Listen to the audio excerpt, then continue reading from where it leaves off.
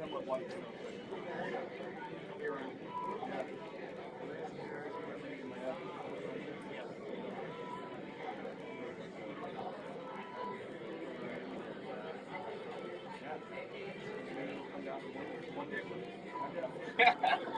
Make the next person. Don't help me right now. Yeah. Well, with agentic AI the way it is, man, like, it's crazy. Yeah. You know better than most people too. We'll talk about it in the panel a little bit. Cool. Yeah, we'll talk about it. Okay. What do I do? So, you want to be on the LinkedIn page? Yeah. So I think if we go to... What, do you view as a member? No. But if you go to events, and if we click in that one... You can just do it. Okay. But you have the link for the one that's live? Yeah, I just sent it to you, I think. Okay.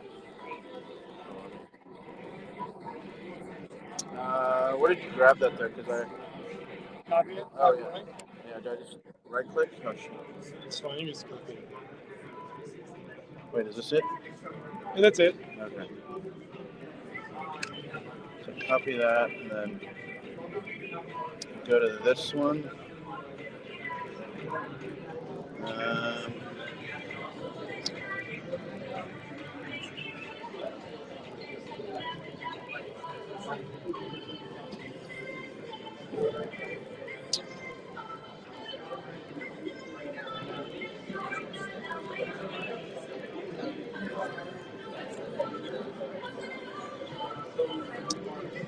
I thought we did it in the... Did you do it from yours? I thought we did it in the comments. Yeah, maybe I can try it from mine.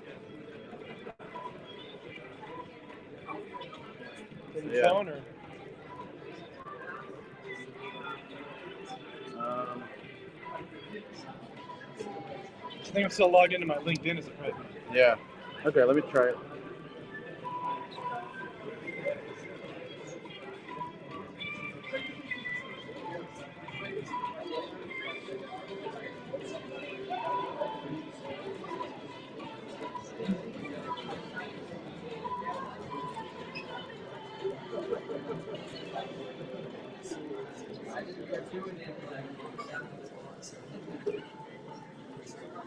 Oh, cool, I got full screen.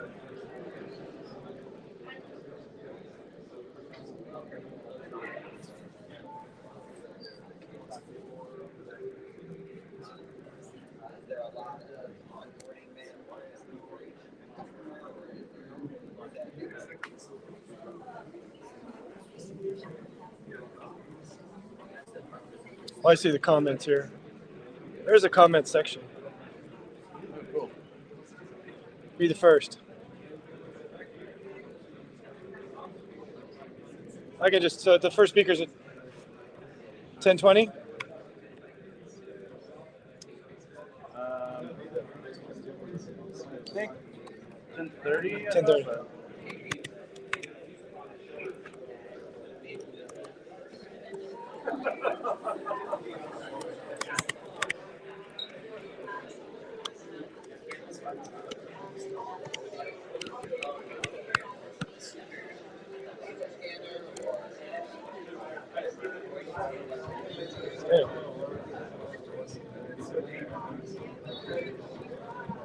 Maybe have a cat.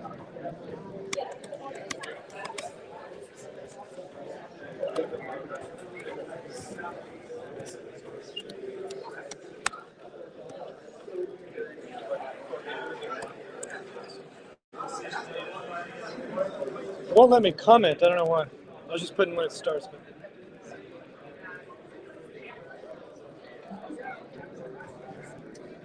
It doesn't let me comment. I don't know why.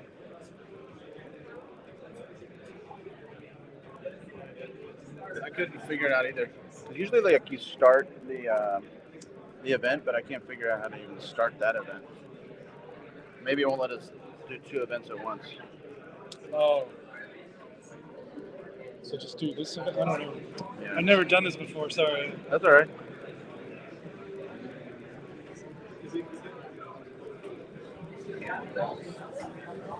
Happy we have a stream. I know. Can you just post the link on yours? And in there. It's Yeah. just saying, hey, here's the event. Yeah. I just did it from the LinkedIn, but I'll do it from mine too. Okay.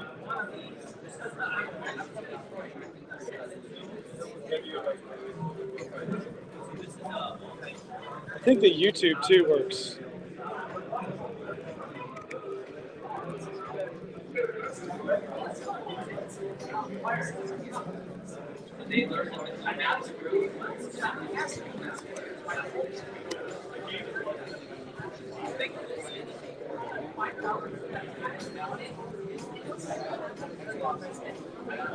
Yeah. Yeah, it works on YouTube too.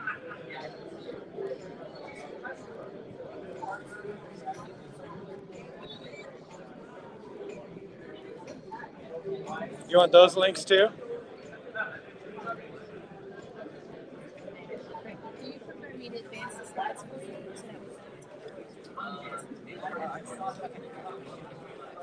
I'll send you those too.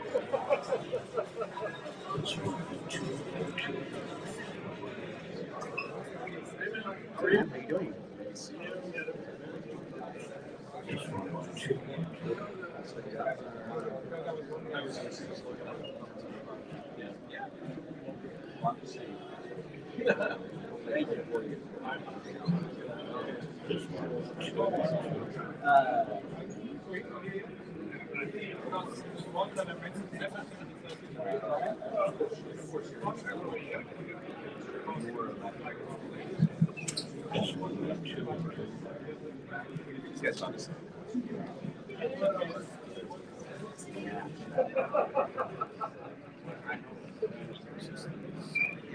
Yeah.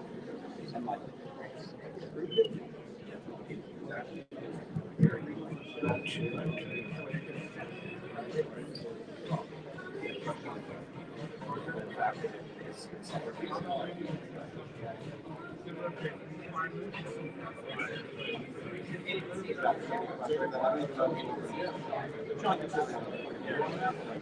Compared it to like one.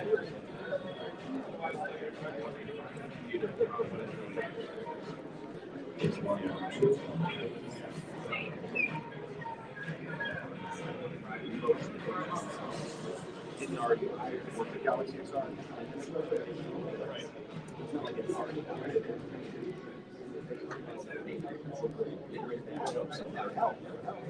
But if not,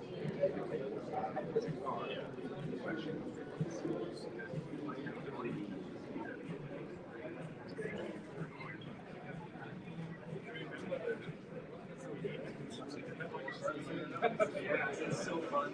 I like being in the moment.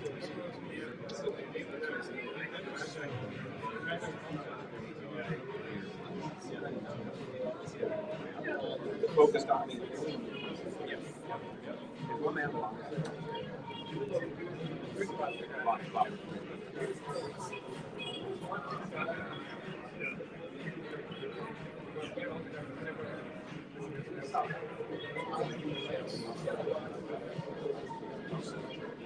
They have now.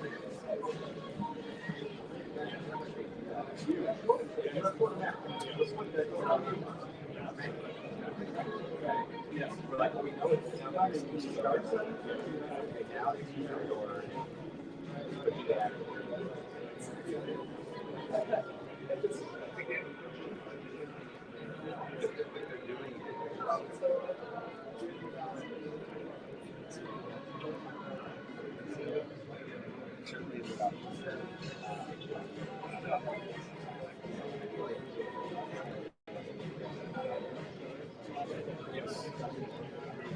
No, but that comparison doctor show was great because it was specific.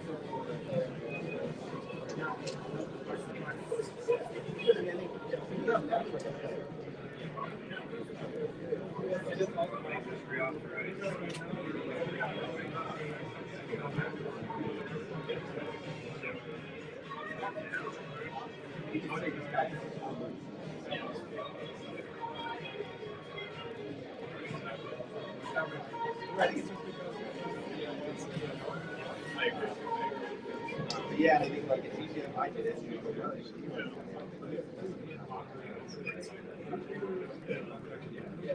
Like if you wanted to not be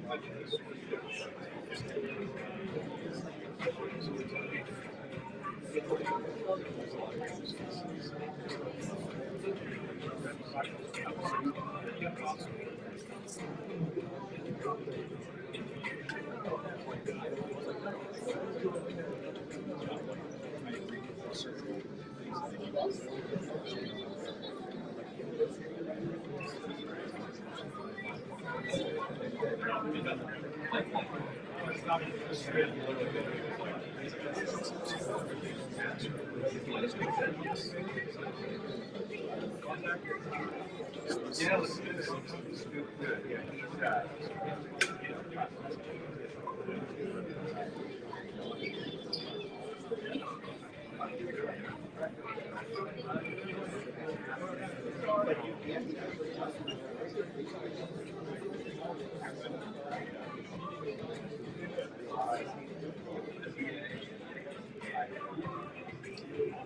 Yeah.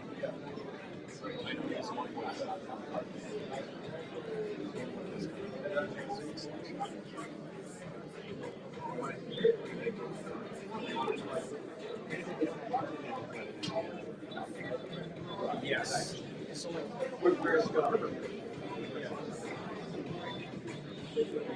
His vision is like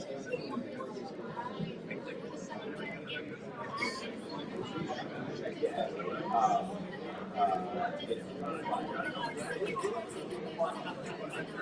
Yeah, it's almost it's like a library.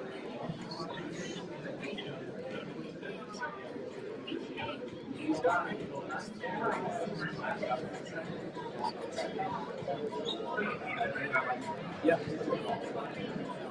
But I know other. Yeah. No, I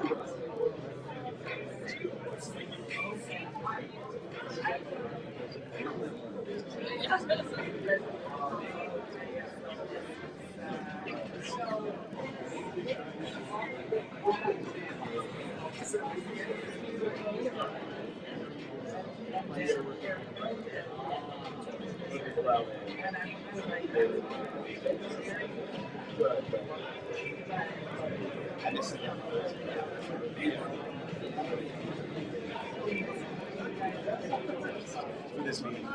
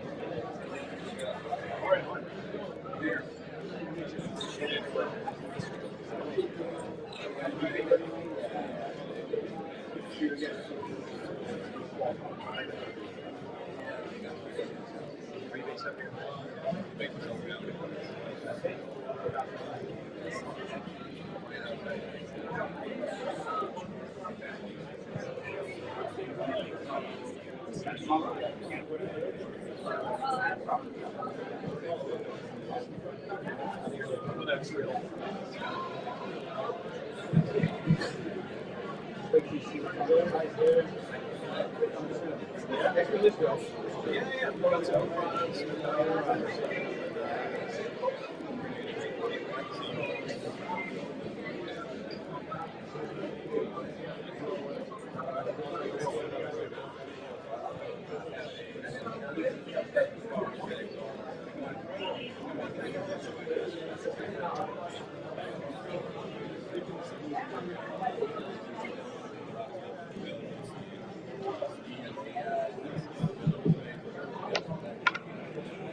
Morning, everyone. If you can start taking your seats, we'll be getting started shortly.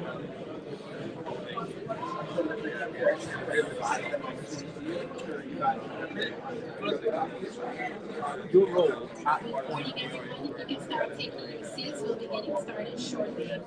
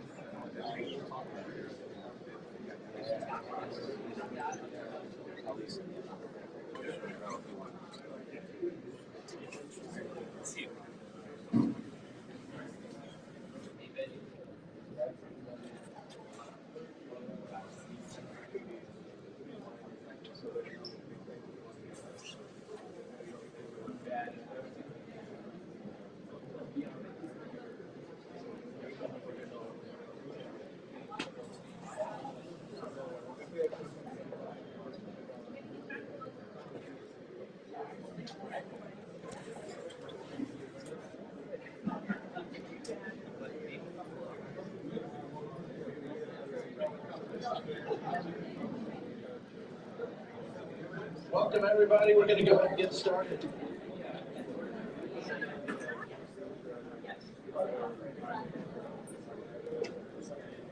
Mike's good. All right.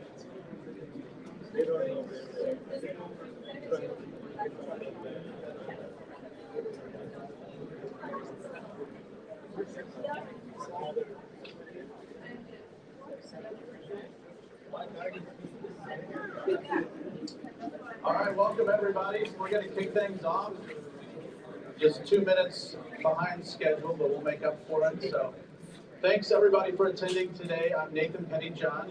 I'm the founder and president of the VR AR Association and Applied AI Association. And real quick, everybody, we're getting started. But basically, I wanted to kick off by reminding everybody that first time that you had an immersive experience, a virtual reality experience. For me, it was walking around with dinosaurs. And it was one of those magical experiences where you say, wow, this changes everything. It was like over a decade ago, and I think where we are today is a really sophisticated industry and market. And we're combining artificial intelligence as part of the tracks here. And similarly, you probably all, within the last 3 years, had your first magical moment with ChatGPT or something similar. And again, that's become very sophisticated with agents and so on. And so we're going to walk through that. I think everybody in the room probably is at a caliber of expertise that is beyond me. So I'm here to learn from all of you. But I'm really excited that you all came out, and we have about 185 guests that are registered to attend over 2 days. Verizon's capacity is 175, but they were gracious to say, hey, take it up to 200, and we know not everybody will be here at the same time. So, with that, I want to say a special thank you to Verizon for hosting this event. In just a minute, Dan Setterby is going to make some comments who runs the lab here, but it's a phenomenal facility, and we've got 2 days of great experience. And so we just finished up with the coffee, but I wanted to say thank you to our sponsors and corporate partners here.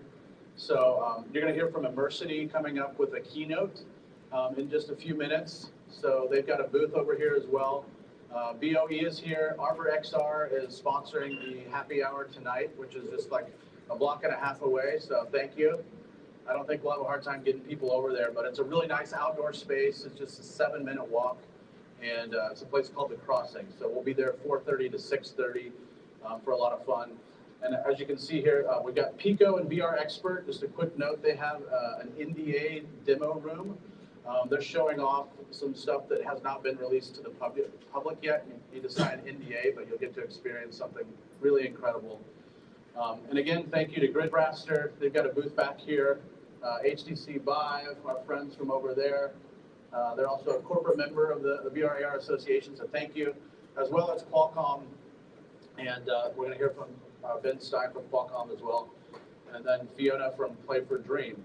And so all this is centered around enterprise category of both XR and AI. And with that, I already went through some of the exhibitors, but these are the ones out of those sponsors who are exhibiting. You'll also see 2-Day Work Week. That's a book that I wrote last year. It's about how do you take everything you're doing from 5 days and turn it into 2. Doesn't mean you're going to take the rest of the week off, but you can do more. So we've got books over here. It just came out on Audible as well. But we've got a phenomenal group. I also want to say a quick shout out to the staff and the team that's here. So maybe take 10 seconds if you guys want to walk up on stage, just so everybody knows your face. And I'll show the names here. The clicker will work. All right, so thank you for everybody here. This is Bob, our speaker manager. This is Sam, my son. On the end, the lovely Leia is my girlfriend, who's been behind the scenes helping out, so thank you. And her son, Gaspard. So they're kind of concierge, so if you need anything, I just want you to have their faces, and you can come find them, and we'll help you out however we can. So thank you. Oh, and Ashley right here is our, she's our operations manager. Thank you, Ashley. If you need anything, any of us can help, and we'll do our best. Thank you, everybody. All right, and then right before Dan comes up, just a quick bit of housekeeping. Restroom locations over here, but then also in the hallway, there's more. The Wi-Fi network and password you can scan on different tables that we have around. I think we've got that in various places, but feel free to ask me or one of our staff members as well. Please silence your phones. I mentioned the NDA room from Pico. We do have different times where the expo exhibits will be open, so don't feel like you have to go and visit those while we're having talks. We'll have dedicated time where you can go visit those still. If you need information on the registration or like looking at the agenda, make sure to use the Luma app. That's what we're using, and the agenda should be in there. It's also over here on this signage digitally. And then mention the happy hour. Thanks again, Arbor. And with that, I'll invite Dan to say some welcoming remarks. Thanks. All right. Well, I'm excited to see this program kick off. So by way of introduction, my name is Dan Centerby. I lead the engineering, consulting, and customer engagement teams here at Verizon's Edge and AI Innovation Lab in San Francisco. Now, this is a big play for us because from our perspective as an organization, we view Verizon as a key enabler in the space. One, by leveraging our ultra-wideband network, moving large workloads from point A to point B, but then our other offering, mobile edge compute for hospitals, ports of entry, and organizations looking for high data sovereignty. We're actually hosting LLMs and other models on localized infrastructure. So there's a whole new world of possibilities opening up. Now, to give you some context around the space that you're in and what we're up to here, it's more than just a showcase full of nice gadgets, which we've got a lot of really cool gadgets. We work with large enterprise customers to walk them through complex digital transformations. Working with their account teams to identify pain points and drivers, we map those to different technology solutions within our ecosystem of partners and walk them through these large transformations. The other thing we do is we do a lot of work with the local community. We do a couple hundred hours a year each year, working with organizations like the 49ers Foundation, Dev Mission, Mission Bit, etc. and then we do a lot of POC technology validation. So if any of you guys want to come follow up or have a private tour of the lab, reach out to me or my team directly. I'm going to introduce Ian Ramskoff and Becky Konendorf. Those are two principal engineers. So during the open house, if you want to talk about Verizon technology, those are the guys to find, as well as myself. But looking forward to it, and on with the show. All right. Thanks, Dan. With that, we have our opening keynote. Joachim, who's the CMO of Immersity, is going to come up and talk about everything spatial that they're doing. Thank you, Joachim. I appreciate you being here. Thank you.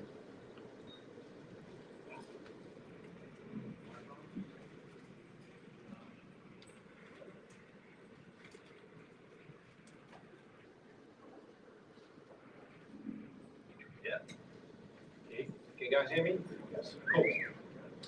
So my name is Jochem. I'm the CMO at Leia Inc. We provide Immersity, Immerse experience on any device. I'm not here by myself. I'm here with Nicole, who's at the back, trying to take a picture of me, Josh and Glenn, the four of us. And I'm going to use this 20 minutes to talk a bit about how we can actually enhance workflows and how do we actually see that Immersity can help you guys. And you're a special audience because I don't need to talk about what XR means or VR means or what have you, so you know a bit more. But let me take you through what we're doing.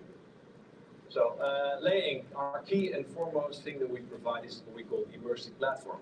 The Immersive Platform is a technology platform, and it consists of three parts. There's a part we call AI, software, and hardware. And you need all three, and if we do all three, what we can then do, you see in the middle, we can create an immersive experience on any device, in this case a monitor. And how it works, I'm going to explain you. And our audience is basically, we're aiming at three different layers. It's one end, the big tech. Why? Because spatial AI, you all guys know it, they're the next level AI is becoming more spatial, using it being part of our day-to-day, interacting in how we feed. I know here in San Francisco, you guys are always ahead of it. So like the first taxi self-driving was here. I think I'm from the Netherlands, so that now we just started to allow Tesla to be able to drive autonomously. So we're a bit behind in that sense. But it's all about spatial. How do you do that on your day-to-day? Can it be on your phone? OEMs, for us, key part is our bread and business. We license our technology there. That's basically what we do. But what we need is you guys or users or people that use us to actually create that content, to create that experience itself, because in the end, that's what matters, to feel part of the scene. So, if it works, I'm trying to click, and there's no audio. No, there's no audio. Okay, so the difficulties and the good parts you all hear is how do you explain how immersive experience works on the screen? And everybody can understand it conceptually, but once you see it, you get a response like this guy. This is Dave 2D, is an endorsed YouTuber, and he was looking here at a Samsung OLED device. And it's about seeing something which all of a sudden makes the whole experience different. And that's what we try to really feeling part of that scene. And we've been doing that for quite some time. So Leia Inc. started back in 2014. Some of you guys might know us already for some time, some don't. But we went through quite a variety. But we really accelerated, I would say, early 20s, 21, 20, when we came up with first, let's say, actual consumer products that you can buy, consumers can buy and have in their home. We did it together with Acer or our own Lumpad or ZTE. And we've extended that journey. And since last year, we've pivoted everything into what we call the Immersive Platform. Because you do see over time when you offload different things, people start to ask you, so what do you guys do? Well, the key thing we do is actually selling a platform. We're not here to sell you a device. We're just showing you a platform that works, where you can buy it with our customers, but how you can integrate with it. And we do that because we believe that in the end, all moments should have a certain level of depth and presence. So today, when you're watching the news on your TV, you're looking at something which in the end is compressed, it's flat. And when the guy started back in, I don't know when the first TV was created, but let's say somewhere in the previous century, they started black and white, not because they wanted to, but that's technologically available. That transition to color, which we had for quite some time, I think since somewhere in the 60s. And now, you all know this in VR, we can do, of course, more, but why cannot any device be gives you that presence. And that's our objective, to make that immersive experience on any device. And the key part is that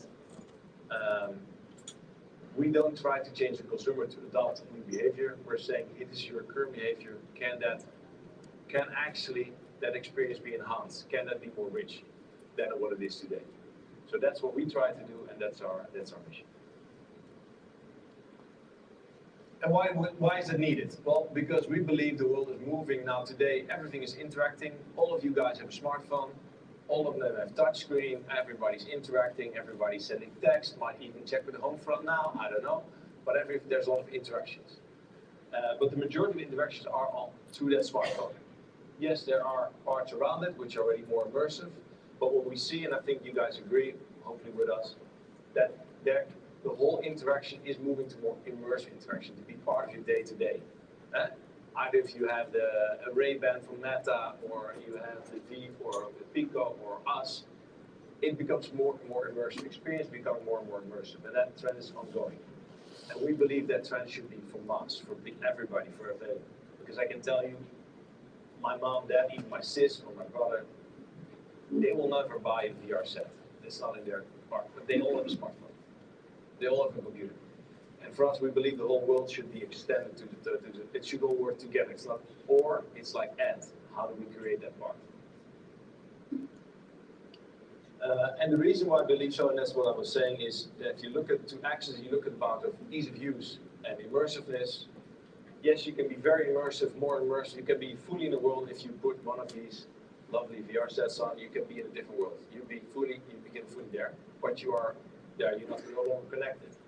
You can use your smartphone, but you're not immersive. And we believe somewhere in that axis there is a sweet spot which would fast track adoption, and which we try to do.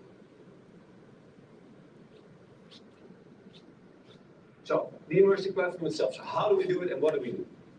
If we break it down to a higher level, we say one end we're doing software, which is spatial, and the other end is hardware, which is switchable. So if I go into the software part, the first part that we can do is we can make something which is mono into stereo. We can convert something to have a depth. So, which actually means we could take any content. So it's a YouTube movie, and on the spot we can make it in real time. We can actually convert it to a stereo feed, which becomes immersive. And that helps because it unlocks content which was past content people still like to revisit, or unlock systems that today are not immersive yet. So I can tell if you see a sports game on a screen like this and it's immersive, it's just better, it's more enjoyable. But not all content is streamed immersively. Until I'm good we're at Verizon, because at the moment we start to stream digitally and we start to stream that in the stereo mode, we can actually do that. But for all those, we can't offer this. Then if you have a stereo feed, what we need to do is we have some in front of us, we have a user. And that user is in front of a display. And what we do is we are tracking the viewpoint of that user to make sure that that person gets an ideal experience. And then if we know where the person is, then we can go to the next step. We can say, let's make two images into one screen, and let's align the images such that the whole scene all of a sudden becomes immersively to her or him. And we can do that because the last part, which is the hardware part, which is the display. No, why don't you start? It should start. But okay, then I'll explain it. It's fine. Maybe you can click it for me. Just click the image. Basha, thank you. That's strange. Something in lower. It doesn't matter. What we do is a switchable display. So all of these have a lenticular. There's a lens on it. We call immersive cell, and it can switch on and off. So now this is like any regular display. I can read emails on it, do whatever. But when we call it, it becomes immersively. So there's a lens that we can simply switch on and off. And by doing that, all of a sudden your smartphone gets something additional. And it's that combination of having the right software with the hardware that can create that experience. So how does it look in a schematic form? Basically, we take content, which could be mono or stereo. We prefer stereo, but if it's mono, it's fine. We can then pull that to our platform, which will look at the viewpoint which is there of the user. Will then create the two images in such a way that they are lined up for the user, push that through the cell, which then creates a holographic experience in a very simple way. And this platform works, and really something went wrong, I don't know what went wrong, because there should stay Windows, Android, Unity, Unreal, OpenXR. I really don't know what happens with this version of the presentation, but it's interesting. But basically what we do is we make sure that platform is connected to all the parts there. So today we are mainly on Windows and Android. We are looking to unlock Linux and the Mac OS as well. But that's a roadmap for end of the year, early next year. But the idea is that it's connected. So whatever content you have, you use plugin Unity, Unreal, you use your SDK, or you use OpenXR, which we're quite a fan of, all of that works. So, we're not here to say that it's something which could be, it's something which is in the market. So when people ask, can I buy this? I would say yes, you can buy it. The device we there have on the left, which is Samsung Odyssey, there's the one on the left as well. You can buy the market. On average, I would say most retailers put it somewhere between at max 1,600 or 1,200 if you have a good deal, depending on. But you can buy it in the market today. It's available, and our mission is to make these devices more and more available going forward. But when you have the device, we don't do it on our own. We are working on the ecosystem. That's also the reason why we are here, because of you guys. We've learned that if you want to do it right, it's one end, you need to make sure the hardware is lined up, but it's also work with the whole system around it. So even in terms of carrier as well, and Verizon, I'm happy to join you, to have you guys here as well, but it's about how do we stream the content, make it available, the data, who are we working with, which are the software that you can actually use, how can it be utilized, and it's a whole ecosystem that we try to endorse and push. Because we've learned that each individual of our customers, although they're all great, they will all derive their own part, and what we try to do is drive the total system. And then even as a standalone, we are even welcome, like people which are also working in the field, let's do things together, because we want the whole world to become universal. Then how it is used, use cases. So different verticals, all interesting. Sometimes that's our issue, because there's so many of them. But if it's about productivity, where we zoom a bit more on here today, and design, or medical to understand how things structured actually are placed together, education, the same form. There are so many verticals that work for us in a good way. Social, just having media, or gaming, and video calling. So to give you a bit of a view how that works, we made some simple video to showcase how that looks like. So in terms of communication, imagine, and you can experience it here today, when you see the other one immersively, you simply get the body language, because you get way more attention of the other than you normally do. If you're designing, you can actually see what you're building immersive while doing it, and make adjustments next to it. In terms of education, it's about understanding how the world looks like, getting things which close to you, which maybe in the real time you could never do. Social, every YouTuber tries to get their audience to be engaged with them. So can you make that content even more immersively? And then streaming sports, already mentioned it. Can you get close to the game, really feel part of that action? And last but not least, here one is gaming. Most of our customers start in gaming because the world is a lot of gaming is immersive. That content has been created, and can we make it even more exciting? So that's what you typically see Acer with TrueGame, or Samsung with their Odyssey Hub. They're really focusing on those elements. So why does this work? And if I zoom into the professional and the design, why is there a benefit? Well, typically we're seeing it in 3 layers. If you're working on your own, it's a direct feedback. I've talked to many developers or designers, and they're like, I have to do 20 times this. And I'm okay to do it once, or to get to the full experience, but if I just want to do a quick check, I'd rather do it more in a simpler way. And it can simply speed up a workflow. To present a review, there's another benefit, you will see it here today as well. We can show you our tag, and I'm still in contact with you guys. And that's very important. When you're doing, let's say, a pitch, or when you have an interaction, you want to have that eye to eye. And that's a benefit which is very strong. So it's to present a review, if it's to your customer, to your peer, or whatever. And last but not least is to get a mutual better understanding. And here the medical case is a very strong one. So if you're a doctor, you will understand how physics work, and you can make a mental map of a CT scan, which are many layers. But as a patient, I have no idea. So if the doctor, what they've learned is the doctor, this is a customer barcode, they've learned if they better explain to the patient and they can actually visualize what they're going to do, it reduces the second opinions, it reduces a lot of stress, it makes it much more simpler for them to actually have that similar understanding. So then technically, how do we use it? Well, we don't care, but basically the principles are either you go full display, full mode, whatever you want, but if needed, you can project on a secondary display, which happens a lot, or you simply split. That's the latest things that we added to our portfolio. We can also now split it, so part of the display becomes immersive, part stays normally. And to give you an idea how that looks like, this is ShapeLab. This is like a ZBrush program. You see there in the center, she's not actually designing, but on the sides, the menu is still there. So it's one screen. The application is known and made for an Immerse device. And she has the benefits of still being able to interact and to make adjustments, or and still have the menu on the side. This same program works in VR. So it depends on what she needs, what she wants to create, and how to do. But they have the benefit of both. And then clicker doesn't. It's off or.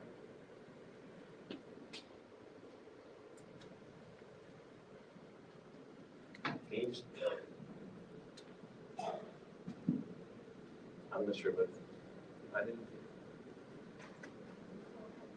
Hey, go to the next slide. Just next slide. But it's not, it looks, so something went wrong. And this also went wrong. Okay, wow, guys. There's not in the presentation I sent. Okay. Can you, if something went wrong with the download, that's great. So, doesn't matter, I'll manage. Second demo, we actually brought it here. It's this is a nice screenshot of Henri. Henri is designer for France. He creates in Blender, and he uses actually a Wacom tablet with a grease pen, and then he connects that to a laptop, which drives Immerse, and then he uses Immerse to the display to see in real time what he creates. While he uses the Wacom, he's actually doing the actual design. For him, it's a very quick way of showing it. So then the next slide, which I'm not going to show because I know the data is not loaded properly, is an example of what we've done now in the past. So we have an example that we use a program called DaVinci Resolve. For some of you maybe know it.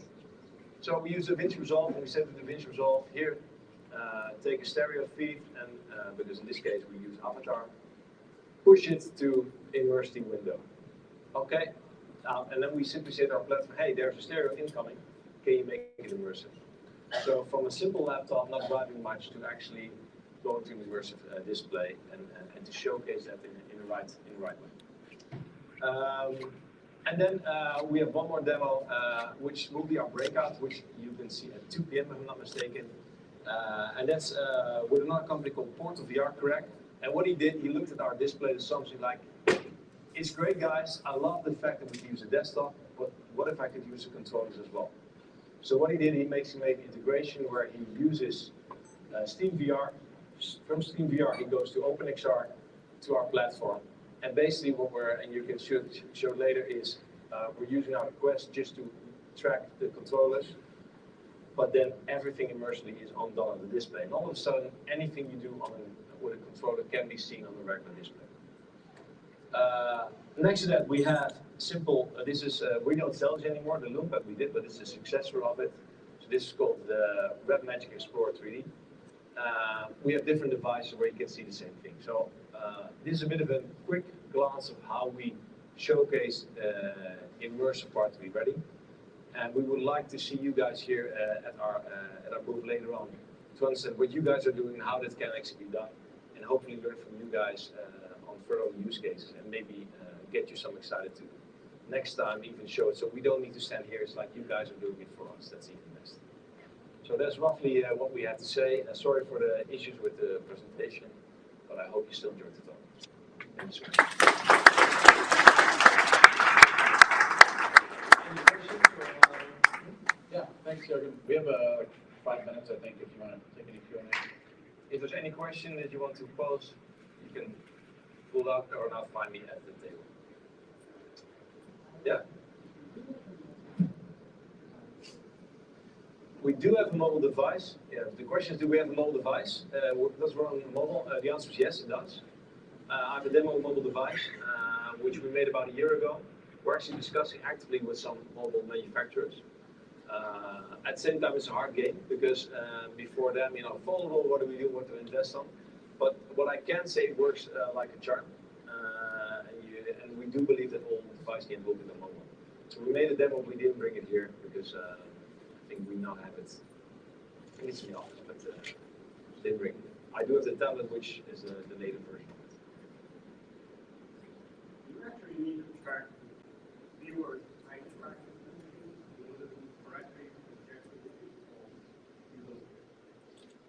The question is if we need to track the viewers. I typically mean where the viewer is looking at? No, we don't. We could at some point, because then you can think about optimizing your whole pipeline, but we don't. So today what we really care about is the viewpoint. So we understand that we create the right image on the screen. Sorry? Come to see us.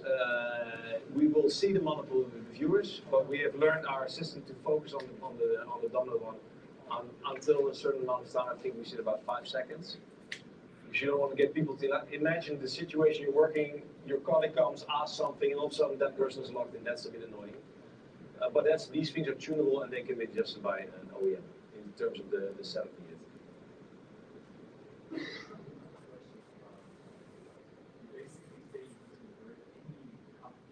Correct. Correct.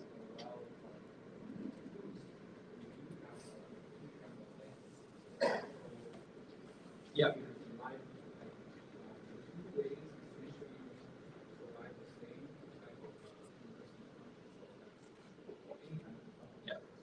Okay, the question is why do we convert why do we put a stereo camera on top of our device if you can convert?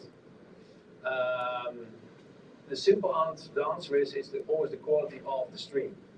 So if you have something which, so let's say if I make if I'm a virtual camera, I have two virtual cameras in my Unity world or real world, I know that the feed is 100% correct. If I would have a single feed, I need AI to estimate what's there. So now there's I don't know what's behind you.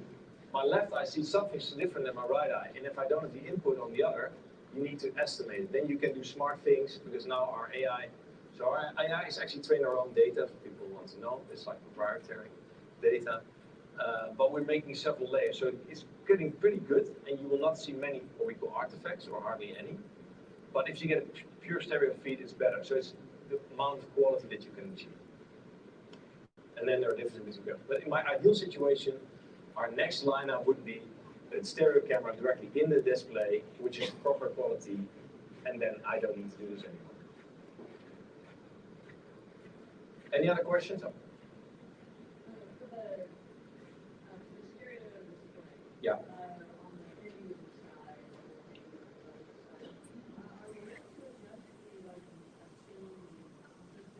Yes.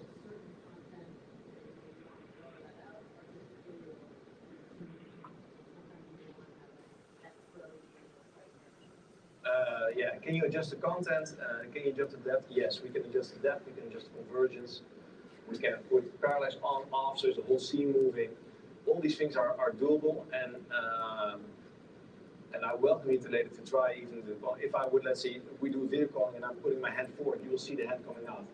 But I do this for quite a long time, it's kind of annoying. You don't like it, but if I do it in real time and I put my hand here, you'll get annoyed as well. So that it's all about what is the content, where is it placed, what do you do? That's why I think the African movies of James Cameron are so nice, because the guy thought about 3D from the beginning, like where's the focus even that you want to be, what's coming out, what needs to go in, where is it layered. So yes, you can adjust it. The system is flexible. The best, let's say the longest and most thoughtful part is when things are close in the zone of the display. But you can do anything.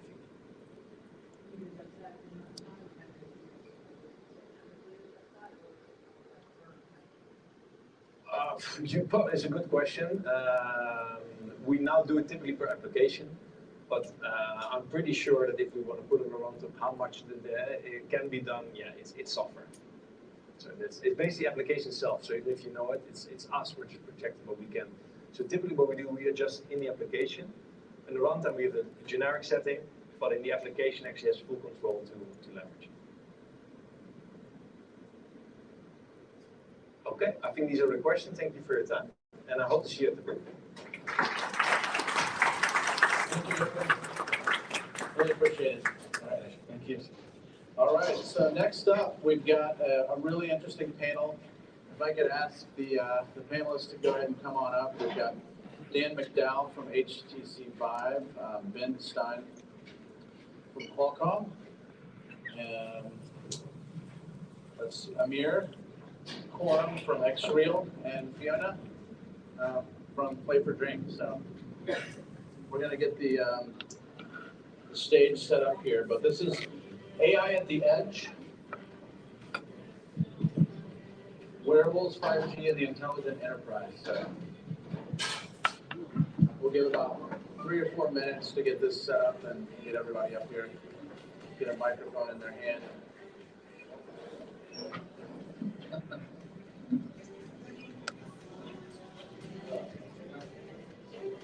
I think you're good. Yeah. You the cool factor though.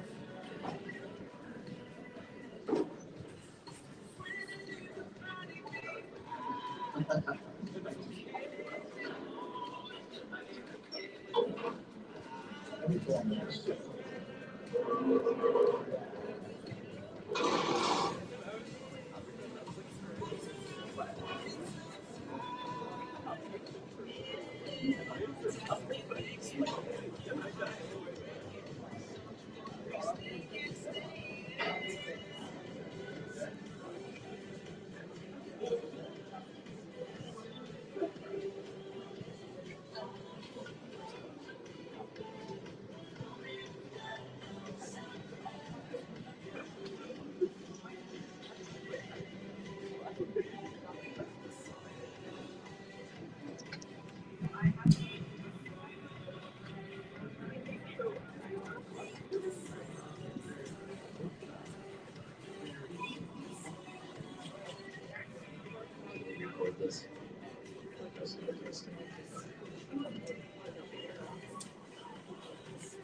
Get Ben up here just so everybody knows we do have a live stream going on LinkedIn right now, so we also have a videographer that's going to be recording all these and posting afterwards. So.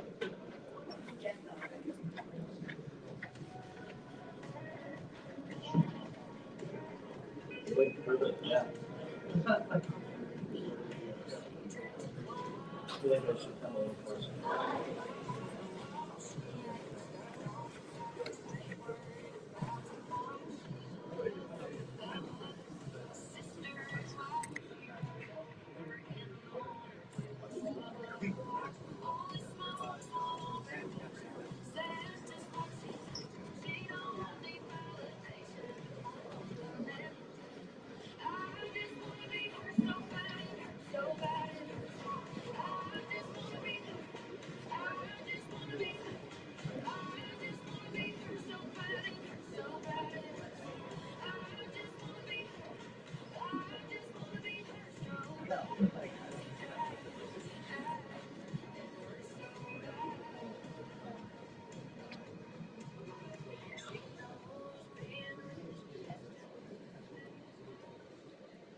All right, thanks everybody for being on this panel. This is a star-studded lineup, and I really appreciate the time. So I think to kick things off, I'm going to allow each panelist to just give about a 2-minute introduction, their role and responsibilities, and then we'll dive into some Q&A. So Amir, do you want to kick us off? I'll jump into it. Thanks again for having us. So my name is Amir Koram. I'm the global head of enterprise for Xreal.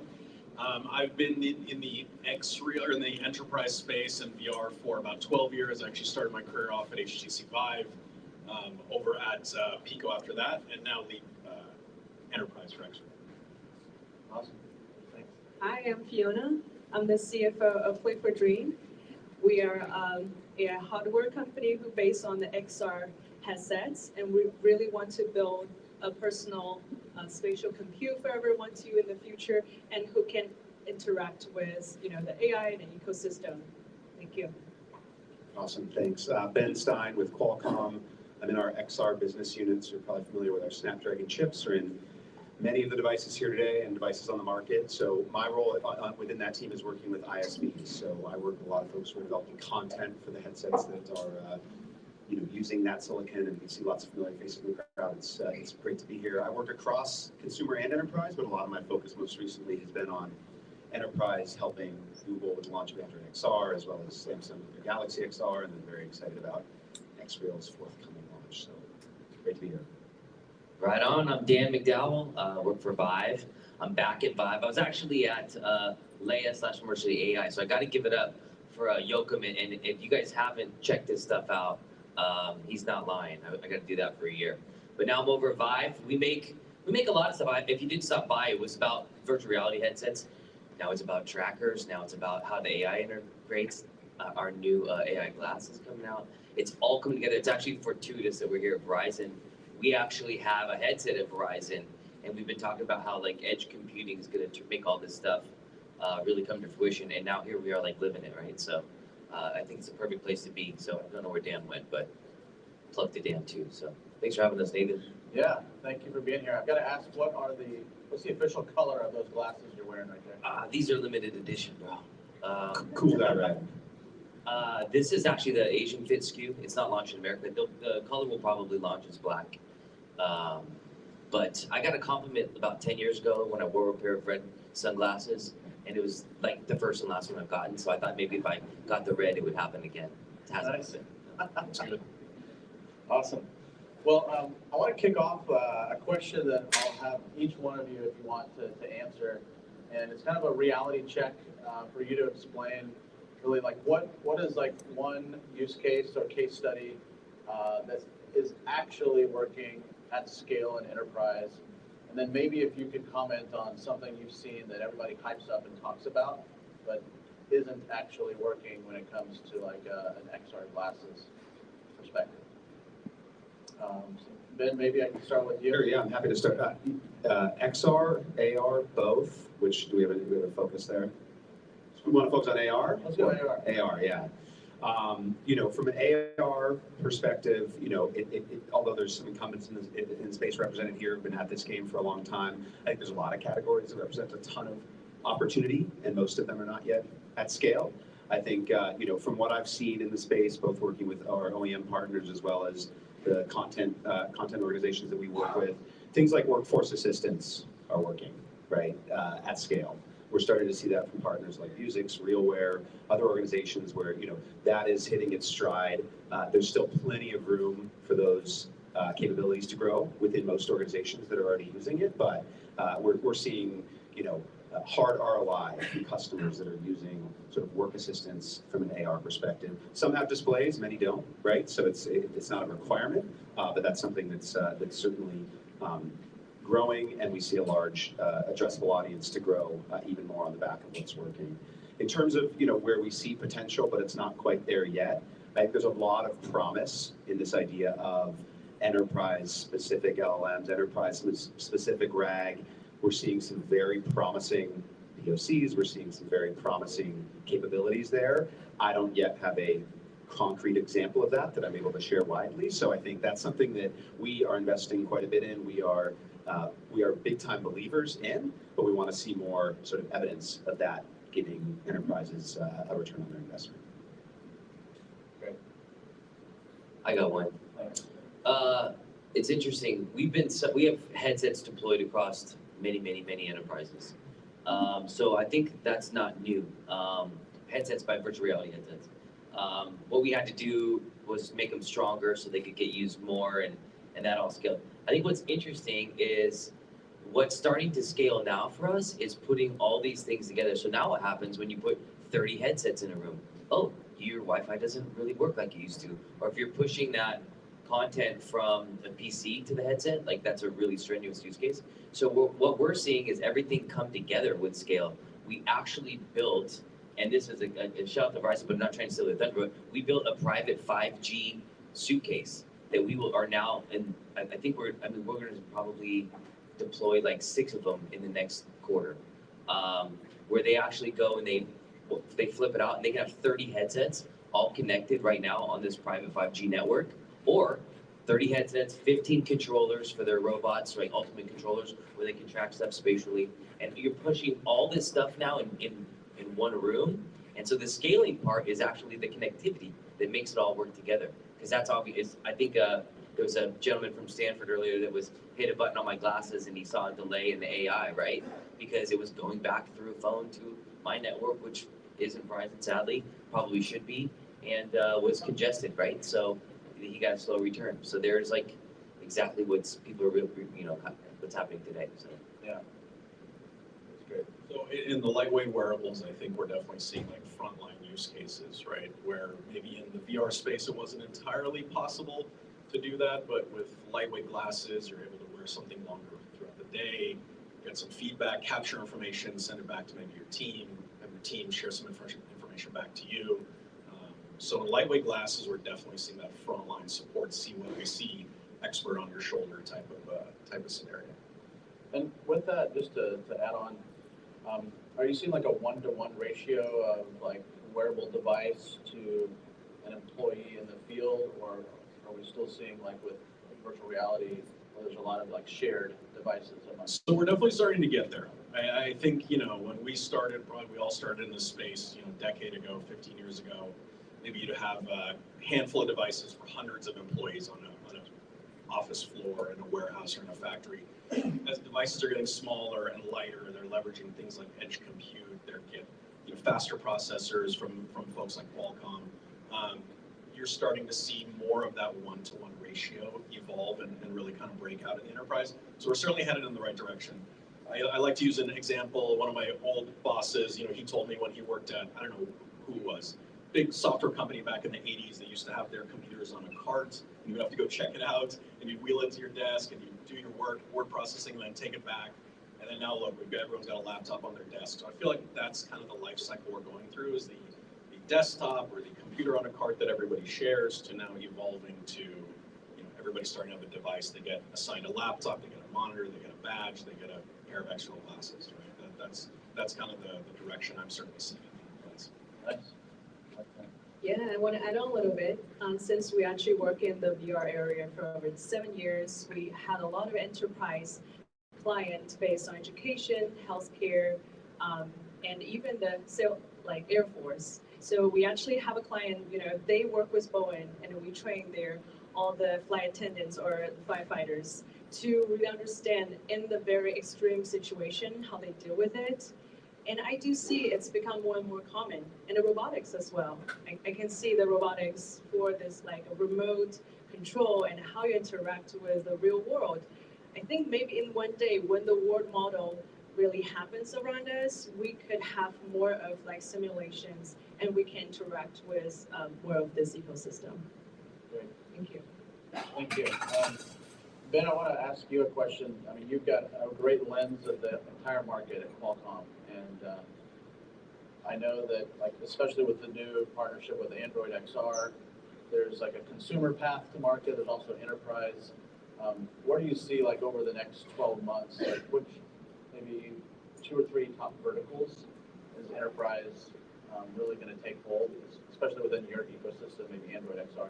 Yeah, so Android XR, very exciting, launched last October with the launch of Galaxy XR, fully immersive mixed reality device. I think the important thing to know is for what we're working on for enterprise, you could develop on that device, but you couldn't really implement at scale. When it launched, it didn't have any MDM support, it didn't have Android Enterprise, it didn't have all those things that would be required. That came 2-3 weeks ago. So the first over-the-air update of Galaxy XR that happened a couple of weeks ago includes a bunch of new features for Android XR, but also includes full Android Enterprise support. The Android Enterprise team says it's it is the first new Android platform in 10 years, right? So the last one was TV, there was car, there was the ones we know, mobile, etc., PC. This is a big bet by Google, and so it's something that they're putting a lot of force behind. Enterprise, I wouldn't lie and say it's their focus out the gate. They're very focused. Their content partnerships team with Google, like you probably saw at their launch event, is pretty focused on consumer at launch. But given the fact that now it supports MDMs, we're starting to see, many in the room have seen this movie before. Devices oftentimes launch with a consumer focus, and then you start to realize that enterprise is a great opportunity for these devices. And the Google team knows that, and they've been working on supporting our MDM friends in the room, as well as our Manage, as well as Intune and other, MDMs that support enterprise. So, I think it's a platform that is robust. It can be trusted. It's not going anywhere, and I think it's very exciting, not only for this initial device, the Samsung Galaxy XR device, which supports more of those fully immersive training use cases. All of the typical sort of VR, MR use cases that we've seen on other devices is what's getting the first traction, I'd say, with Android XR. So it's mostly training, frankly, where you don't have to be, on the shop floor safe, and you can do something that's in a fully immersive experience. But then, working very closely with the Mirror and the XReal team on what's forthcoming with their next device that is going to be the second device that runs Android XR. There's a lot of opportunity for more enterprise use cases on that device, and more of those sort of not only work assistants, but all the sort of, when you're seeing the real world, there's a lot more that you can do in these headsets, and we're really excited to support that as well. To go one level deeper and kind of focus in on the AI component, are you seeing that the enterprises, they want either it's Gemini or some other tool like built in, like into these applications, and is there a gap still where that's not available? They want it. They want it, and it's available. I mean, I think any organization that's building for enterprise right now, this is not news. You should be focused on how you're integrating AI into those solutions. I think it's not to say you can't focus on other immersive technologies, but if you're not at least developing your own application using AI in-house, you're probably missing the boat already, and I imagine most of you are already doing that. I think that the next step, which many of the ISVs, the developers I work with, are doing, is how do you integrate into the consumer experience? And now for enterprise, obviously, you can't just hook up the typical GPT hooks that you might be able to do in a consumer experience. You have to, think about the enterprise's security and privacy and these sorts of things as well. But most of their customers, the end enterprises, are already considering how they're integrating AI into their workflows. And so for the ISVs I work with, it's about learning how their customers are already integrating AI, which models are approved for use by those organizations, and integrating their XR experience into those experiences. Okay. We even see it with DoD when they're trying to build. The Marine Corps was building like a virtual MP, and you put the headset on, you're the MP, and then you had to deal with people coming to the gate, and the gate, to have like flexibility for what that person might go off on, for lack of a better term. It was all AI powered on the back end. They were doing it. It was real. They were actually you could use virtual reality. They were going to holograph project it, but those things were all powered by that. And I mean, that's places those are deployments that are traditionally harder. Like anytime you can deploy something in the Marine Corps, it's got to be pretty buttoned down.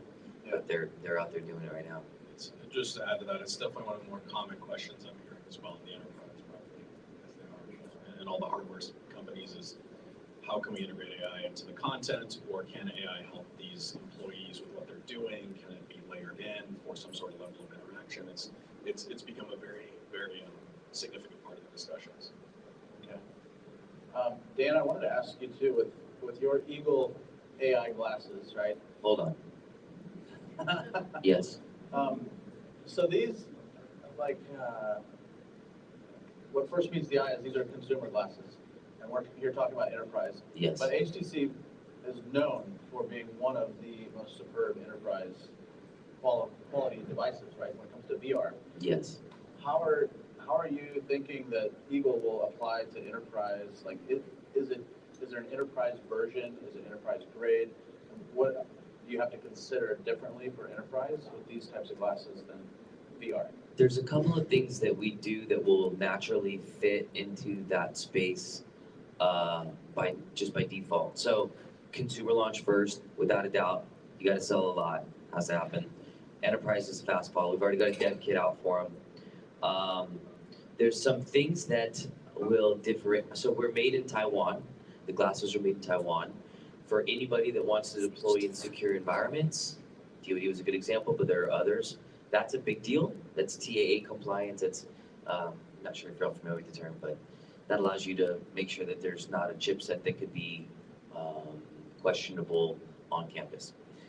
The second thing is because we've always had this really interesting like security layer where if someone even sent their headset back to us and we couldn't like get to their photos on their headset, the same will be true on the glasses.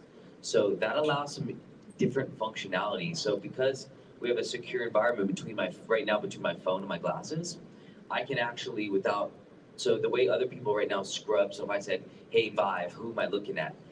Could scrub, the competitor would scrub the internet for that information and return that result back. But because we live in this sort of anonymous or anonymity between your phone and your glasses, and we keep that security layer, if I have your photo stored to my contacts, I can return that result because it's your info in your world and I'm not scrubbing the internet for it.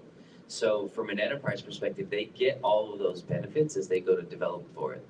I think that's actually kind of a big differentiator because, our models we actually have an enterprise API that powers the Vive interface. So your AI is not, it's not ChatGPT, I'm not logged in.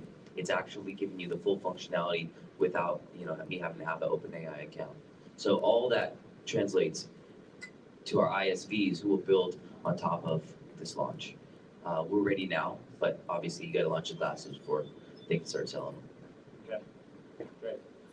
Fiona, I want to shift to you and talk a little bit about like the economics of this whole ecosystem. And you being the CFO, you're focused on the money, but more importantly, where's the revenue driver both for your company, but also like how does that apply in terms of ROI for the enterprise? So maybe you could talk a little bit about across hardware, software, what are the economic drivers? Where's the real value in all that? And then like how does AI change the economic model a little bit because it's a whole nother layer? Yeah, it's a great question. And I would have to give a short answer at the beginning. I think the hardware is only the entry ticket, it's not the moat. Because when we see historically all the war of a platform, the reason why you can win, it's actually not of the hardware because the margin of the hardware, its margin's pretty low. It's a little silly. But look at Apple. I think when they win of the whole ecosystem. They create a place for the creators and people come to play. And I think that's what we're trying to create here. I think the real value, lay on two parts. The first is content. Content is super, super important. And the second probably is when the AI native come to the personalization. For example, like they can create something only catering to you. So when the AI entering the whole market, I see what we have historically issue wouldn't happen anymore. For example, it's like super expensive, like people have, spent a lot of time on that, and technology is very demanding there. And it's a real issue for the industry for a very long time. And with AI, I think it's all not issue anymore because we can use that to make all the supply immediately. Maybe you can create a computer games in 3 days and the content is really good. And I think another layer of personalization, when someone to give you a place like, oh, you can create a character in this avatar in the headset who can play with you, who can play computer games, who can really, you can watch TV, you can do anything with it. So it would be very, very different kind of experience. And I think that experience make people want to join, want to try a new device. And maybe the true change will come to industry as well. That's great. Amir, kind of adding on to this for enterprises, as the enterprises look to procure these devices, right. You've got this great experience across different companies. How is like an AR glasses procurement process any different? Maybe being one-to-one, can you walk us through as much as you can about that process from security layers to how does it get? So it's not, I would say it's not too different from procuring computers or VR headsets or things like that. We certainly lean hard into our channel partnerships and we're growing our distribution partnerships in North America and Europe. But really it's about, being partnered with Google and Qualcomm and having these really strong layers of enterprise validation, I think give us that smoother path to distribution. I mean, there's 4.5 billion Android devices around the world. So for us to be partnered with Google, to be part of Android XR, the second device on Android XR, as Ben mentioned, like Samsung, I think carves out, I think, a very clear path for us to move and expand into the enterprise. And then obviously, as was just mentioned, certainly the content layer is extremely important, right? You can sell glasses, you can sell headsets, but if the content is not there for the different use cases and demands that are abundant in the enterprise, then it's not going to be a very smooth or scalable deployment. So certainly, I don't feel like we're reinventing the wheel necessarily with what we're doing with Xreal.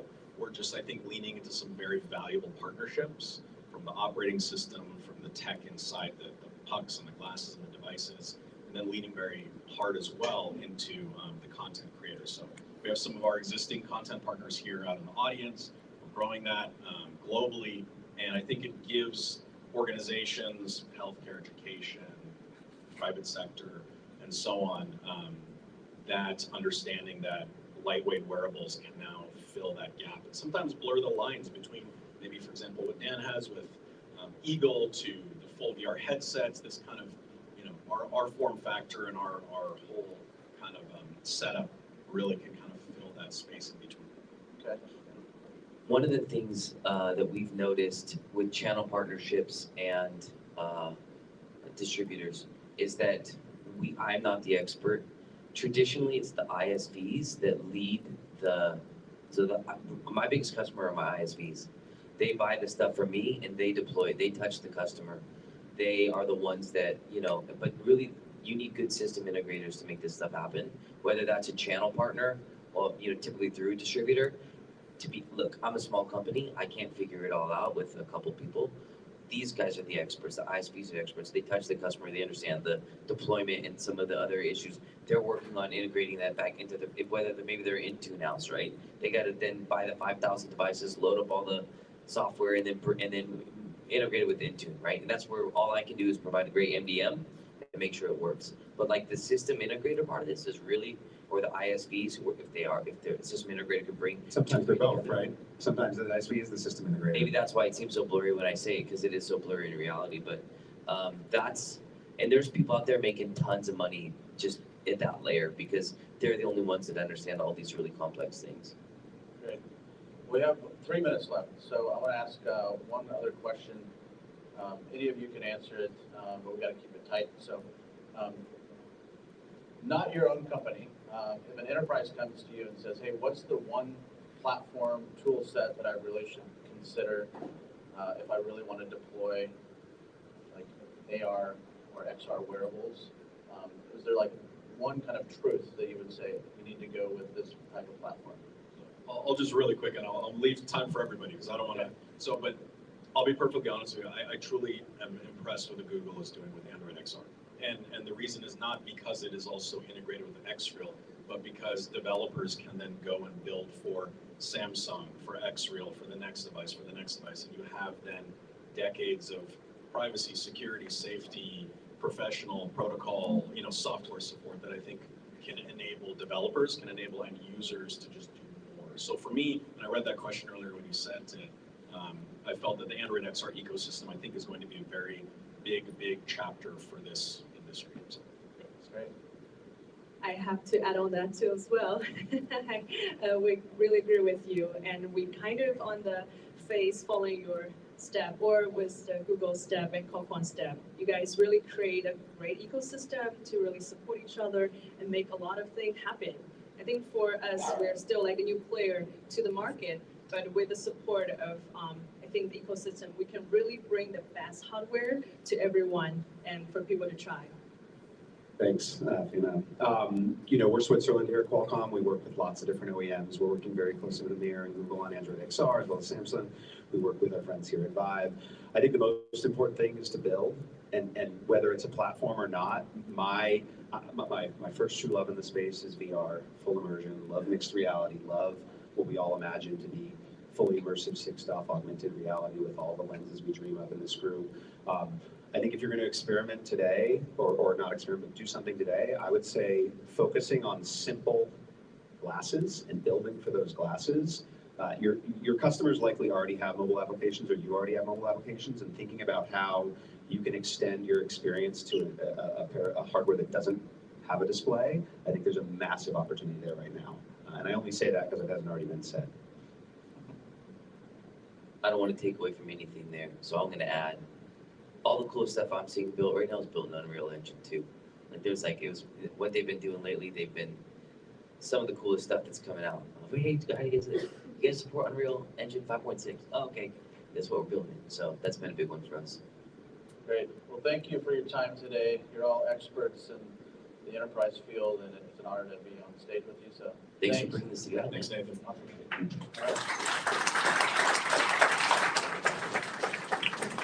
So next up, we have a keynote that's coming in from Ken Americ. And you're not going to want to miss this. I believe there are some cool demos involved in this as well. And even cooler shoes that you're wearing, Mike. Good to see you. So give us just about 4 or 5 minutes and we'll kind of get these chairs out of the way and we'll get this keynote going. So.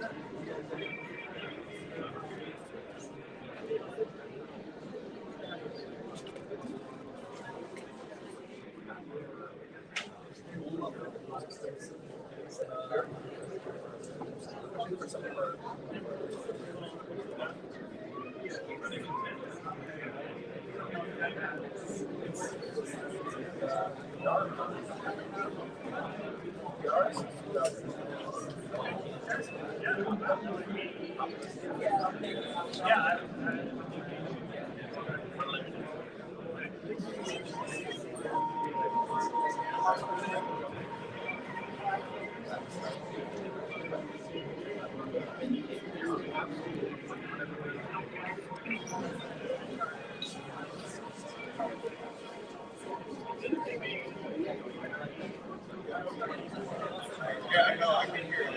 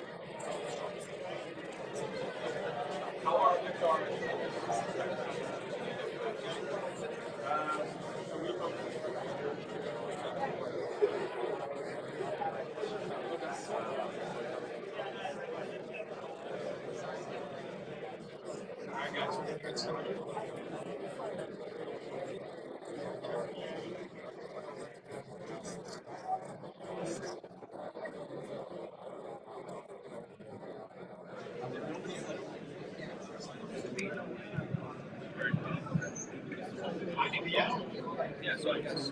All right, everybody, we're going to get started. This was probably running some onboard program that now they need to connect, and it can receive like real-time telemetry. Everybody wants to grab a seat and get this going. So basically, yeah, there was AI.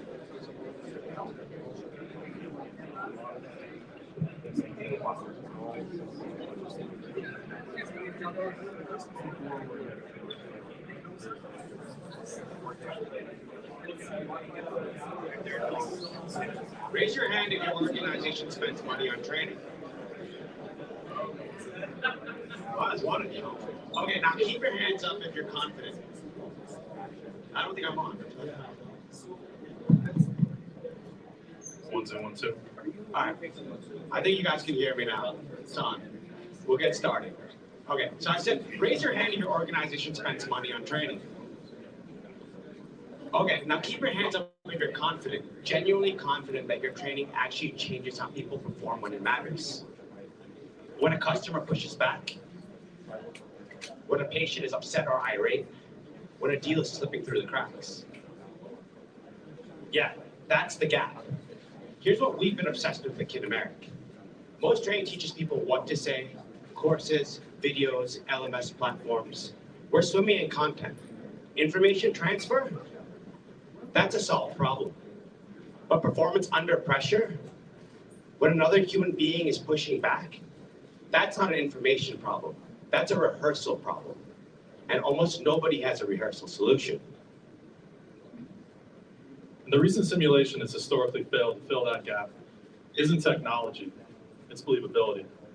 Branching dialogue feels like a choose-your-own-adventure book. Chatbot interactions feel robotic. And the moment a learner stops believing in the character across from them, the moment it feels like software instead of a person, the training value collapses. Everyone in this room has seen AI avatars that feel dead on arrival. The question we kept coming back to was, what actually makes a digital human feel alive? And we realized it's not photorealism, it's not a bigger model. It's something else entirely. We landed on a principle that guides everything that we build at Immerse. Believability beats intelligence. A brilliant answer delivered in a robotic cadence brings immersion instantly, but an imperfect one delivered with hesitation, with emotional memory, and with genuine body language, that changes behavior. At Immerse, we're not building AI that just knows the right answer.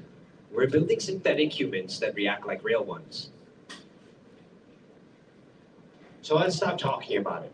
Andrew recorded this video yesterday due to AV uncertainty. Here's the scenario. You're a brand new sales rep for a roofing company. You just pulled into a driveway in suburban Wisconsin. The homeowners need a new roof, but they don't know that yet, and they definitely don't trust you. You knock on the door.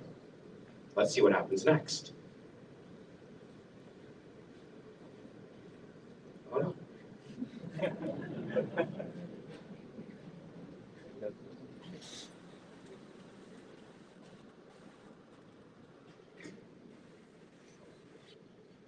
That's so good.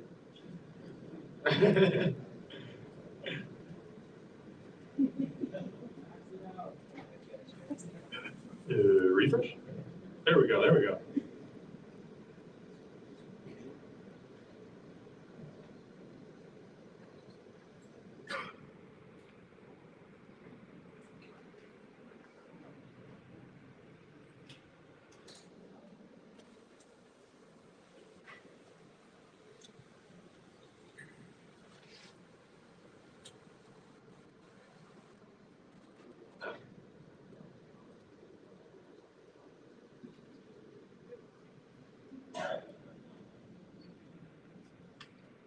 Give us one moment.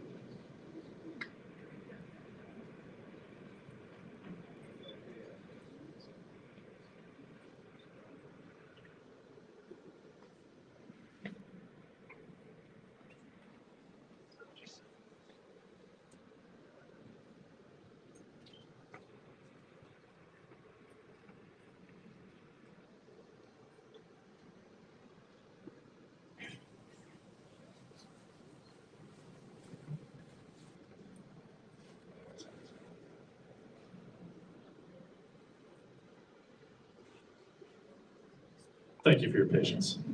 Technical difficulties.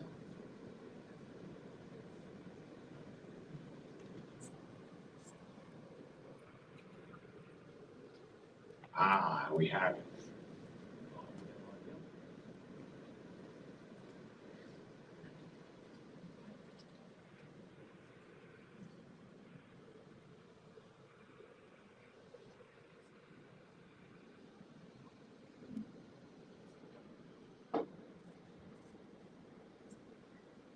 We're gonna be able to get on.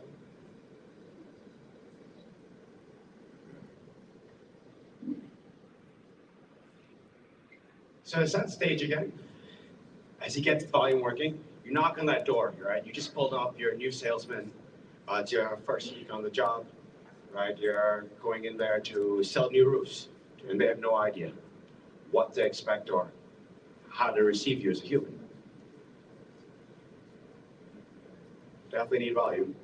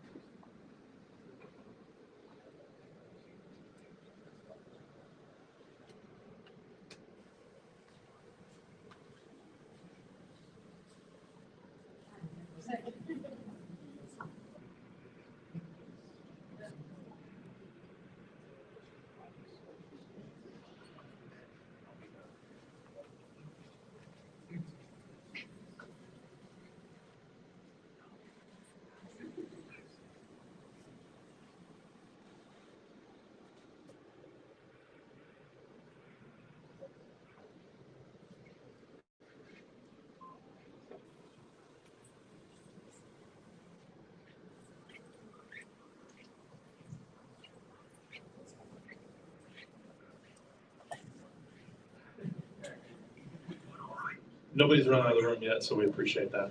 All right. I got to fly tomorrow for a work trip, and I got to do some public speaking, so I'm not too excited about that. Yeah, public speaking can definitely be nerve-wracking. I don't envy you on that one. Yeah, what do you guys do for work? I'm a firefighter, so you keep me busy in a different way. Megan's a pediatric nurse. All right, so you guys are out there saving lives and helping people. Any advice on public speaking? You ever have to deal with that? Well, I usually just keep it simple and focus on what I know.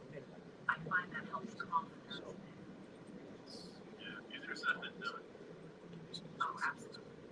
But once you get going, it usually flows better than you expect. Eric, any advice? For me, it helps to remember that most people aren't paying as much attention as you think. Keeps it less intimidating. Just focus on what you've got to say. That's pretty good. Well, thank you guys. I feel better. Yeah, can we run from the top, maybe? Even just a little. All right, here we go.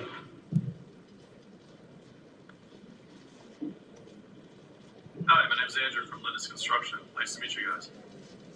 Hi, I'm Eric, and this is my wife, Hi. Megan. Nice to meet you. Hi, Eric. I'm Megan. Nice to meet you guys. How you guys doing today? We're doing all right. How about you?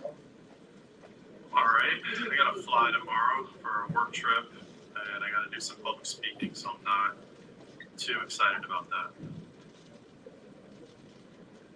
Yeah, public speaking can definitely be nerve-wracking. I don't envy you on that one. Yeah, what do you guys do for work? I'm a firefighter. Keeps me busy in a different way. Megan, pediatric nurse. All right, so you guys are out there saving lives and helping people. Any advice on public speaking? You ever have to deal with that? Well, I usually just keep it simple and focus on what I know. I find that helps calm the nerves a bit. Yeah, easier said than done. Oh, absolutely. But once you get going, it usually flows better than you expect. Eric, any advice? For me, it helps to remember that most people aren't paying as much attention as you think. Keeps it less intimidating. Just focus on what you've got to say. That's pretty good. Well, thank you guys. I feel better. Glad to help, even just a little. Sure. Well, why don't we talk about why I'm out here today? I understand you're having some issues with your roof. Yeah, we've had some concerns with it for a bit now. Huh, all right. Well, tell me what you guys are seeing. Well, we've noticed a few shingles looking pretty worse for wear. And there's been a spot where we've seen some water stains inside the house after heavy rain. Oh, that's no good. How long have you guys been seeing these issues, and how long have you been noticing the wet spot inside the home? We first noticed the water stain maybe a couple of months ago. The loose shingles, we've probably noticed them over the past year, getting a bit worse with each storm. So interior and exterior issues. That's no good, guys. Yeah, it's something we definitely want to get ahead of before it turns into a bigger headache. What's your biggest concern about these issues? Honestly, the biggest concern is making sure it doesn't turn into a major leak or structural issue. We don't want to have to deal with something that disrupts the whole house. Yeah, absolutely. Which is exactly where this could go if you don't get a hold of it. So I'm glad you guys gave us a call. How did you hear about this? Honestly, we actually heard about you from a neighbor who had some work done recently. Oh, nice. Yeah, I mean, we do a lot of work in the area. You'll see our trucks all over town. We live and work here. It only took me like 10 minutes to head over here. So, yeah, we try to do right by our neighbors. That's good to hear. We definitely prefer working with someone local who knows the area well. Makes sense. Well, let me tell you a little bit about my process. With your approval, I'll get up on your roof. I'll take photos. I'll take videos. I'll take measurements of everything I see. And then the biggest concern is making sure it doesn't turn into a major leak or structural issue. We don't want to have to deal with something that disrupts the whole house. Yeah, absolutely. Which is exactly where this could go if you don't get a hold of it. So I'm glad you guys gave us a call. How did you hear about this? Honestly, we actually heard about you from a neighbor who had some work done recently.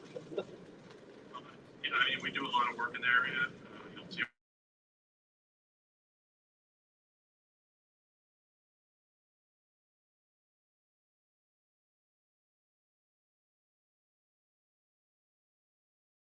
Which may seem like our talk does right now.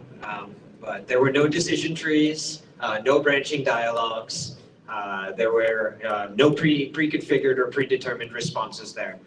What we were looking at were synthetic humans, entirely powered by an LLM underneath, and shaped by an orchestration layer, crafted at Kinemeric to do one thing, to feel as real as possible so that trainees forget that they're training.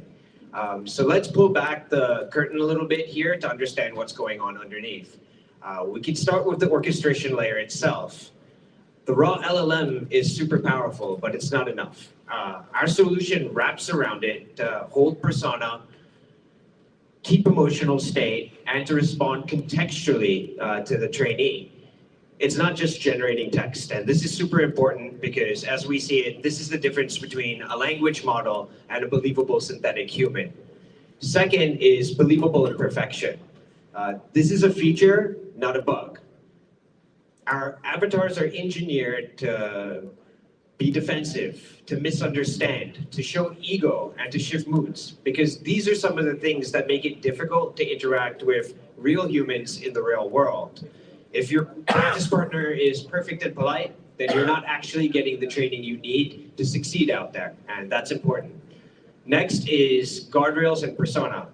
Our avatars need to keep a consistent persona throughout each interaction without sounding robotic. And that can be a challenging engineering problem, especially when you consider totally unpredictable inputs and keeping that same consistency in the persona and character. And finally, voice and timing. It's not just what the avatar says, but how it says it. It's pacing, it's pauses, it's interruption patterns, it's emotional cadence. All of that matters because a meaningful pause could be more valuable than a brilliant answer. Now here's where it gets really interesting for anyone thinking about deploying this. The simulation itself is powerful, but it's not the end product. The insight is 3 pillars working together: transcript scoring, behavioral feedback, individual profiles surfacing trainee strengths and gaps for managers, trainers, and trainees. There's no sound on this, so don't worry.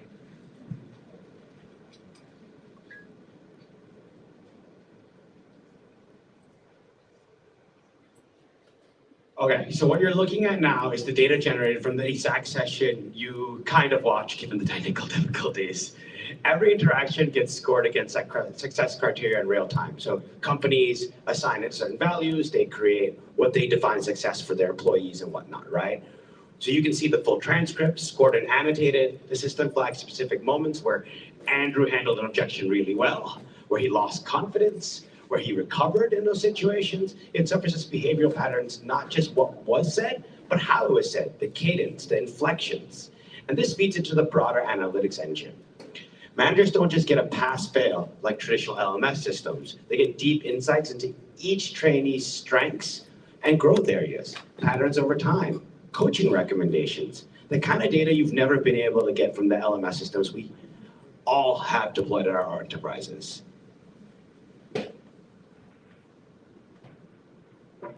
So does it actually work? We worked with Lindis Construction out of Minnesota to build Lindis Reality, a VR-based sales training platform for their field teams, their field sales teams. And these are real sales reps with real quotas, and this is real data. And since deploying our solution, we've seen over a 200% reduction in time to first sale closure. This means that new sales reps at Lindis are closing their first deals dramatically faster than they had historically. And additionally, we're seeing over $7,500 in savings attributed to sales leads generated and burned per trainee. And that's quickly scaling to hundreds of thousands of dollars in savings annually for Lindis Construction, and could quickly scale to millions of dollars in savings annually for a larger sales organization. These aren't lab results. These are, this is a real sales team selling real roofs to real homeowners. These are actual measurable outcomes. And sales is just where we started. The same architecture, the same principle of believable human pressure practice applies anywhere in your organization where the hard moments are human moments. De-escalation training, coaching and feedback, patience, crazy customers, onboarding where cultural fluency matters from day one, crisis response, rehearsal for the moments you can't afford to fail. Anywhere your people need to practice the hard human moments before they happen for real, that's where this fits.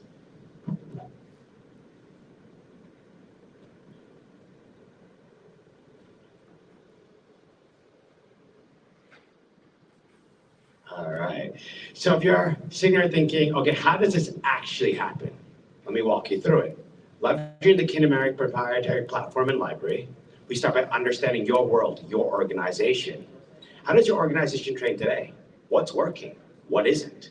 What are the hard-fought real-world lessons your best people carry in their head, but nobody's been able to scale? That tribal knowledge. that institutional knowledge becomes the foundation of your Kinemeric implementation. And from there, we start crafting your believable humans. This is where the creative process comes in, and it's honestly one of the most fun parts. So we design personas for your synthetic trainers, your colleagues, your customers. Who are they? What's their background? How do they react under pressure? We also design the environments they appear in, the settings, the context, the world that makes the simulation feel grounded and real. This isn't just engineering, this is character design and world building applied to corporate learning, and it's genuinely a collaborative process. In parallel, we work with you on your analytics layer to understand what data points actually matter to you, what your managers need to see. We don't give you a one-size-fits-all dashboard. We tailor a custom insights layer to reveal what actually moves the needle at your organization. And timeline, start to finish, we could have a working implementation in as little as 8 weeks. Yeah, 8 weeks, pretty quick. You test it, we refine it together, and we iterate on till it's exactly right for your organization. We have a lot of fun doing it. The results are serious, but the process is highly engaged and really enjoyable. So before we go, we want to leave you with this. At Kinemeric, we believe that AI isn't just a tool for efficiency. We believe that AI is a tool that can make us stronger as humans. It can make our interactions with one another smoother, it can make our judgment sharper, and it can make our confidence deeper. Most training content teaches you what to say. Simulation teaches you whether you can say it when it matters. And the question is not whether AI can generate language. The question is whether AI can generate presence. Because when it does, the outcomes are really measurable. And we believe in that a great deal. So we're Kinemeric. If you want to deploy synthetic humans at your organization to make your real humans more effective, come find us and try the Kinemeric platform. All our contact info is up on the screen. We'd love to talk. Thank you. And we do have a headset on us, so if you guys do want to try it, given the snafus of watching it, we'd be happy to put you guys in a headset and actually try it for real. Thank you, everybody.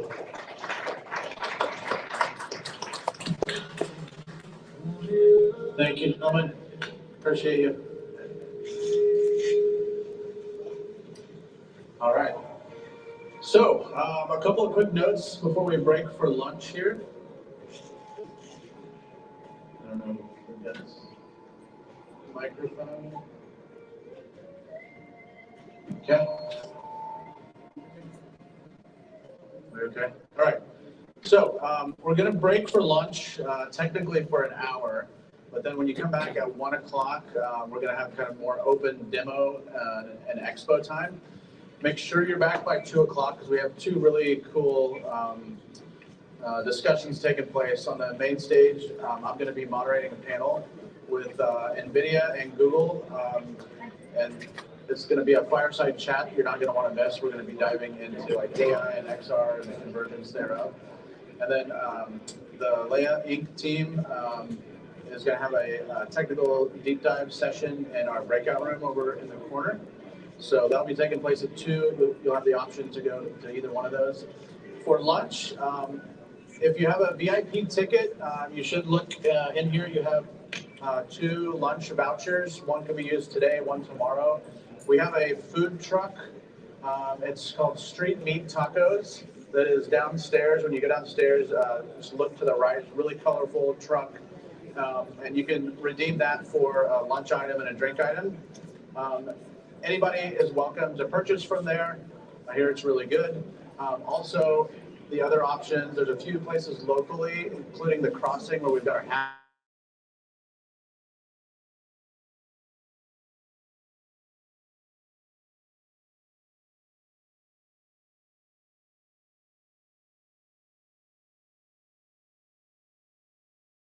for being here. Make sure you're back before 2 o'clock. We'll kick it off again. Thank you.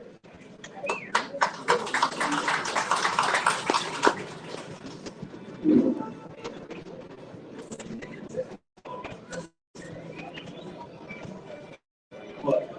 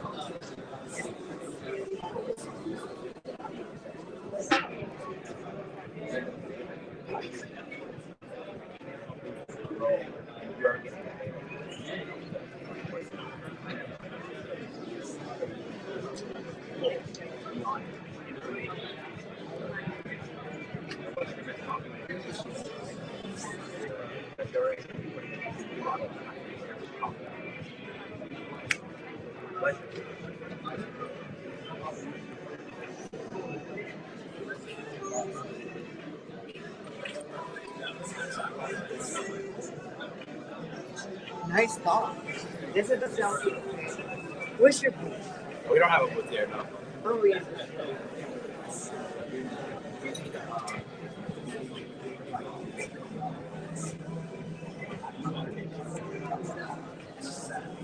Okay, let's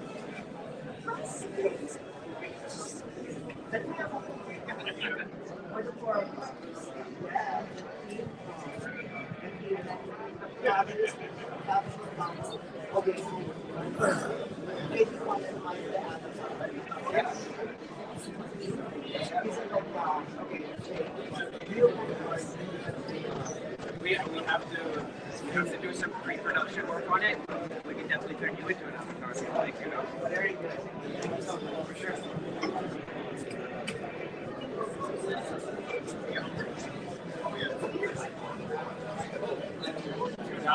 Definitely not it.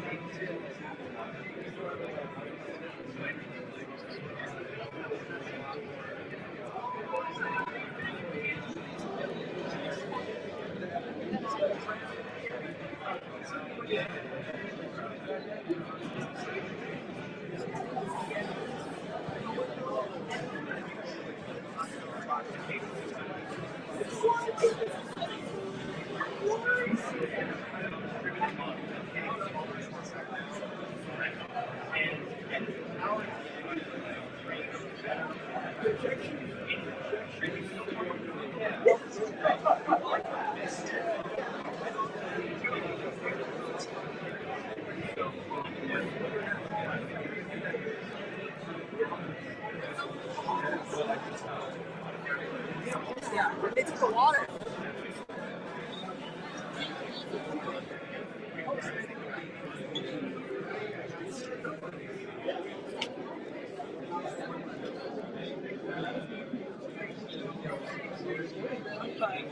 Well, you should go get. I'm gonna wait for you.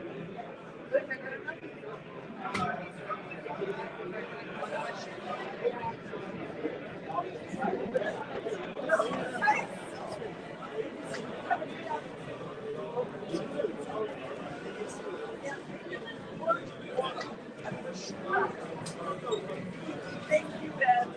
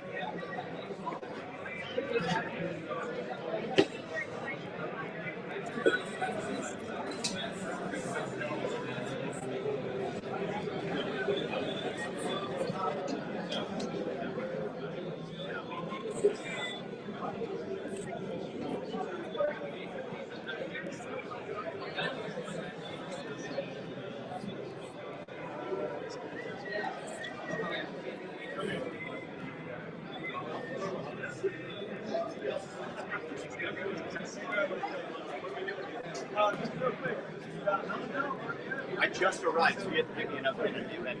Sure, no problem.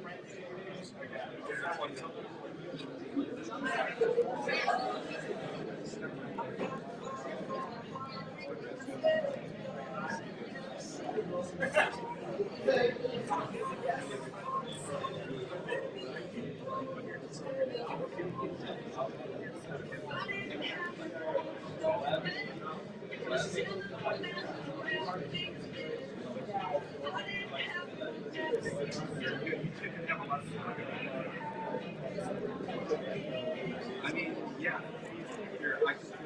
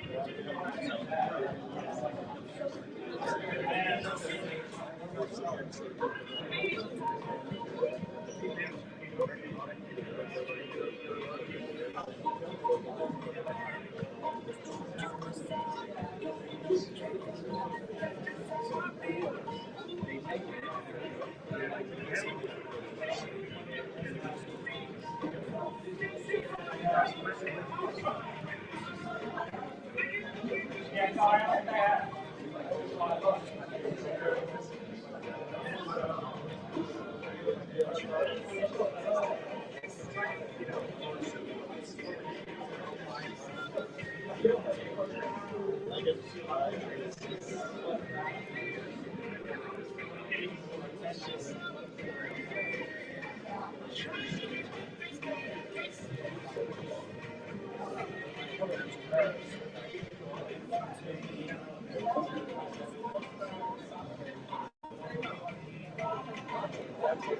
you waiting for me?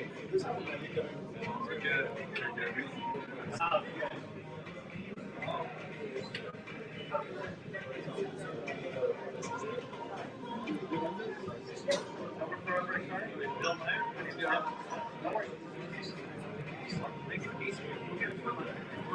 Yeah.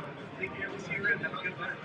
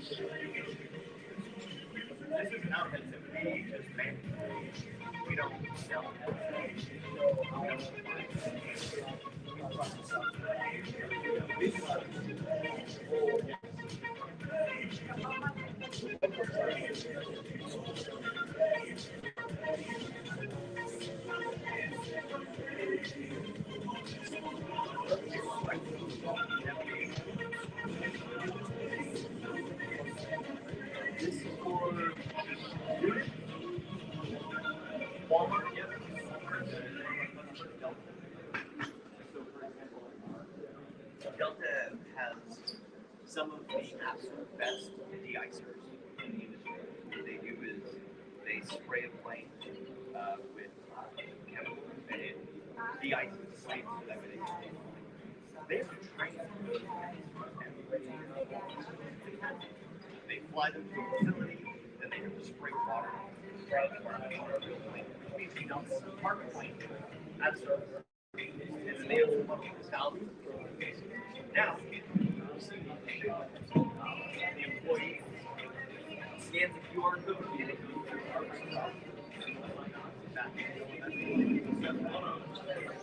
right into their CIC program. And they actually go back to the gas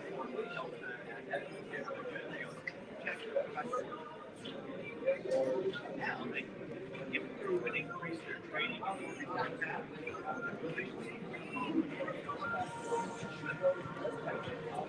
Now, instead of one at a time, I can do it tomorrow. Yeah, we see 19 million in that.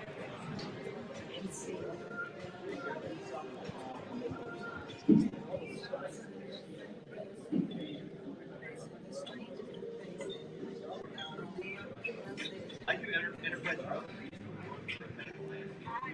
So 5 years, I work as providing and then I all that's where I am now. So I know a lot about that.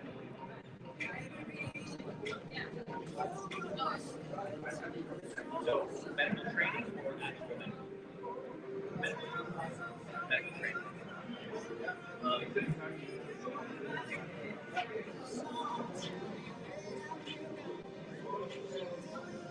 I think for the largest impact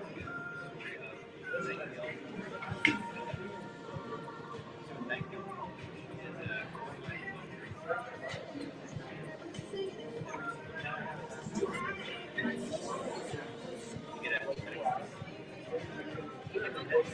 And then they get shipped boxes of nursing supplies.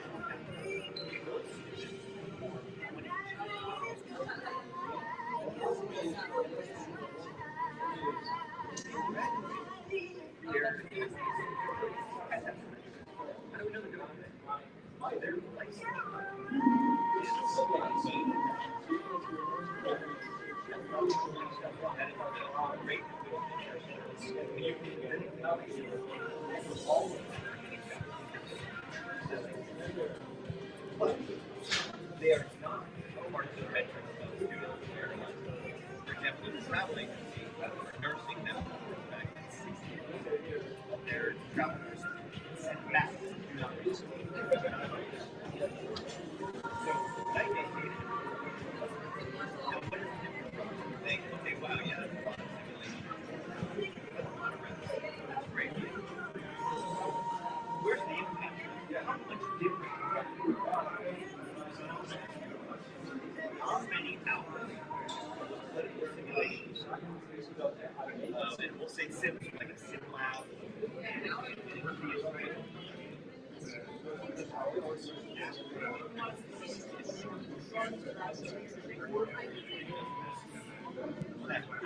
How many hours?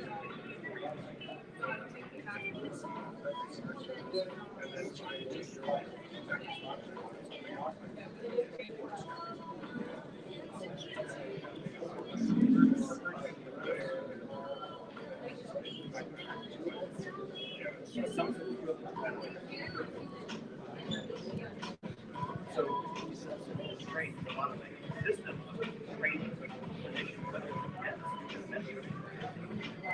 systems around trained by staff, number of men. So if I've got, and I have and each simulation but takes 30 minutes to read that.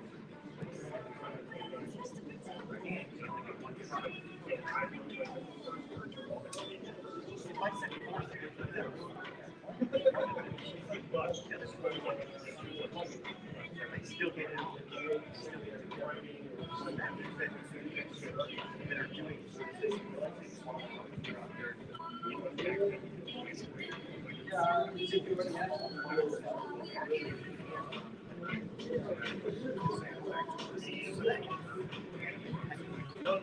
that's not that's 9 kills.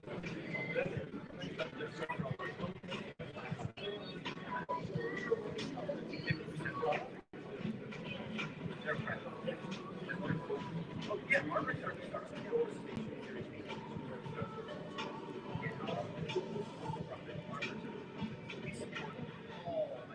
just know that. Let me know if you I'm used to it.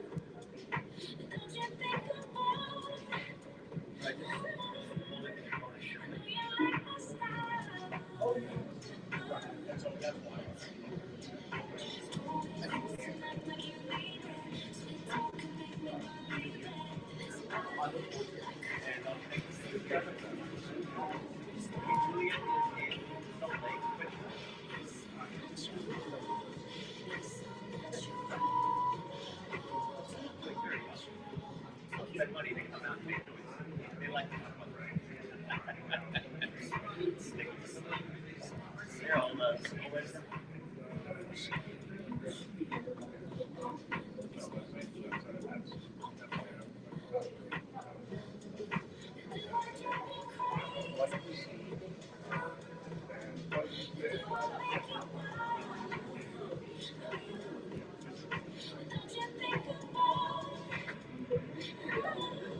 That's right.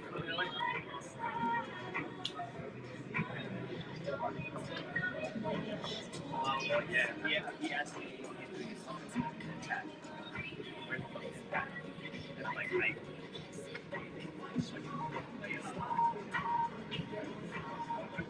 it's like other trading rate is like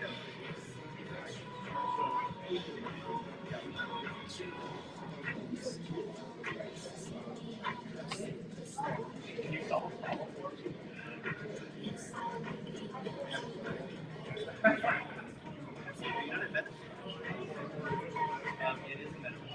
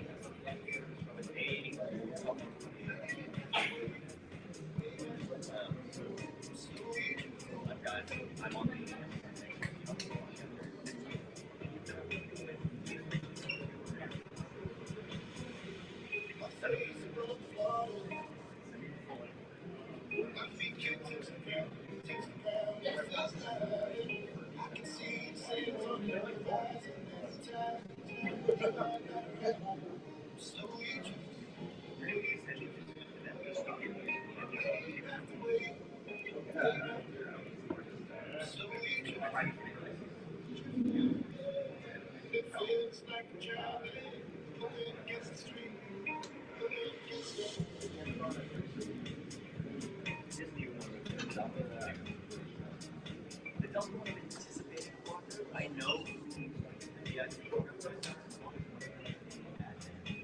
good at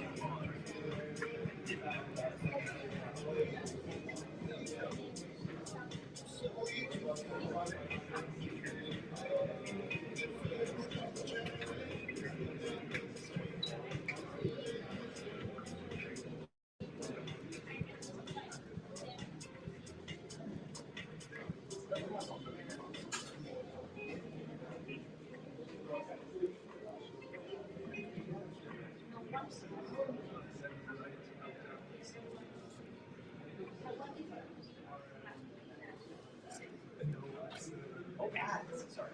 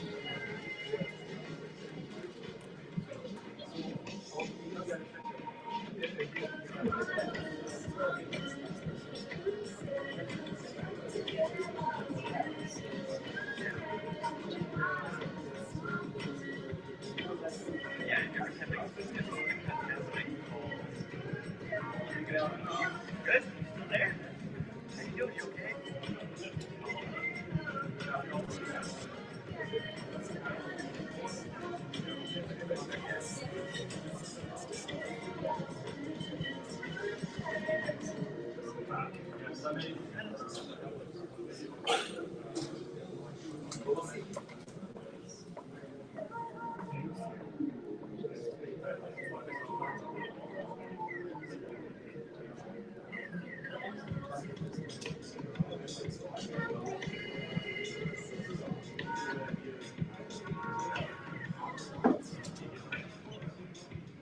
hilarious. I thought it was like this.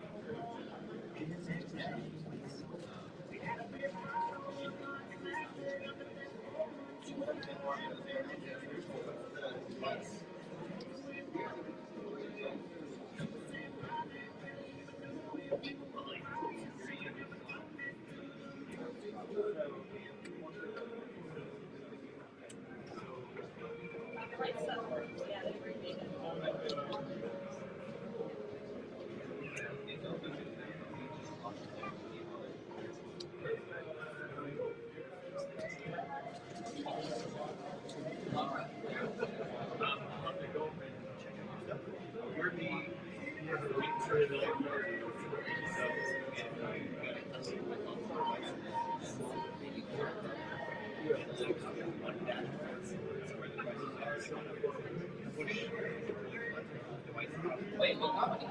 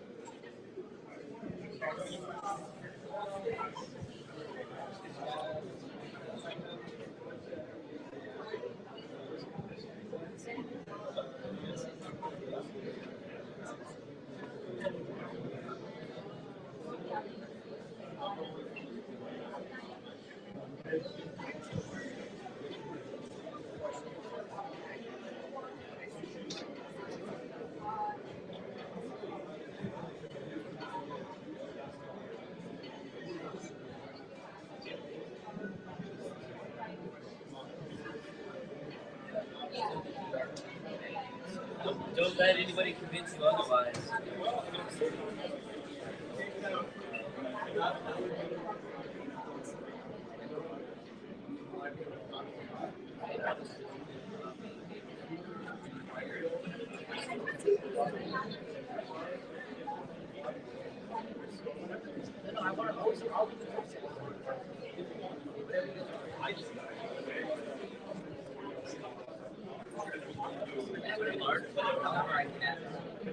You always look way too relaxed.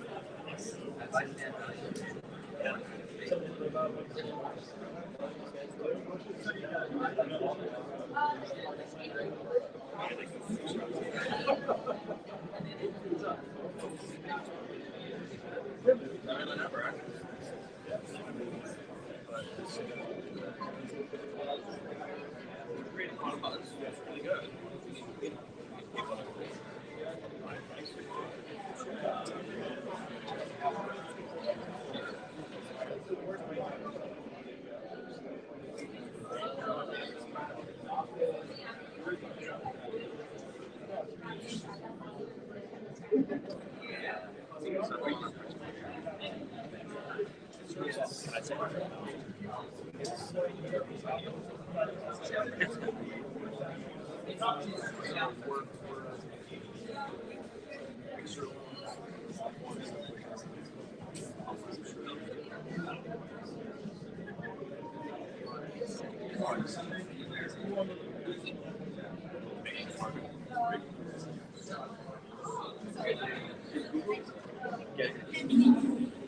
So they're bringing me a lot of ISPs. These like standard Android ISPs that are like prominent on their XR. What is it? Out of my world, like over Android. These are all people that are ISPs. And then what's going to happen to that? Keep their old Android. Run Horizon. Are you going to force them to move up?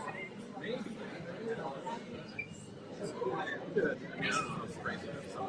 You guys seem to handle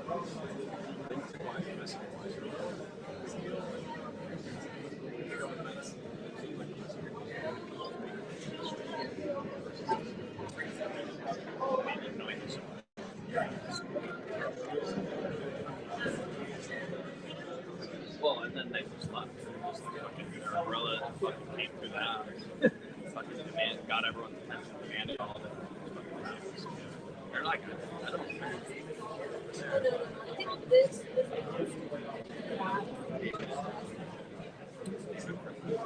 the head of this. They're interested over there.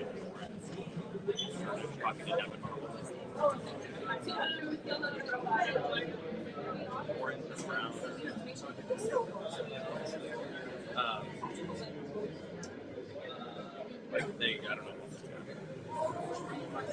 So people are putting in like Letterman tests and like they want to buy it. What's the use case you're seeing? Is it a lot of passenger stuff, or is it like $6? It's $6.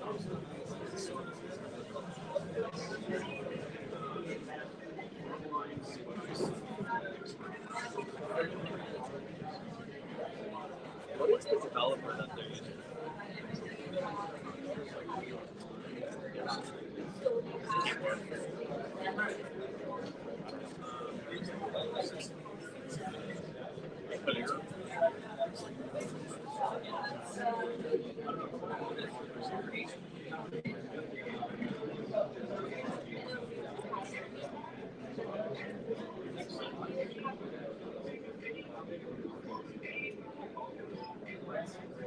Are you guys thinking about smartphones outside of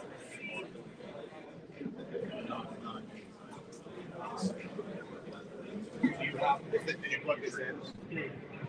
So right now it's design partnerships with a couple companies. it's downloads and downloads. I think professional services, but we're separating it from managers are because we have a couple enterprises that are wanting to work close with their veteran those ones like that, right? And it's not as easy as we wish it was because none of us there. You ever start hearing about those conversations when we're running these pilots right now? It's kind of like its own standalone thing. You gotta call them in a second.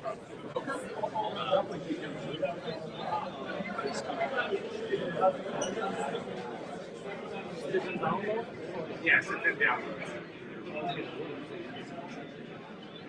Yeah, security. It's like a security device.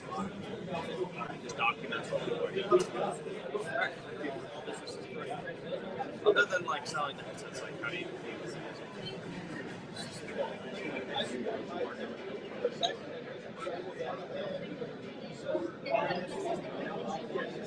You work with consumer function. I know, but I'm saying. Just trying to have it.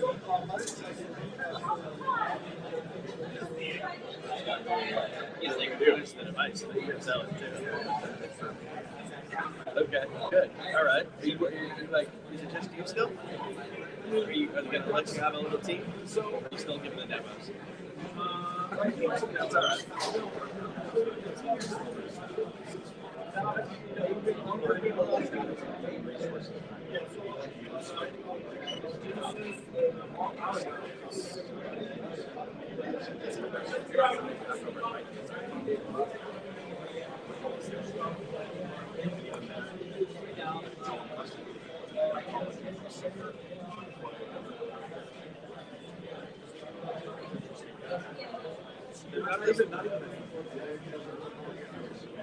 Yeah, it's just part of the territory.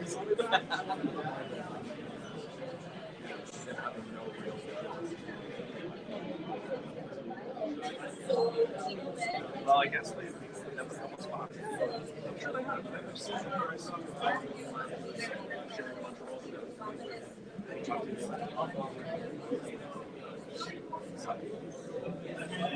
Last time I talked to him, I'm going to take a break. And I'm like, 6 all day.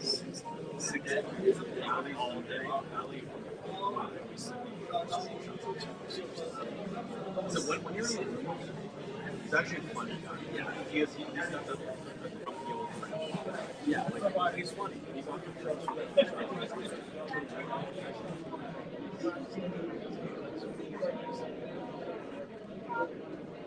MBM wise, still third party is going to be the way, or you guys working something internally? If you guys do,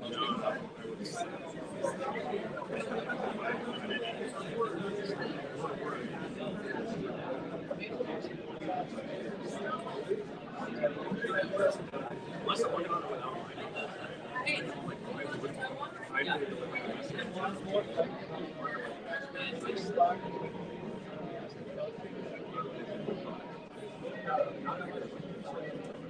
I sent the email from Luke. Well,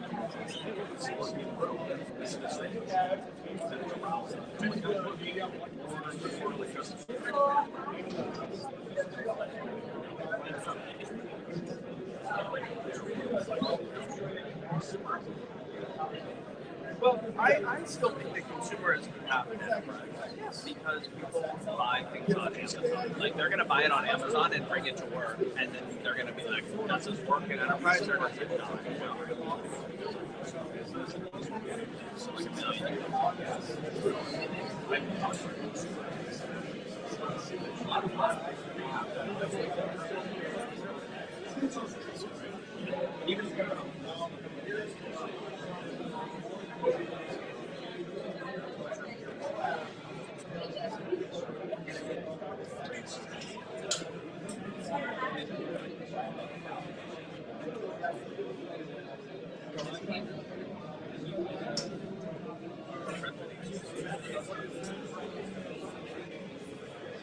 They must have offered him like a chunk.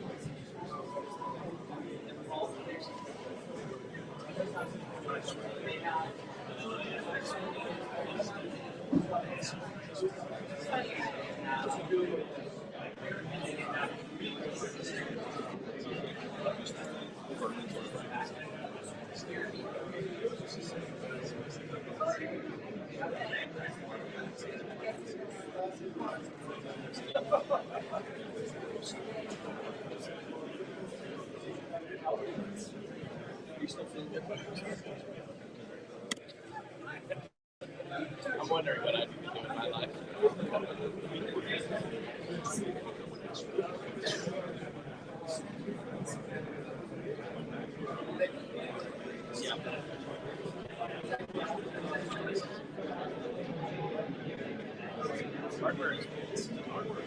Hardware's coming back. It's having a little resurgence, especially with robotics.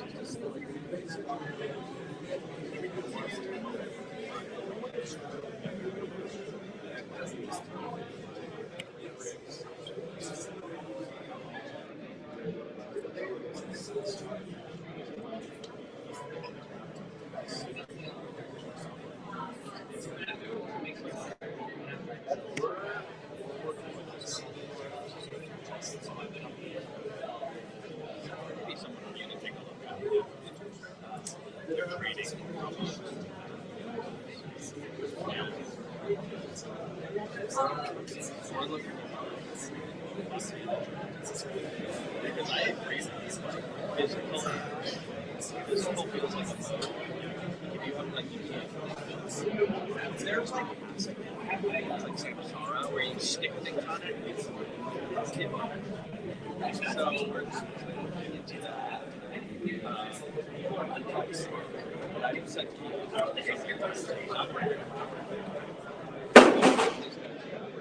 yeah.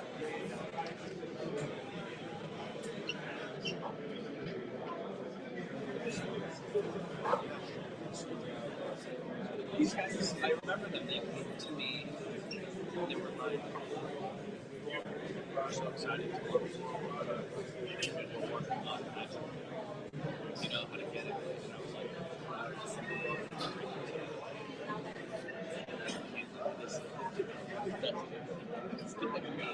I don't like your best bet is probably do smart or like close up shop.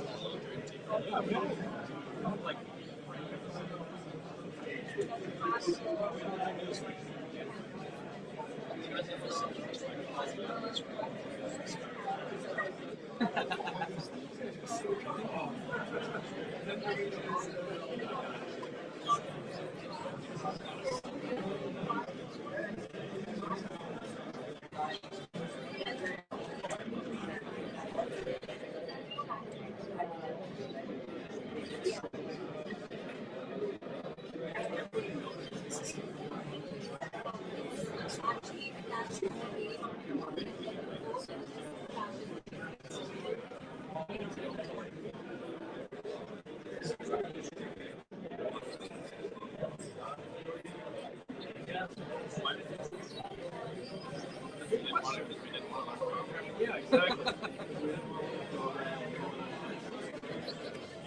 Well, now we all of a sudden I feel like I use cloud lights.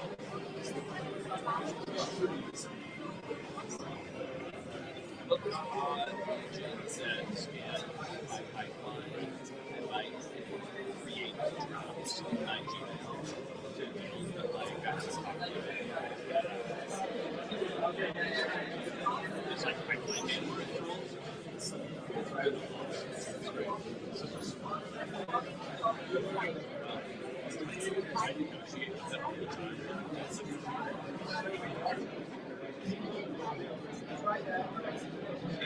Always glad to see you, likewise. Yeah, we'll be there.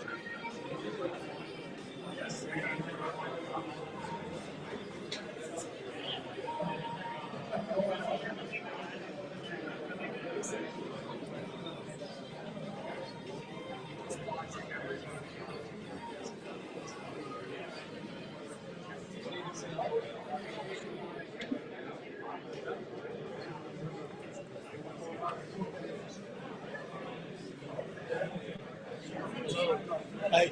You're on the stand or? What's that? You're on a stand? Stand? Yeah, you're sitting on a stand. I just had some questions. Like, are you working here or? Yeah, I work for this. Yeah. What are you doing? I'm streaming. Oh, so you're okay. You're not Yeah, like filming. Okay, okay, my bad. No worries. I'm not an exhibitor. Okay, that's what I thought. No, no.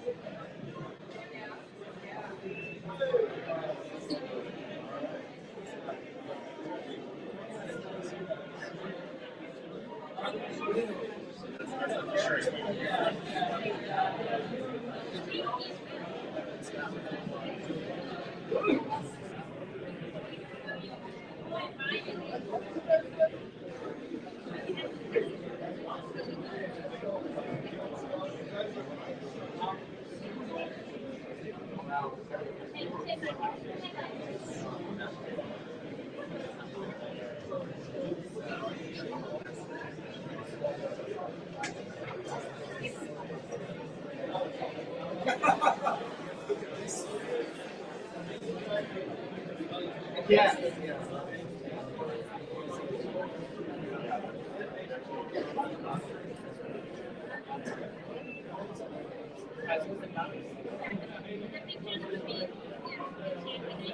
Sorry,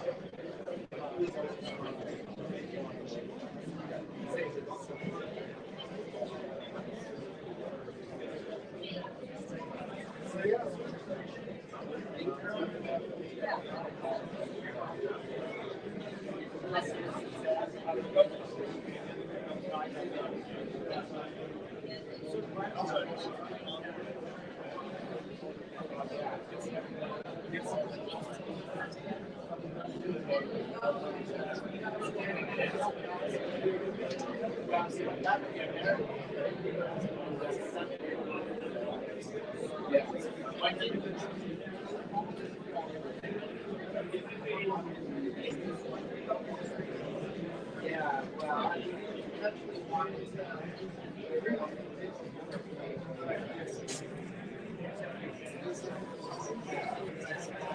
yeah.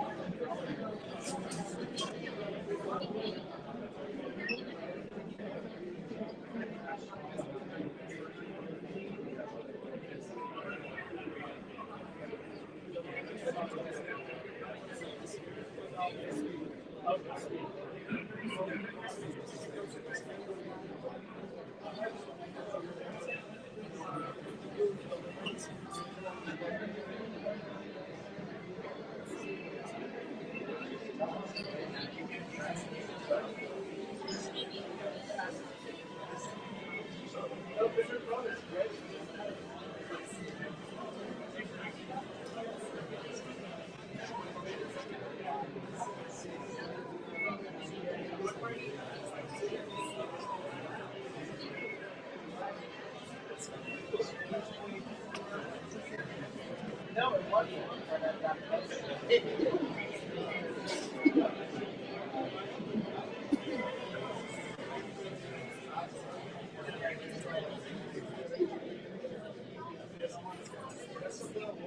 I'm gonna sell you on the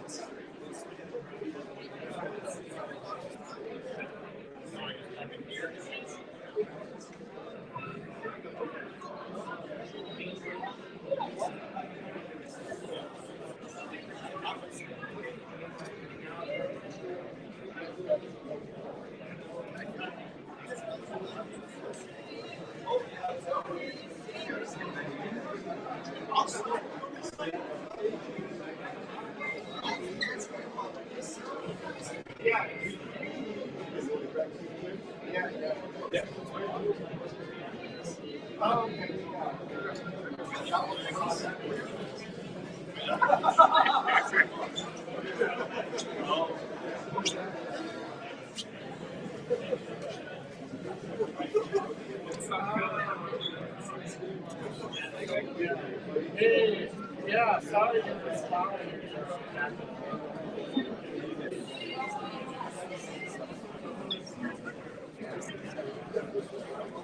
Yeah. Oh, okay. Okay. All right. Yeah, no, I saw you were.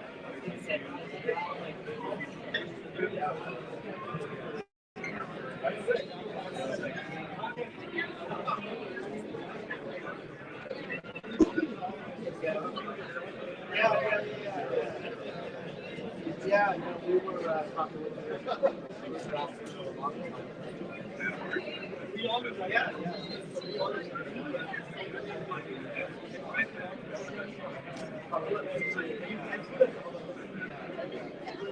always, yeah.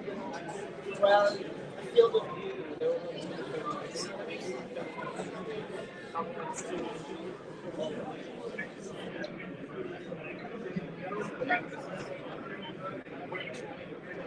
yeah, yeah. Oh, yeah. I still have customers like the DX.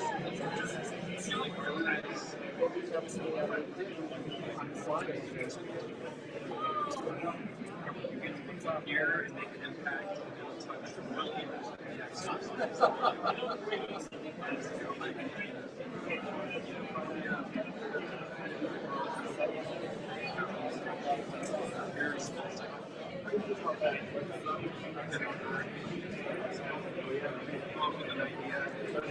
I know.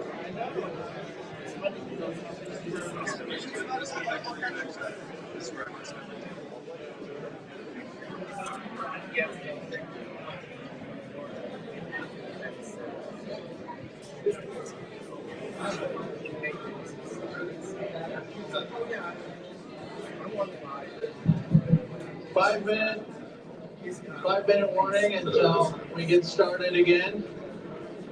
5 minutes.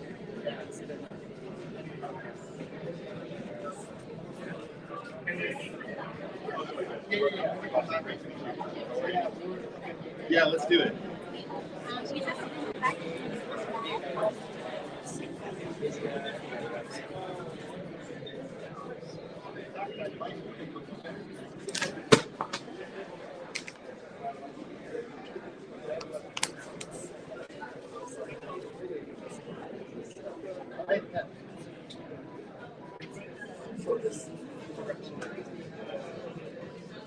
So you do stuff.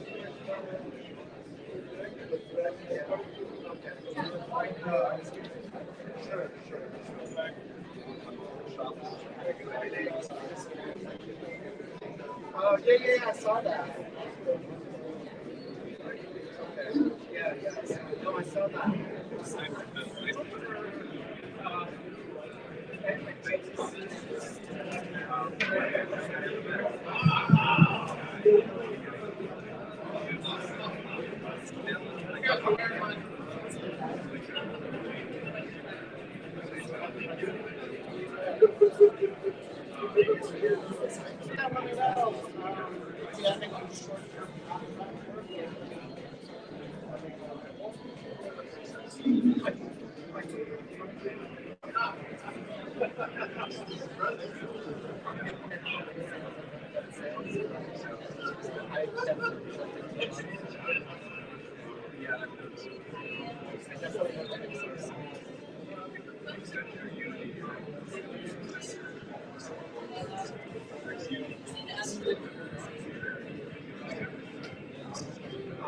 So I was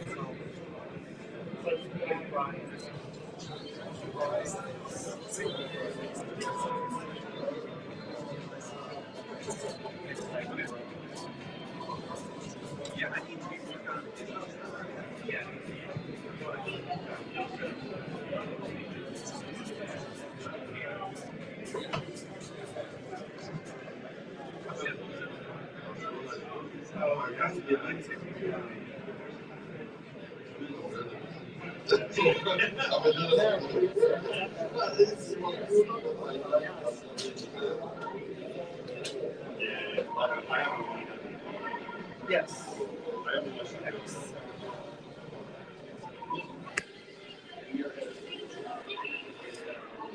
Yeah.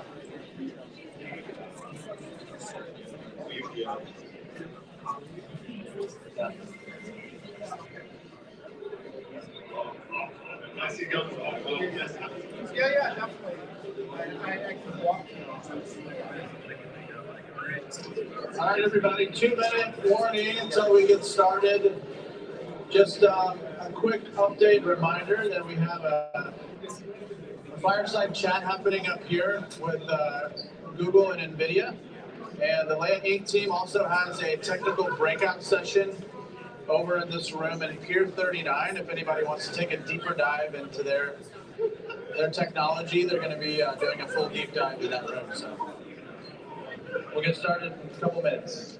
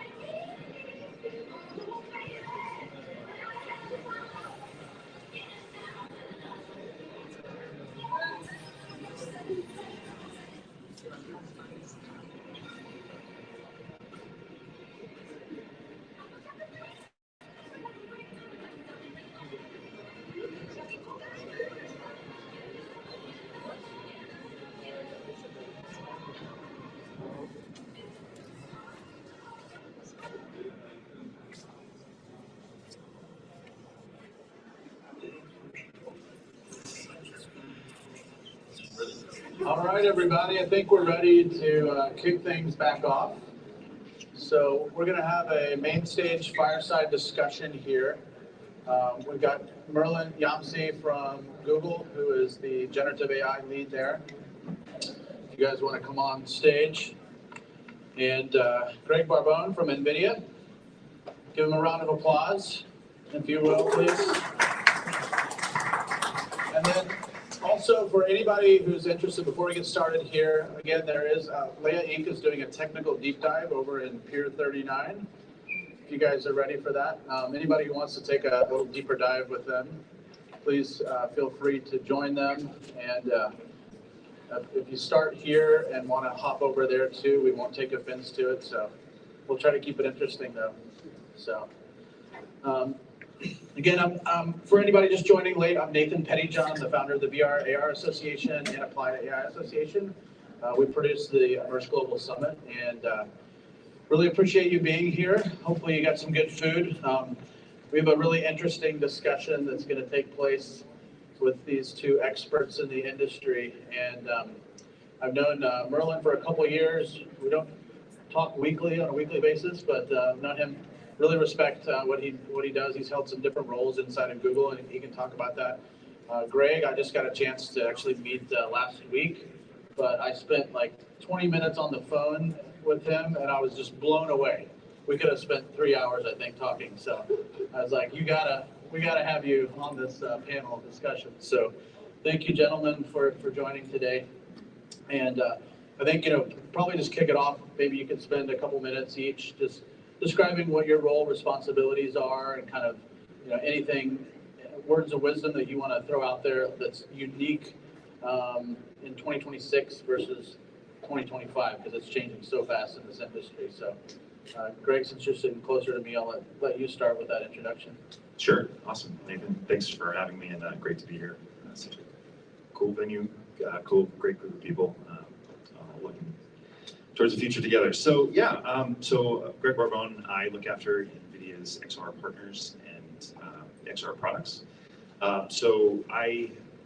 My mission is really to leverage all of NVIDIA's incredible GPU technology and software stack on top of that, and bring it to XR use cases. So historically the group that I've been working in has been really focused on leveraging NVIDIA GPUs for rendering in XR workflows for professional visualization and things like that, simulation, but increasingly over the last couple of years, and with this entire AI boom, I mean, it's figuring out how do we leverage all of the NVIDIA AI architecture and bring that to these XR workflows. So of course now it's moving much beyond HMDs and virtual reality, but it's all of the different types of modalities that you might be able to leverage in an enterprise workflow. So I get to look after that. I often say that I have one of the coolest jobs at NVIDIA because I get to work across industries. I mean, anybody who's using XR in any different type of way, I want to enable them and make sure that they have the technology and the tools that they need to realize their visions. But then I'm also looking after our new XR products as well. So most of them will be a new platform that's coming to market soon. It's NVIDIA XR AI, really figuring out how do we bring the entire AI stack that we have and then make that accessible for developers and those who are building these types of solutions. So that's what I'm after. Yeah, I think 25 versus 26, I think the biggest difference that I see most notably is just, again, the speed of AI and the speed of development there. But in terms of the agents that are developing, it's really the big shift is sort of just the shorter or the controllable agents that we've been developing over the last couple of years with amazing agentic workflows and tools like LangChain and things like that. But now everything is becoming autonomous. The long running agents, the claws, figuring out how do we leverage this new power and bring it into enterprise workflows to make it make sense. But I think it's a fundamental shift of really the AI completely now developing itself, which is incredibly powerful, and we're just still kind of trying to wrap our heads on how does that really work in enterprise and how do we make it useful and even not so much where it's running off and doing bad things on its when it's not being monitored, but how do we actually make that useful for somebody who's doing a job, and then in our world, how do we make that useful for somebody who's trying to do a job on the front lines, maybe who's wearing a pair of XR glasses, and how does that interaction look? So I think that's that. Fascinating. Yeah. Merlin. Thanks. Yes, hi, my name is Merlin Yamsi. Merlin like the magician, so if you end up, I don't know where my father got that for me. So. Yeah, so I've been at Google for almost 5 years now. Oh no, more than 5 years. I joined in 2020. Before that, I was at SAP for 26 years. I did IoT, I did a lot of edge computing, 5G with Verizon when I was at SAP. So now at Google, I'm what they call partner technical architect. I don't know what that means, but it's very recent because before that we were partner engineering. You had to change it on the on the website, right? All right. Yeah. I remember. Yeah, I had to change that because we partner engineering. Now we are partner technical architect. Okay. So my daily job is really fun. I would say it's really about looking at all the edge technology that we have on the AI and co-innovate with partners. Right? So trying to build something different, like 1 + 1 = 10, right? We don't want to just do integration.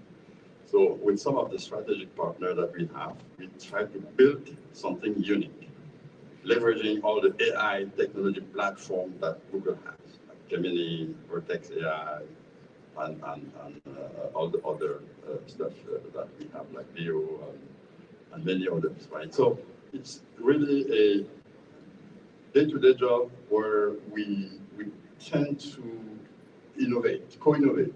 Right? Look what there, XR. What can we do with XR? Other technology, what can we do with that, right? We try to infuse AI almost everywhere. So that's what I currently do at Google. And so you said 2025 versus 2026, it went so fast. Yeah. Wow, it went really, really fast. Even for us internally, it's very difficult to challenge ourselves every time because we started like 3 years ago. It was just about the model. Everything was the model, right? And then we start talking about RAG, like augmenting the model with like personal or contextual data. So that was like very, very trendy, and then suddenly agent. Last year, it started with agent. Everything is agent. Agent is software, AI software that can not only reason, but also act on your behalf, right? So, and then, like few weeks after that, we're not talking about how agent can talk to other agent, agent to agent, collaboration, workflows, distributed, edge computing, cloud computing. So we are starting to mix all those things together, right? So it's becoming like, in 6 months, we went from like basic solution to now very complex workflow with enterprise. We work with Salesforce, ServiceNow, all these SaaS providers to really bring agentic workflow and replace some of the, the different software services that they have. So it's really moving too fast. It's really moving too fast. And maybe you will get us there where we can start seeing who's moving into production, who's not, right? Because that a lot of pilot right now, but a lot of people are not moving into production. And maybe we can do it. Yeah, I mean, I think that's a good transition right there, is to say, like, if an enterprise were to come to you today and say, hey, I want a 12-month roadmap on what is feasible that I can implement, and let's take the guys of like XR and AI, or you can pick one of those, but like, what would you tell them that's actually realistic, and how fast do they actually need to move? I mean, is it a 12-month cycle, or do you say, hey, you better implement in 1 quarter because by month 9 it's old news? Yeah, just on that, because the Gartner just launched an article about CIOs has been asked to, in 3 months, 3 to 6 months, to launch their AI strategy, AI agent strategy, 6 to 3 months. So 12 months is even like too long. Yeah. It's really too much. In 12 months, the time to get to 12 months, everything has changed. Wow. Yeah, like the pace of change is so fast that if you prepare for something for 12 months, it may be obsolete. Right? So right now, what people are doing typically is more about 3 things: preparing their data, make it AI ready. That's really the baseline that you have to do, right? Otherwise, if you give AI garbage, we have garbage as a result. If you can't, you have to prepare it. Next is really about also look at integration and governance. That's the key. That's the key thing that you kind of a framework.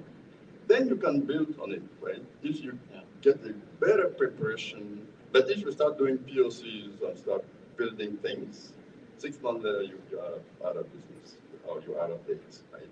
You have to prepare the foundations, and then you can iterate on it. So that's what we see now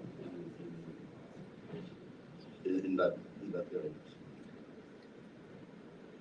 That's super cool. Yeah, I have to agree with the foundational point that you make.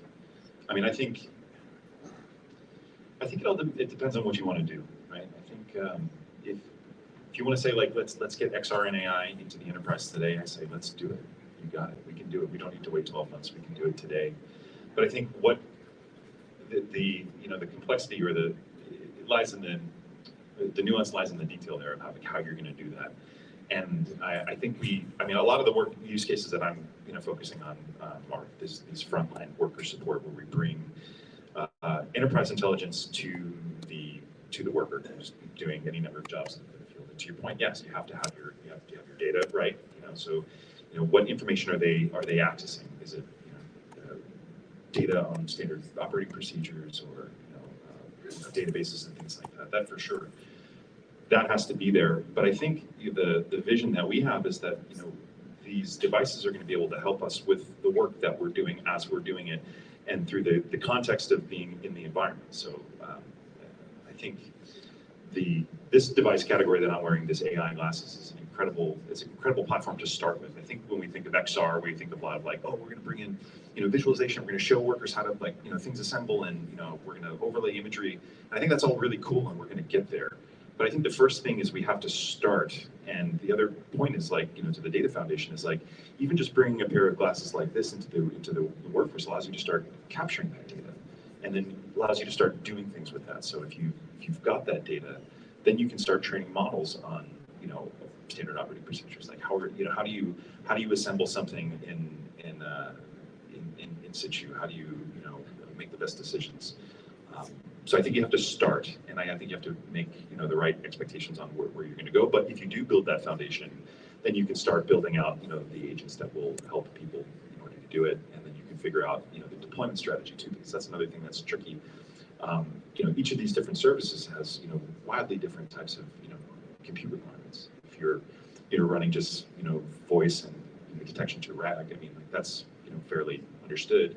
Where you have agents summarizing information of what somebody's done, that's one thing. But if you're trying to run low latency video pipelines, it's a completely different thing, and you have to figure out how to do that. So I think that it all really depends on what you want to do in the enterprise, but I think you have to start, and starting, to your point, allows you the ability to iterate as the technology comes, because the agents are changing. The way that we're deploying is changing across the nation. So yeah, to add to that, one of the conversions that we've been working on with few customers is, like you said, cloud computing, training the models, streaming on the device, and then edge intelligence on the device, where you can build agents running on the device, and intelligence on the device for reliability, and also real-time inference, right? It's becoming really key, because we had use case where, for example, a customer in manufacturing, they wanted to be able to wear a glass and look at the machine and ask to the machine, so how do I fix this? Right? And overlay, so the glass overlay, the map, the architecture, and guide the worker how to do it. And it's a combination of the cloud, the models, streaming, and then edge intelligence. Right? So we're starting to see some of this coming up together. What solves the data privacy issue? And we can tackle that from the XR and the AI viewpoint, because are you finding that enterprises are very reluctant to put their data into these models? And if so, do you have a resolve for that, where you say, hey, we'll do this on device or edge, and create a private environment? And maybe could you talk, how do you do that? Yeah, and security is probably one of the key issue for moving into production. Like company, enterprise, they don't want to put the data, because that's the IP. They don't want just to put the data in the cloud, in the models, and then everyone can use it. So we're having a lot of challenges. So, for example, you can build a POC, internal POC, that will be successful, but it never goes into production because the security team don't give you the approval, right, to bring that into production. So one of the fights that we have to do with the different teams is really to convince them that we have solutions for that. One of the solutions is exactly the edge processing, which the data stays in the factory, never goes up. The model is trained, and then the model is pushed on the device, and the intelligence is happening on the device at the factory.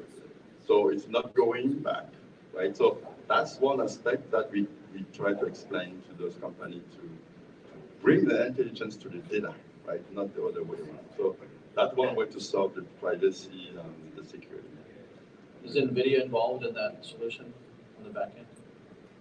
Yes. Typically, yeah. Definitely. Everything like digital twin, everything we do in factory stuff, And NVIDIA is usually involved. We're working closely with NVIDIA in a lot of these use cases. Yeah, from my perspective as well, this is we hear this all the time from our enterprise customers. A lot of folks don't want that data to leave the premises. Of course, we've got solutions for that. Our GPUs can be run wherever you plug them in. But then on top of that, you know, we have a whole strategy now around open models, Nematron models, where we're providing like the stat model for you, the training data that you can customize that for yourself, so you know what the ingredients that are going into that, and then you can build your own solutions, of course. And then also, of course, we work with our great partners at Google, and we've got agentic infrastructures that will connect to Google and to Gemini, so you can use that as well.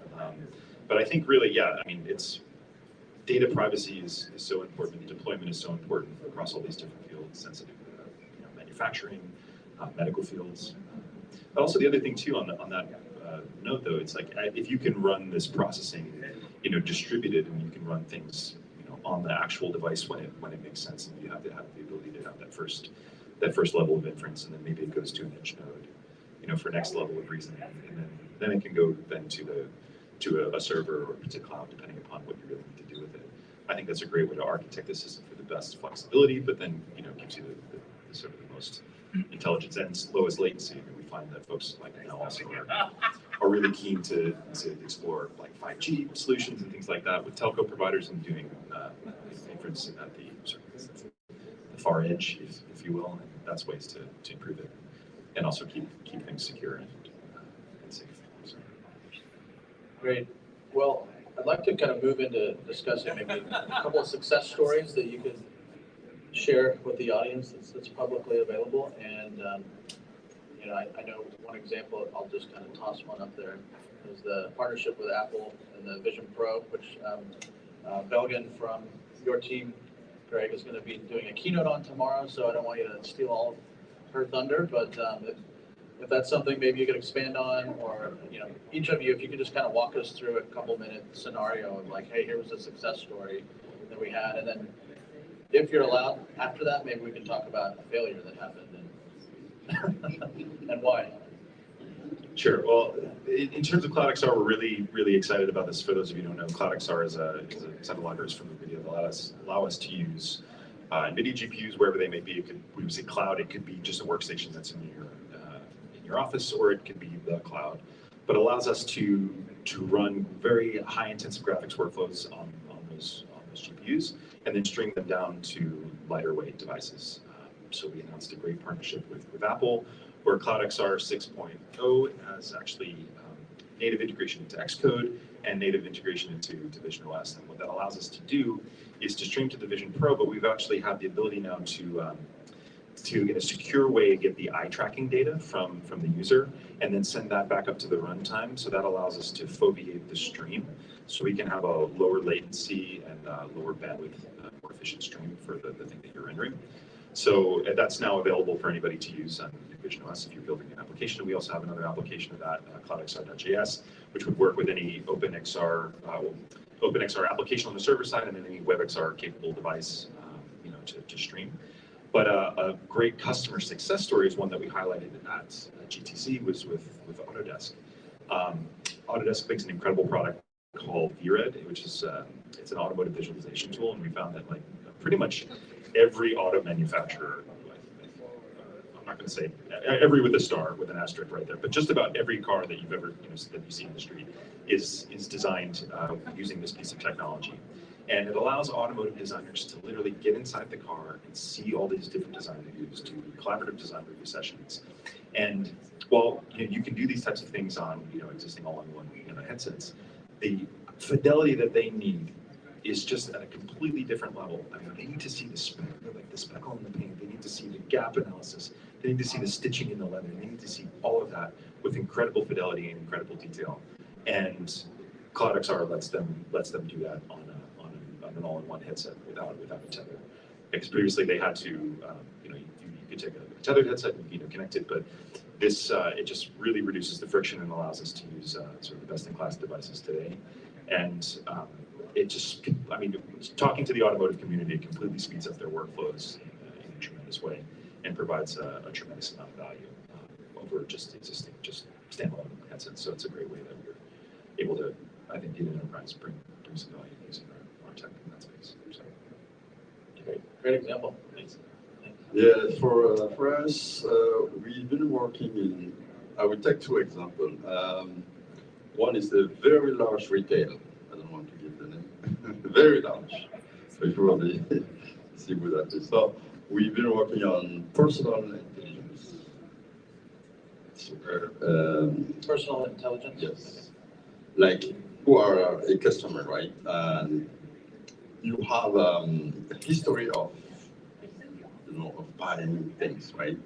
So the goal is to collect all that and to bring that into your personal intelligence, and then you have a very targeted recommendation when there are trendy products coming in, right? So that it's very focused on your past history, right?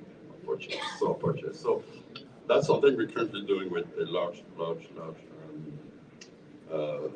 retail here in the US.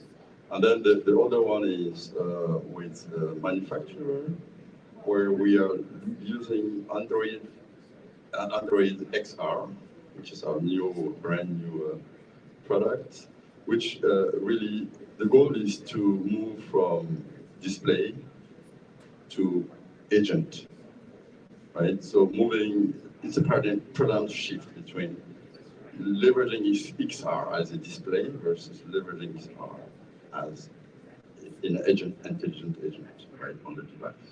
So because we are bringing Gemini directly inside the XR. In the past, the AI was a side an add-on. Now it's built in, right? So all the multimodality that the AI has.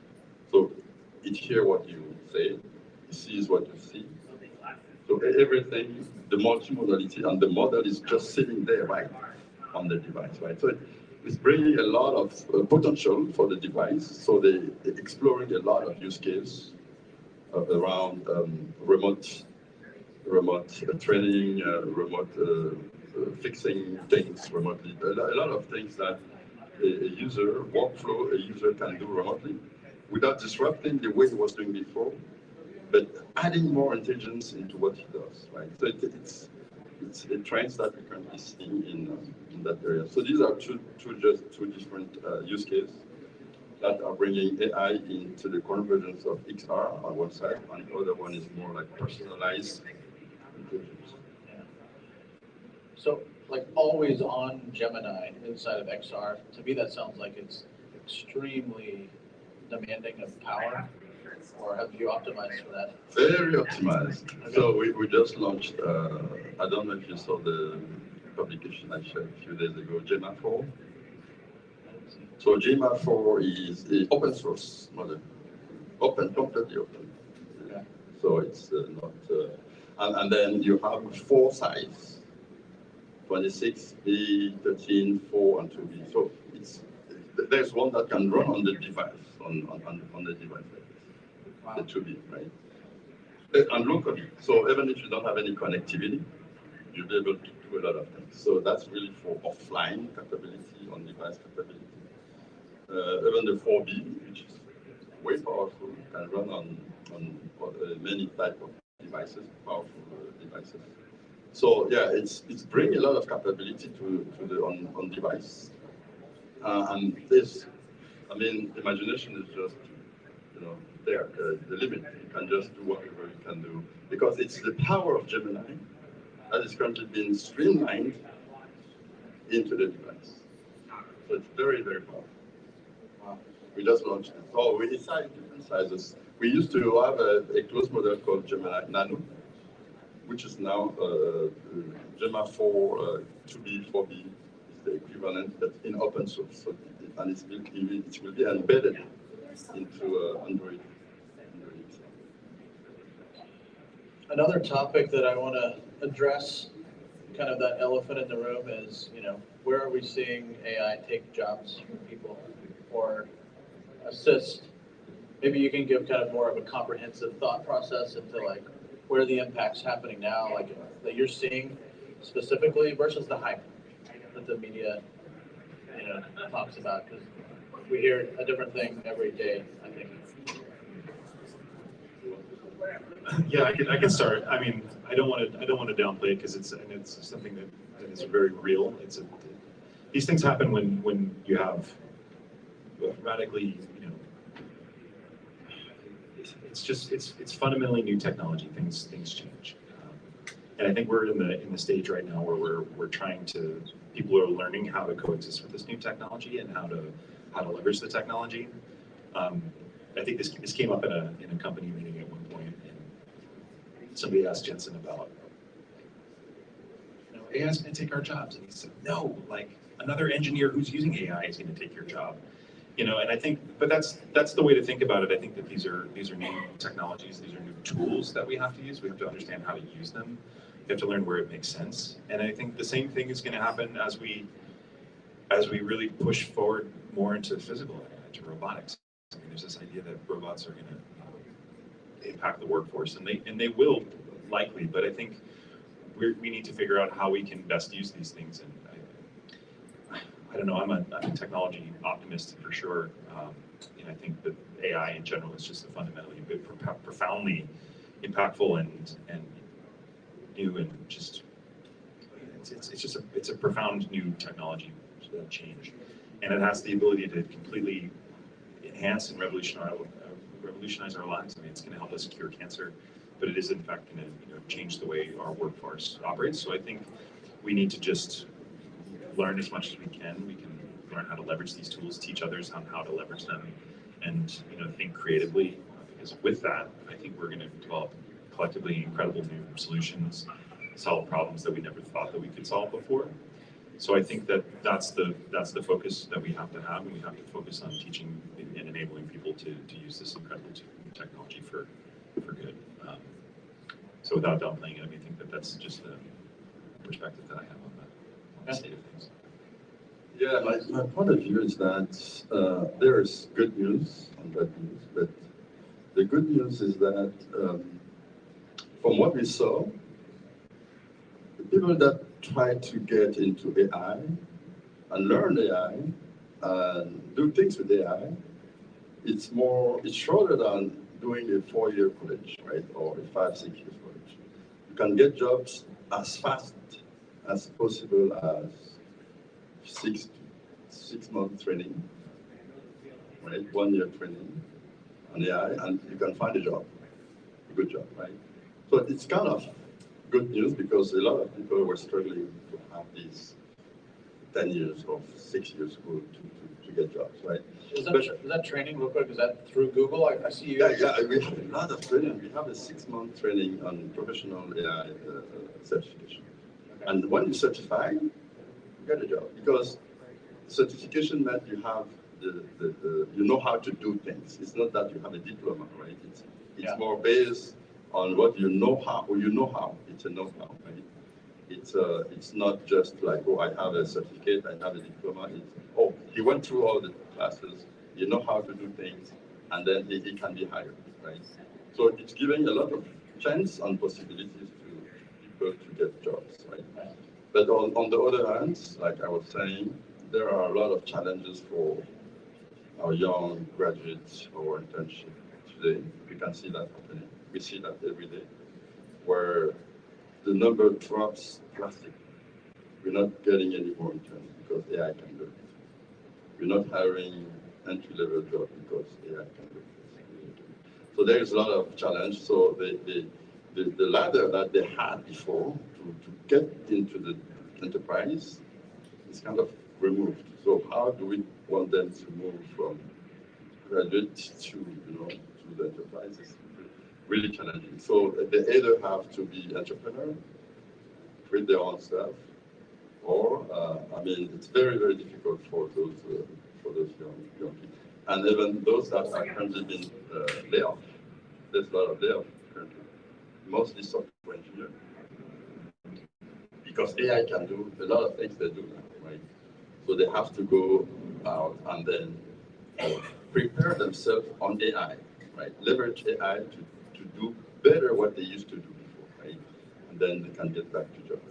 So, like you said, using AI is becoming the norm. Like, if you want to get a job in that most of the area, you have to know how to do it. AI plus something that you know how to do. So that's that kind of the trend. Okay. We'll move into some of the discussion around ROI metrics and how do enterprises get value from the solutions that you're offering. And probably goes without saying, two of the most valuable companies in the world that you both work for, meaning you probably provide some of the most value to companies and to people. So, but if you could maybe break that down into what you see on a day-to-day basis, you know, where does the monetary ROI come from an enterprise like deploying your solutions? 13%, 17%. Yeah. where we can talk about that, right? Yeah, where we are seeing 13% move into production, right? And 17% are still struggling. Yeah. And the thing is, the 13% are the ones that have a very focused use case that they're trying to solve. So they're solving a problem for a P&L, not just productivity. Because a lot of challenge today has been doing POC to prove that, oh, I can save 4 hours per day, or per week, 4 hours per week. Oh, that's nice productivity. But the business want to see on the P&L profit and you know, and loss, that what they're gaining from the business, right? So if you can create a use case that provide specifically on that, so you'll be able to deploy it and go into production pretty fast. And to clarify for the audience, I think what you're referencing, right, is you've publicly said before, like only 13% of enterprises are actually deploying AI versus all the rest of them just talk about it. They kind of dabble, test, but don't actually scale. Exactly. What's the difference with that 13%? Like, what is it? Just like they pick one thing? Yes, they're very focused and very driven by, you know, the like the ROI. Yeah. But the company or ROI, not just a nice or cool productivity or, you know, gain, right? Yeah. It needs to be, because typically the challenge is between the business and the technical team. The technical teams, they do something, oh, this is nice, cool demo, or cool POC. But the finance or the business will say, oh, how much do I, you know, what's the return for me? Yeah. It's not measurable. You need to find something that is measurable, focus on it, and then scale. Yeah. And those 13% are usually in that specific area.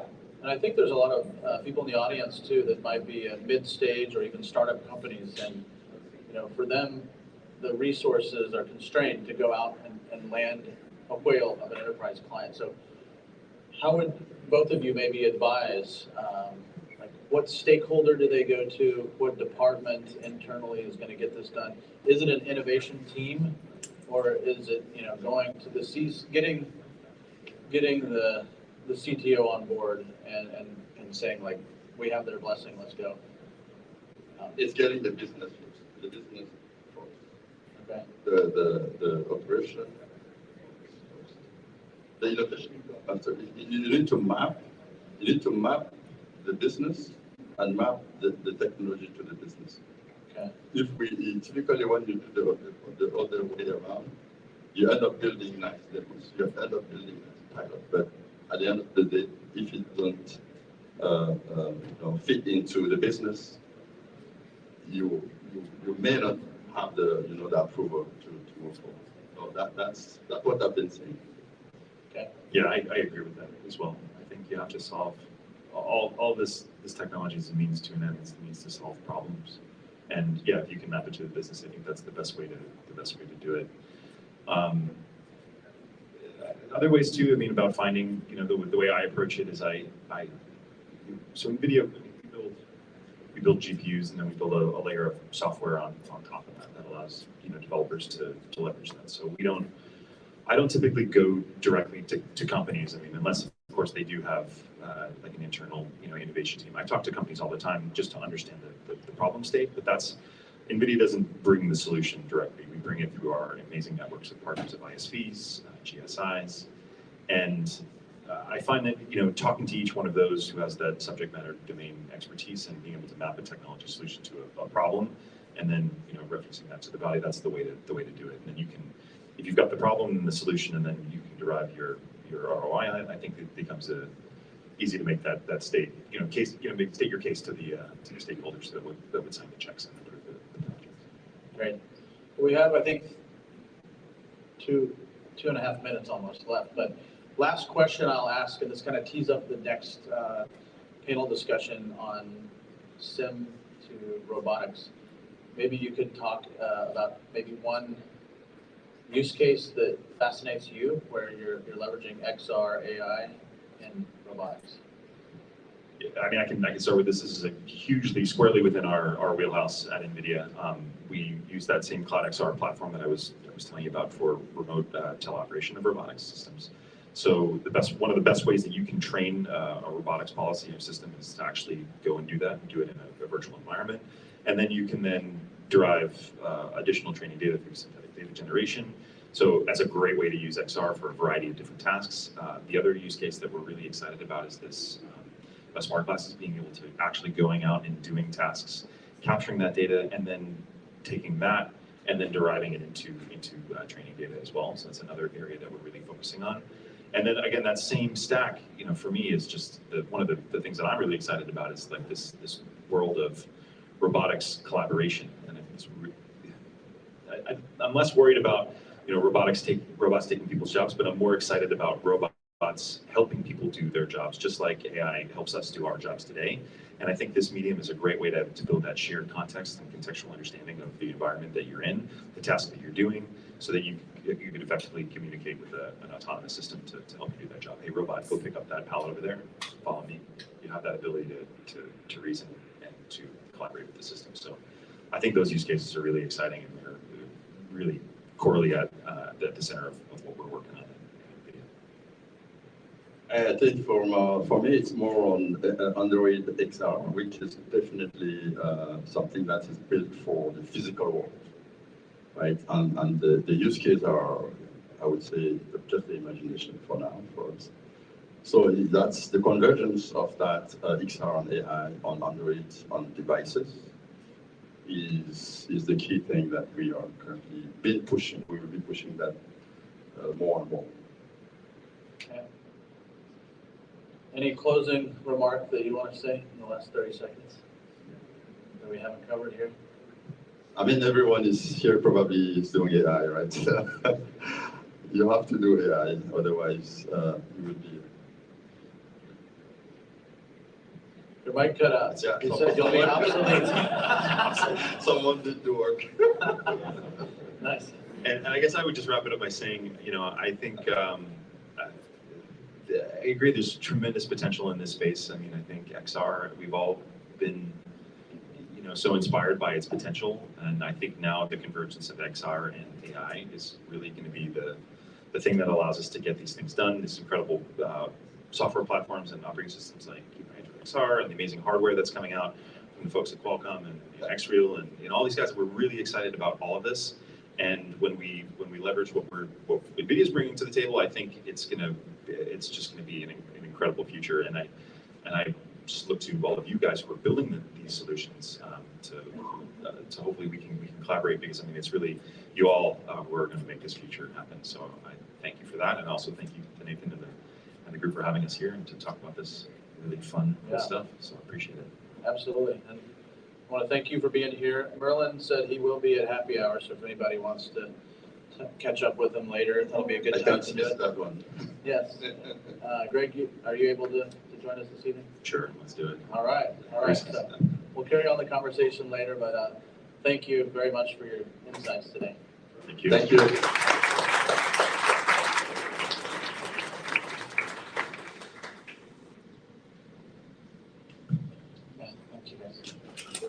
All right, so coming up next, this is a tough one because the room's going to split, I think.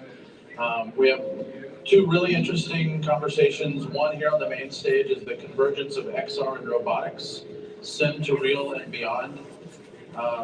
So that'll be here, and then we have another one in a breakout room. I believe it's going to be over here. Is that, yeah, in this breakout room. Correct me if I'm wrong, Marsha.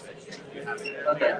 But it's Wired to Learn, XR, biosensing, and the science of training across industries. So training is another hot topic.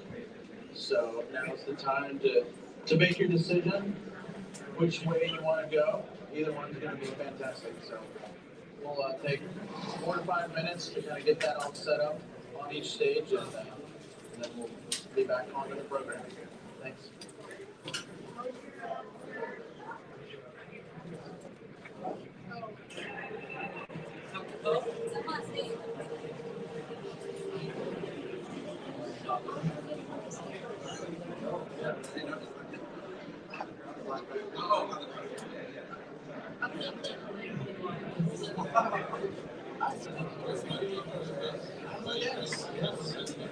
Yes, okay, great. Thank you for being here.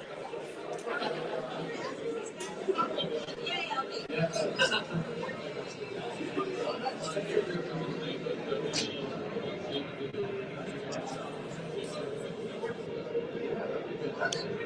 Yeah, your friend Bob is your friend Mike. He's a good guy. He really is. One of the greats of the industry that like really treat most of the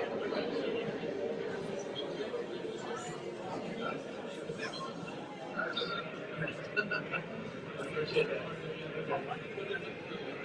Yeah. Okay. Sounds great. Thanks for saying that.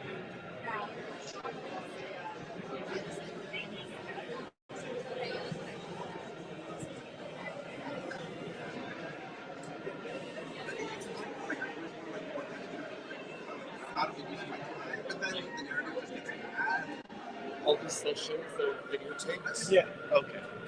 I assume they're going to be available online. I think I'll get them on the YouTube site. Yeah, yeah.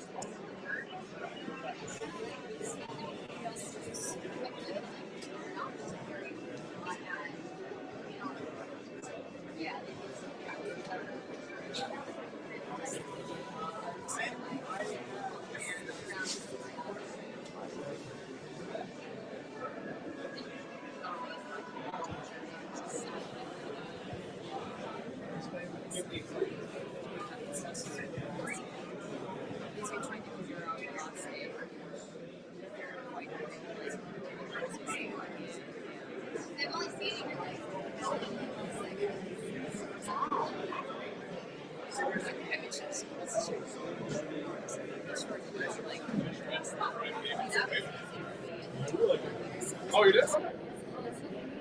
I was really excited about it.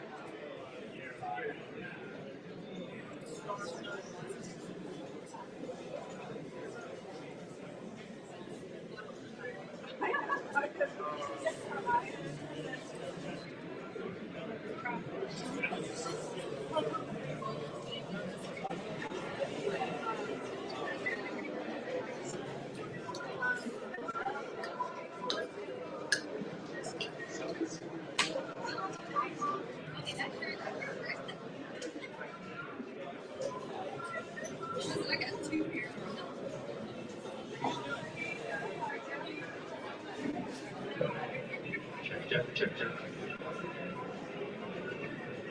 Devin?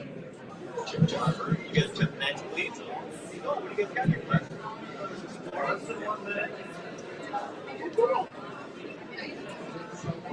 The magic leaps.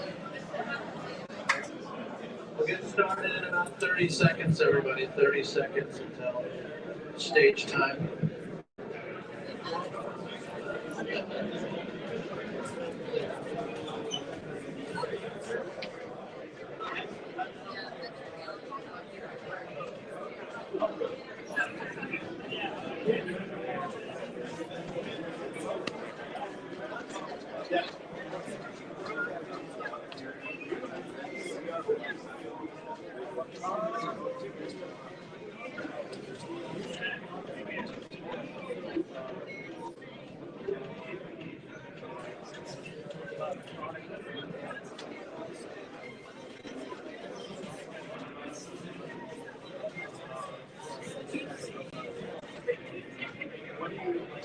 All right, everyone, we're gonna start the next session in 3 seconds. So please grab a seat and we'll get it started.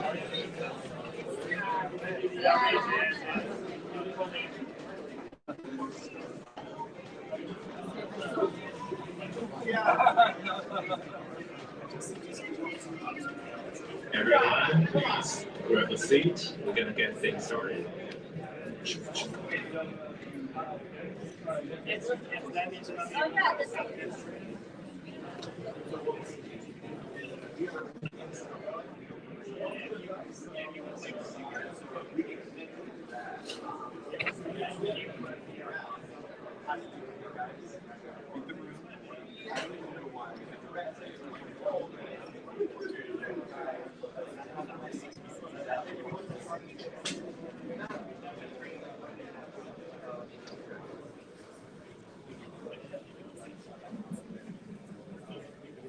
All right, everyone, let's get the next session started.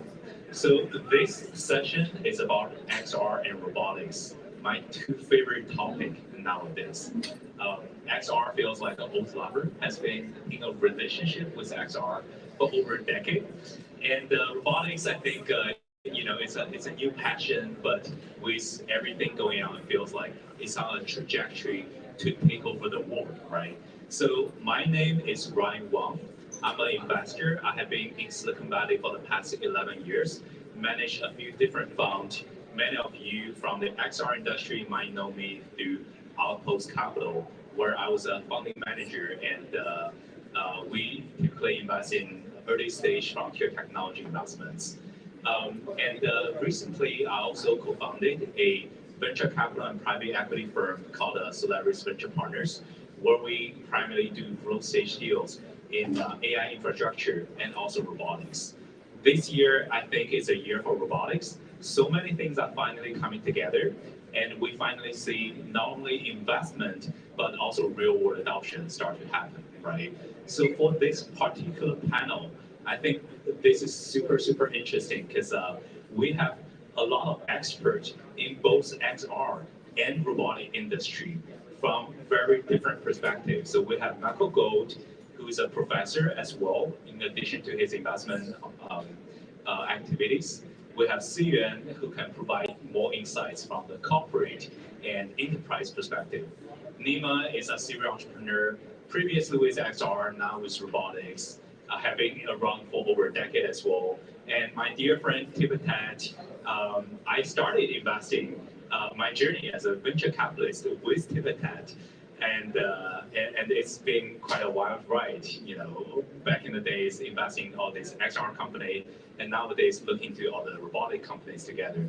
So with that, I'd like to have each of our panelists give a quick introduction on yourself, and also tell me something that the general public don't know about you yet, something a little bit personal, in addition to the introduction. We'll start with you, Michael. All right. Hey, everyone. I am Michael Gold. So I am a professor, as Ryan said, at School of Visual Arts in New York, where I teach 3D artists AI and technical skills. And I also am partners with Ryan in a new fund and research group called DefMap Ventures, DefMap Research. And we're tracking all physical AI open source research from paper to production there. So something that the world doesn't know about me. Well, when I was running a research lab as EIR at NYU, and we were all 3D AI VR researchers. Everyone in that lab, every researcher, all the people who were teaching, we all had this left brain, right brain thing going on. We all had a musical talent. So for me, during the dot-com bubble bursting, I've been around a while, I was making more money as a DJ than I was as a programmer. Yeah, so I was doing nightclubs, weddings, bar mitzvahs. 2001 to 2003 was the golden era of a lot of dance music, and I have a great catalog. So if things turn down again and the robots replace us, I'm going back to them. Got you. Siyuan, your turn. Yeah, so hi everybody. My name is Siyuan. I'm an open innovation manager at Hyundai Cradle. Hyundai Cradle is basically the corporate venture capital arm of Hyundai. Our job is to look at and work with early stage companies all across the world and bring technologies into the greater Hyundai Motor Group. In our case specifically, working within the value chain of two car companies. Our two main brands, Hyundai and Kia. And something the public doesn't really know about, I'm gonna go ahead and just kind of it's a nice segue from Michael's thing. I may not look like it, but I'm a metalhead.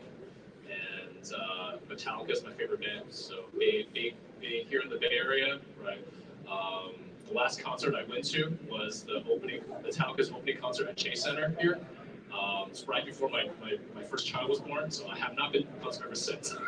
But my last one was a Metallica concert. I feel like in addition to XR and robotics, a hidden track for this panel is music.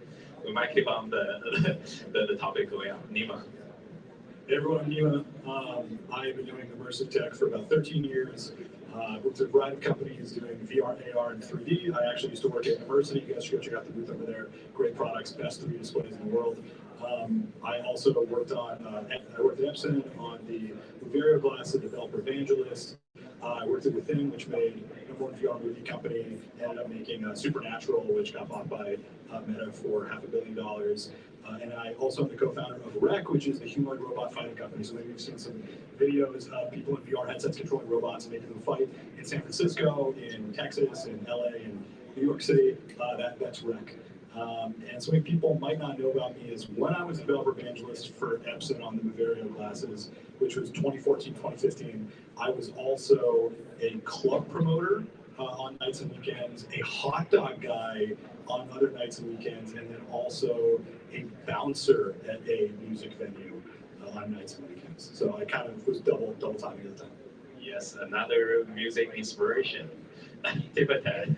Oh wow, I have no music inspiration, sorry. So hi everyone, I'm Tibetan, general partner, co-founder of the Venture Reality Fund. We call it the VR Fund for short, but really we always wanted to invest in what we call virtual, augmented, and synthetic reality, or AI, but now we think about like generative reality. Fun weird thing about me. One thing I did want to mention, like we have now 5 investments in the fund out of our 74 investments that are robotics and robotics related. So we definitely put our money where our mouth is. And then random thing about me, so most people that know me know I love food and I love taking photography, but I probably have one of the largest like libraries of Gaussian splat food scans. I think I have 3,000 scans I've made at this point of like random food that I've eaten. One day you can make a 3D food some kind of application out of this.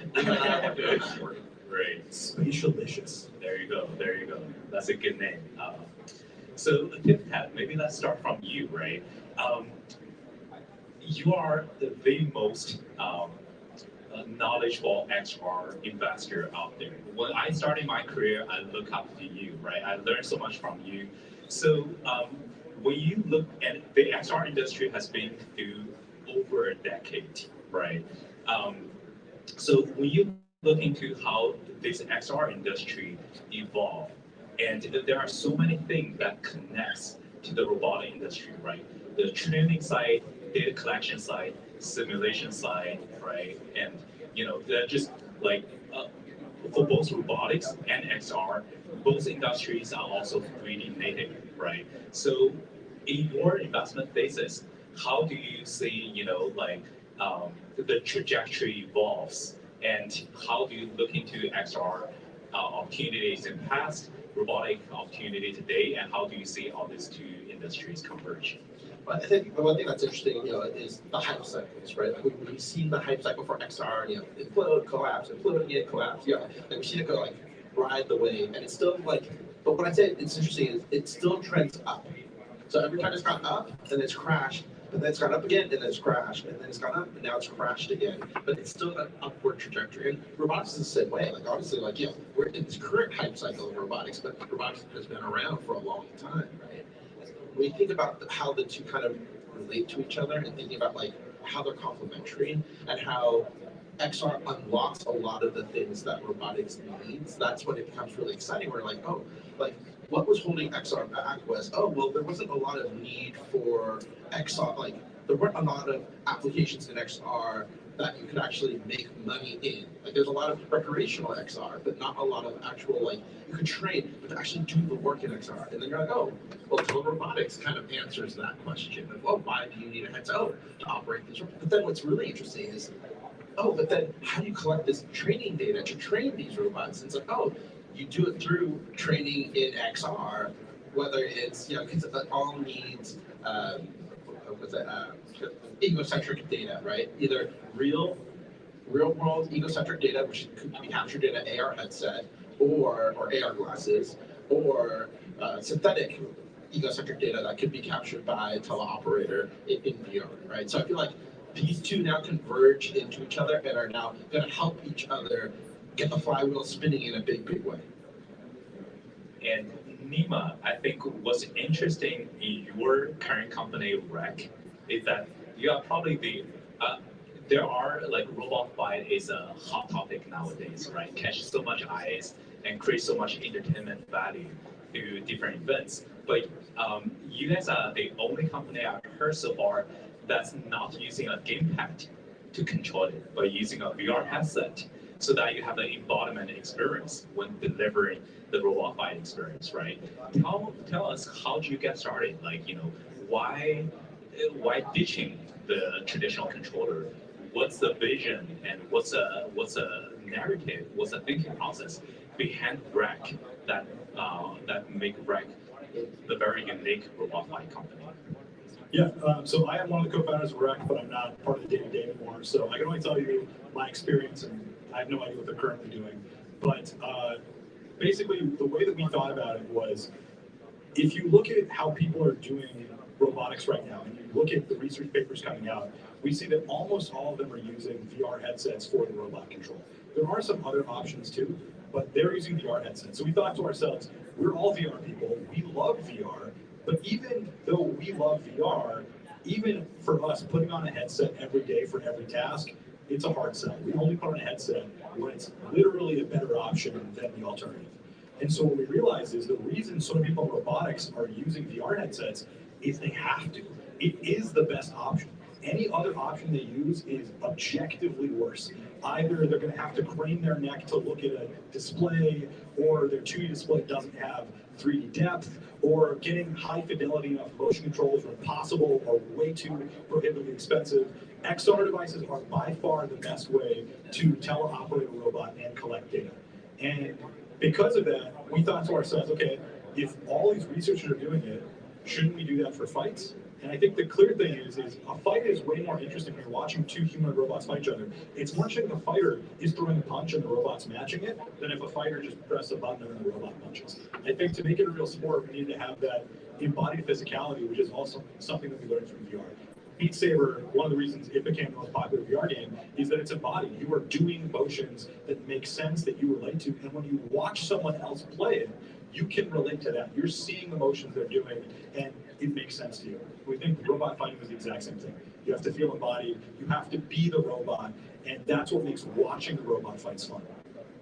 I think that's such a good point that, a lot of use cases in VR that we have seen today are not a necessity, right? We feel, oh, it's good, it feels more immersive, it's, it's more straightforward, but then thinking about the frictions of getting a headset, putting things on, things like that, is always keeping people away from the real world adoption, unless it's a necessity. And in your case, yes, people can play with a gamepad, but it doesn't feel the same, right? So it's now I understand the reason behind it. So I think this is a good touching point for Siyuan, your perspective, right? In Hyundai, it's a group that acquired Boston Dynamics. You guys are looking to a lot of new technologies, regardless of XR, robotics, and everything else, right? So, in your work, what do you think is some of the use cases, how XR and robotics are being applied in your business unit internally? Yeah, for sure. So in our case, I would say most of these like XR/robotics related, especially where they intersect, I would say mainly is within our factories, right? A lot of times we're looking at new technologies to basically help us build the cars faster, better, more effectively, right? Within automotive especially, right? We're talking about each factory, it's a huge capex sunk cost, right? So once you make that multiples of $1 billion investment into a factory, you got to be able to churn out millions and millions of cars on an annual basis, right? So any additional cars we can churn out of the factory makes the return on investment better for that factory, right? And so for us, a lot of these kind of like, so kind of where XR and robotics converge in this is purely on like, how do we increase the ROI of the line which we're producing the vehicles. And so this kind of just segues into what Nima and Timothée was saying about, because in our case, we've also seen some fantastic use cases within telerobotics, right? And VR is like Nima was saying, right? This is probably like the best way to do telerobotics, because you really need to have a nice sort of like 360 view of the environment, because you're dealing with an environment that's very unstructured. You're dealing with an environment that requires you to have these kinds of viewpoints, in which honestly a screen is just not sufficient.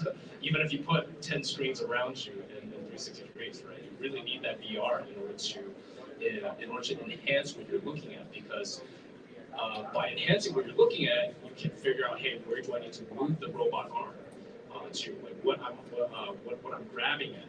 And these are the kinds of things that have real ROI potential within even a car company, right? And so for these are kind of use cases we've explored with various factories, because at the end of the day, the robots that we're deploying in the factory, we're trying to do things that humans can't do, like pick up the hood of a car, right? But to match it onto and put it onto the car, right? Sometimes you can guide the robotic hand to do that, right? And oftentimes, because it's a very constructed environment, sometimes different size vehicles coming through, you need to have a human in there to calibrate the car, to calibrate the robot hand, sort of like ad hoc as it's coming through, which is where we would use these kind of teleoperated applications, right? And so, yeah, these are kind of big, and ultimately, the ultimate goal is again, like I said earlier, it's the return on investment. Right? We want to be able to build these cars faster. Like if we can save like a couple minutes off this, applying the hood of a car onto it, right? That can turn into maybe one additional car every day. It's a higher ROI for us. Yes, very ROI driven. Make a lot of sense. Michael, you are from the academia world, right? And we met each other through NYU, and you were with the Media Lab for a while, and then now you are teaching full-time at a university, School of Visual Art, and also we are running this research fund together, right? So let's share with the audience, why do we think it's essential to have a research-oriented investment basis? And in particular, right, like open source is a key topic and a key differentiator for our thesis. So let's share with the crowd that why open source, and what are the ROI from the open source world, and how the recent projects like Open Cloud, right, is kind of shaping and bringing new opportunities to the business model through this entire open source ecosystem.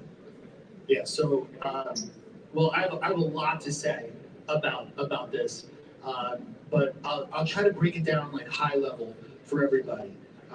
And I guess the easiest way to do this is to kind of go back to our music metaphor that we started off with today, right? So we have now open source software. At almost every major software infrastructure piece in robotics, I'm kind of waving my hand over that, is open source. And what does open source let you do? It kind of lets you do unlimited remixes. In technical jargon, you say, oh, I forked this repository. You're just taking it, you're remixing it. In addition to just being able to take the code and remix it right now, with the world of agents that we're in, you can do what's called clean room coding of software. This is something that engineers used to do back in like the 70s and 80s. They would take the thick manual of how to use a piece of software, not looking at the code at all, and just from the manual, here's how to use a piece of software. I want to duplicate it. I'm just going to write the code based on how to use the software. Another piece of software that kind of works identically to it, but I never saw the code, so I didn't copy the code. And you could do that. It would take a long time. They call it clean room because you'd just be in the room with it. Now, you can do that with an agent. I'll give you an example outside of robotics outside of this world because it's kind of easy to understand. Someone over the weekend with their coding agent, this past weekend, got really pissed off. My version of, I gotta do my taxes, and my version of QuickBooks 2003 that I had running on a Windows computer stopped working. So he said, well, the reason it stopped working is not because the software broke, but because Intuit's activation server for this piece of software, they shut it down in 2017, so he couldn't install it on a new computer because his old computer died.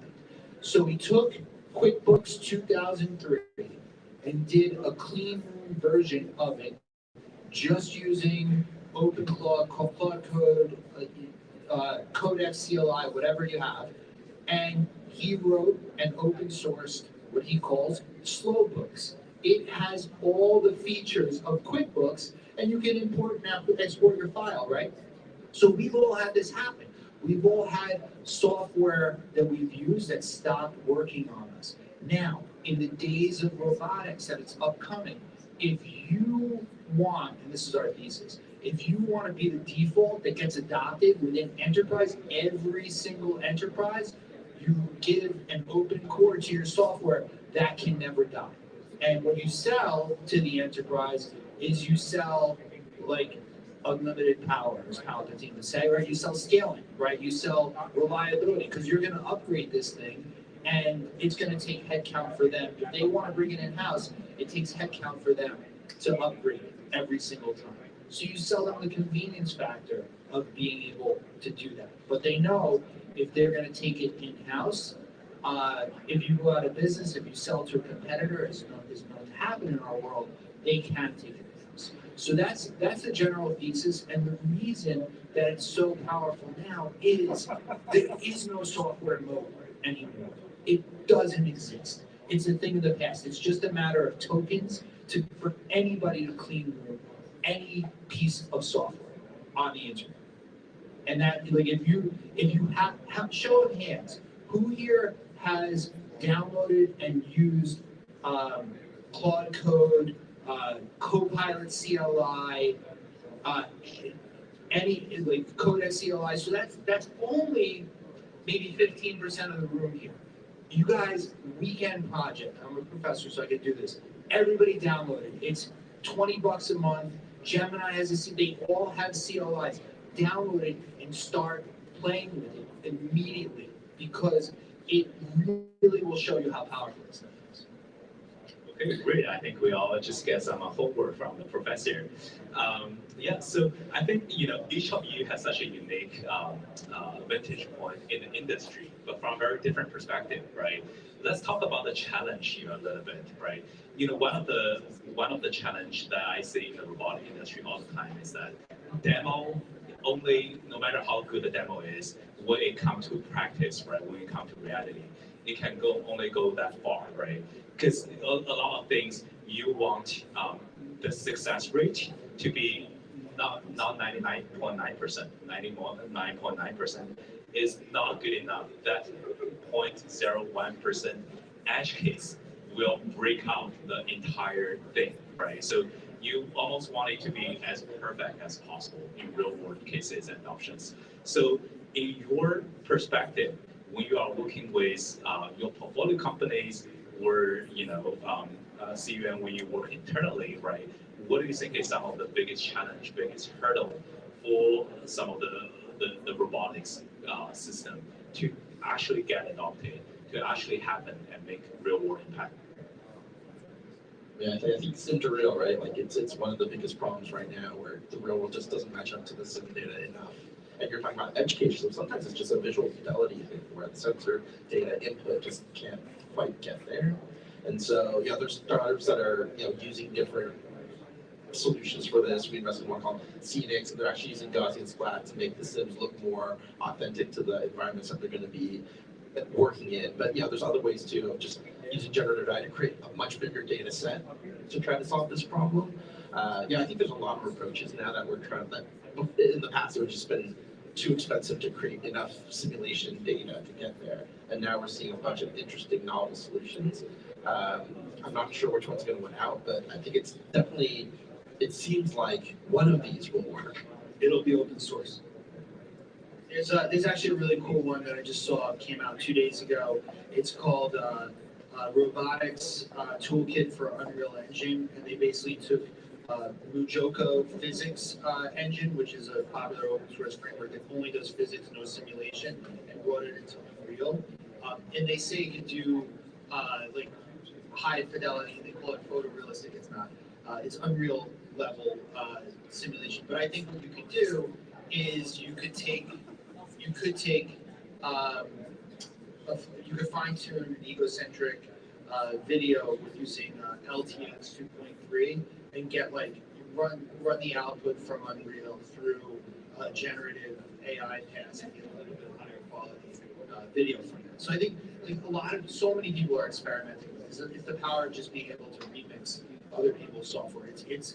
It's getting better. Like every single week you see new stuff that's just like better than the week before. I think saying like what is like the issue with robotics is a little bit of a misnomer, because the problem with robotics is the real world, and the real world has lots of problems. All the same problems that you need to resolve on a factory floor or in a home or in an office or in a combat sports scenario. You have to solve all those same problems with robotics. And I'd say the problems have kind of these scale tiers, and some of them are what you would mostly call a solved problem, and some are definitely unsolved. I'd say the easiest tier, mostly my experience in humanoids, so I'm going to talk through humanoids. If you have just a flat ground and you have the robot doing some sort of motion policy, for example, a dance, that's pretty well solved. So you can just have robots do dance on a flat ground, as long as nothing's touching them, you're fine. Then you have maybe it's rough or uneven ground, maybe it has to go upstairs. That you can kind of solve it depending on the scenario, but the robots are pretty good at self-balancing, but still that's pretty solved. Then you get to the harder one, which is, okay, the robot is going to be interacting with real things, and those real things are going to have forces, but the robot's expecting the forces. That's things like picking up a box or pushing a button. These are all things where they're going to have forces against them, like when they push the button, they're going to feel the force, or when they pick up the box is going to weigh down their arms.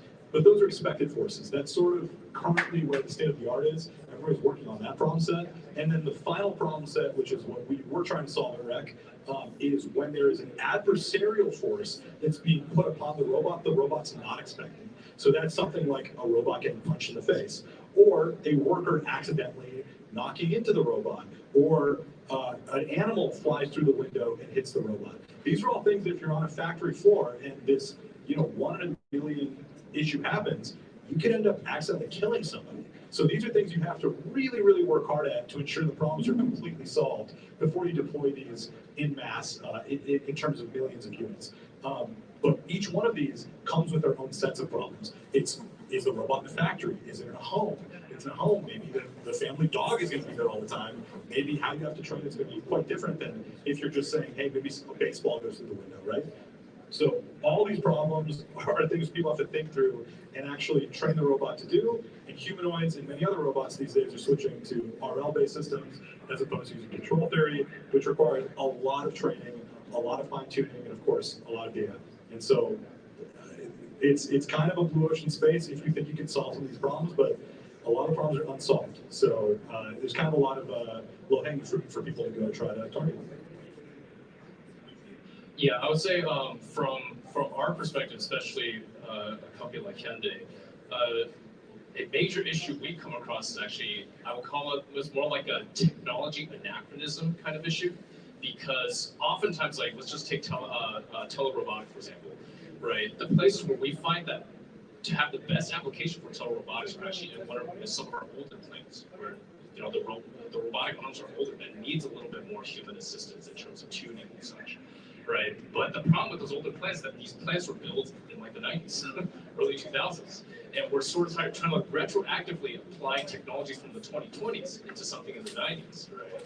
And very much like we're doing this with these kinds of like older equipment in mind, but it's not just that the equipment are old, but the entire infrastructure, the factory is old, right? And so these create a lot of these like things that you don't really even think about when you're sort of like doing a lot of these planning from like a theoretical, just like off the book basis, right? And so this is where, at least personally, I've seen a lot of these kind of friction is because yeah, we're trying to apply technology from the 2020s to a factory that was built in the 90s, 80s, for example.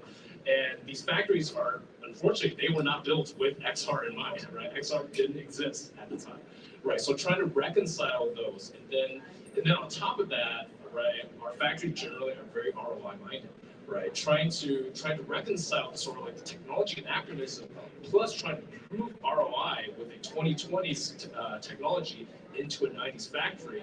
This is where you get a lot of questions that there really is no answer other than apply it to the factory. But then it involves, hey, how many hours do you have to take down the line to apply this on there, right? That's a non-zero amount of time, right? Every hour that the factory's not producing cars, right? That's lost revenue for the factory. And so trying to reconcile all of these, proving ROI and trying to reconcile technology from different decades.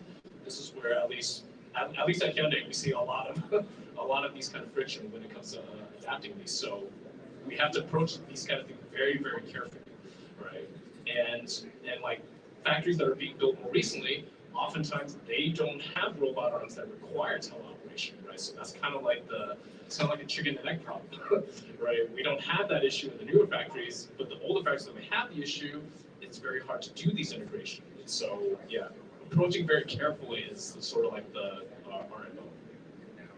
Working with old system is always a challenge on how to handle all these backwards compatibility side of the issue, right? It's nothing sexy, but a real problem to solve. All of you guys have a unique angle and are all very visionary, very future oriented. Tell me something that you think the public haven't realized yet, right? Something you believe that the public may haven't realized it. It could be a company, it could be a project, it could be a thesis, it could be anything, right? But share some of your vision towards the future that you think is a little bit counterintuitive as of today.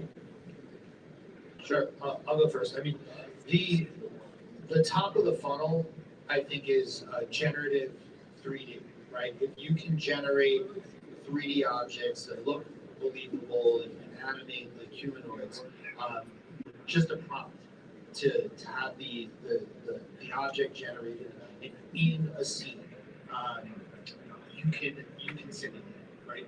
So we are just at the early days of that, of being able to do that, where the world building can be done object by object by somebody who's not a computer scientist, who's not a 3D graphics programmer, who just has a general sense of what the scene should look like and it should look good. So that really is going to be a huge unlock for filling what NVIDIA calls this data gap for Sim 2 Real. You have the real world stuff that you can collect, and we spoke about this in this panel and the panel before with egocentric cameras. So it's like first person point of view camera, people doing things like at a factory, in the factory. That data is very expensive to collect. Then there's the simulated data, which is like it's kind of below the pass-fail threshold right now because it's not believable enough. That's going to change on a dime pretty soon.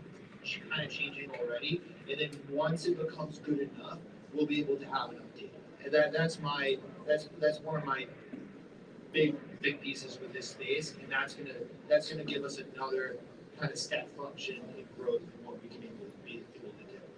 What do you think could be like, one sentence summary or that? Like if you have to make a statement. The simulation is going to get a lot better, and it's going to be usable for everybody. So it'll be accelerating massively. That's a huge news. That's great news for the industry, right? Like currently, so much of robotic system training is based on data collection, which is a very labor-intensive process, right? And when simulation can get better, that's not a big problem for the industry. See that? Yeah, so I think from my perspective, there's a lot of, I would say, almost like a mismatch of use cases, right? Because when we deal with a lot of these technologies that you can do a lot of simulations on, we're generally simulating like, at least we see a lot of effect is on areas of the factory in which it's already mostly automated, right? Mostly which like you basically have no humans in there. Stamping people, paint shop, for example. These are two areas where there's largely no humans in there other than maintenance crews who maintain the equipment. All right, the place where we really do need a lot of simulation, unfortunately, is the places where we have a lot of humans involved, General Assembly, right? Doing very manual tasks in which robots, unfortunately, today have not reached that level of ROI yet, right? A quick example I can give everyone, like think of like within your car, you have someone who's assembling the car attaching wire harnesses, right? That's something that a human can do very, very easily. Right? You pay a factory worker $20 an hour just to plug a wire harness together. Now, very boring job in my opinion. Right? I wouldn't want to be the one to do that. But this is something that it's something humans are very much built to do. But if you were to design a robot to do that, the ROI is just not there for us, right? And so yeah, so in our case, like oftentimes like the places where simulation comes in most handy, that are most useful, are actually in areas in which like we have a ton of human activity in there, and that of course just messes with your data collection, right? In terms of the structure and everything, and then trying to apply more of that into these areas becomes very difficult for us, right? And this is why like nowadays for cars, especially General Assembly, it's the vast majority of it is manual labor. So basically, the robots need to get either better or cheaper, or both. Both in order for the adoption to happen. Exactly. In our case, usually it's both. Nima? All right, I'm going to share my spicy take. I think the thing that most people in the industry don't know, and I deeply believe, is that humanoid robots make absolutely no sense in the vast majority of situations. We are in a humanoid robot bubble. We are headed towards the top of the bubble, and the bubble will pop in less than 24 months. I feel this very strongly. I feel this as a co-founder of an entirely humanoid-focused company. So you know that I'm not talking about myself. I think there are places where humanoids make perfect sense. Entertainment, it makes perfect sense. In entertainment, you want things that look like humans. People relate to things that look like humans.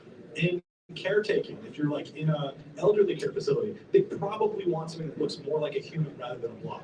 But in factories, it makes absolutely zero sense in the vast, vast majority of cases. In your office, it probably makes no sense in the vast majority of cases. In the home, I think that's very debatable. I think there's a chance they might make a huge difference in the home. Maybe Tesla is going to succeed. I think Figure's not going to succeed. I think they're probably a total joke and are going to fail. But I think there are companies that could succeed in the home. But I think even that's not guaranteed. Mark Cuban recently said he thinks homes are going to start becoming more like robots, and you're going to start retrofitting your home with purpose-built machines that do things. I don't know if that's true. That might not be true. I don't know if humanoids are going to work there or not. But what I do know is almost everyone who, if you believe it when someone says a humanoid is going to come and do all the jobs in every use case everywhere, I've got a bridge to sell you. So I give you one opportunity to agree or disagree with Nima's. 100% agree. What can I say? This is I'm with you 100% on that. So even though it doesn't make sense in factories. We're trying, but it's hard. Not for now. And I said in most situations. Factories. There's one thing like we're very much focused on very niche cases where we find like that even maybe it has a chance. But like I said, like I use that simple example, the wire harness thing. How do you beat paying a guy $20 an hour? Right? This is right. Instead of having a human, you've got engineers, backend, servers, everything, maintenance, all that, charting, the maintenance. It's like, sorry, $20 an hour. With all that, you pay the robot like $10 per hour, and it does a better job, right? That's what it takes. Yep. Give it that. I mean, again, I don't know if this is a spicy take, but I do feel like, for a long time in XR, we're talking about what's a killer app? What is the killer app of XR? And I definitely think this idea of creating the data set to train robots and to also train world models, right? Like that's going to be one of the biggest killer apps in XR. And whoever's working on that, I think they will do very well. And you invested in AMI recently, right? We invested in AMI, World Foundation Model Company. And again, like, we've looked at several of these, we've seen a lot of these, and a lot of them need data, right? Like, you hear about these like huge raises, and a lot of it's going towards compute, a lot of it's going towards data. Are you burning your like XR portfolios? into AMI so that they can be like a service provider? We've definitely talked about it, and we're definitely trying to figure out where the synergies are. And honestly, too, like I mean, a lot of XR developers right now, they're like, hey, we're struggling. XR market is not going, that well. What do we do? XR trainings drying up, and like you should really think about creating bespoke, high quality data sets for world models and robotics, right? Like I think that's one of the new huge opportunities right now. Congrats for the investment. We're all super excited about the future world model, and hopefully this will be the ultimate solution that we can all, get rid of all the VLMs, right, and just like build a good simulation, the simulation that's good enough, and robot can have a native understanding about the world as well. So with that, we are officially running out of time. Please join me. Let's thank you, our amazing panelists, and they're going to be staying around for a while, so if you want to connect with any of us, please. Thank you. Thank you, guys.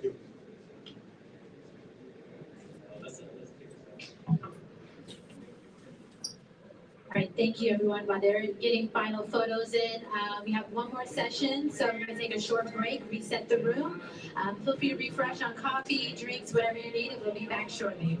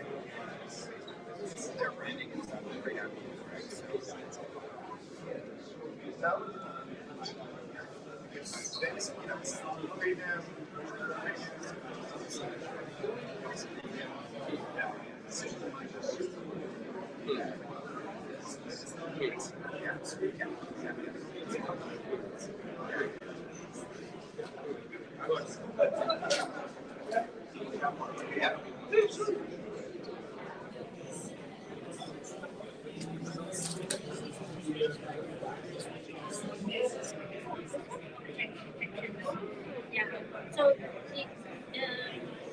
we can use the VR headsets and then with 5 of these trackers on the body, and then you can get your body motion. But this one serves it can be we can do tripod things, and then it can be like your eyes. And a lot of people like they put it onto the robot.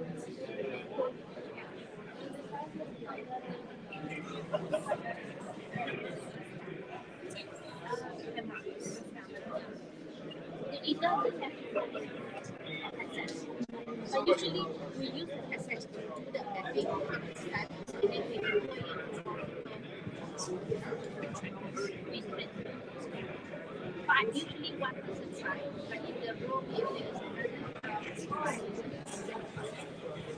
we sitting right in the we try and get people. For me, it's getting crazy sometimes. So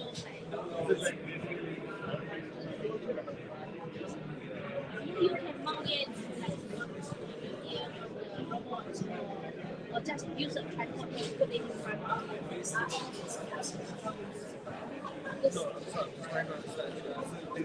you. Like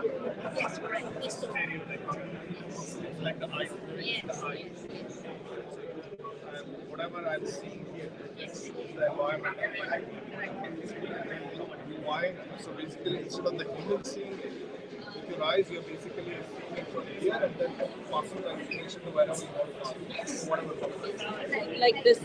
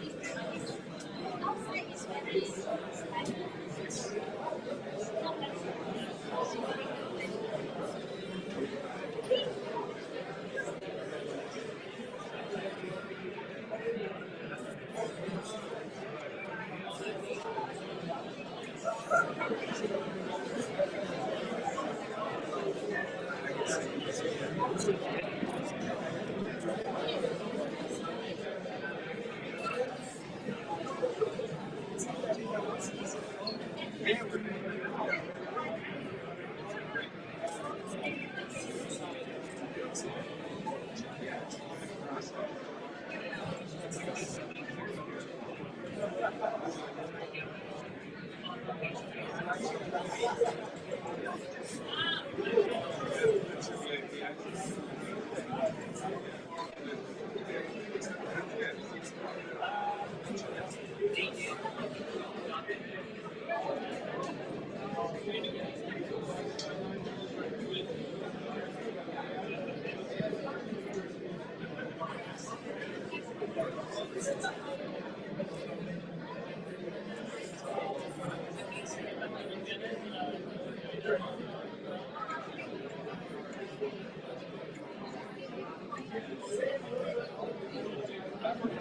everyone, if I can have your attention really quickly here. We still have actually one more session, one on the main stage and one in the breakout room. So we're going to get started in about 4 minutes. Pico is going to be in the breakout session over here in the Golden Gate room. And then we have a new discussion on the main stage. We had Lenovo, unfortunately, was sick. So I'm going to be giving something that everybody can use and talking about taking your 60-hour work week down to 2 days based upon the 2-day work week concept. So we've got about three minutes until those sessions start. So if you want to see Pico, they're over here in the Golden Gate.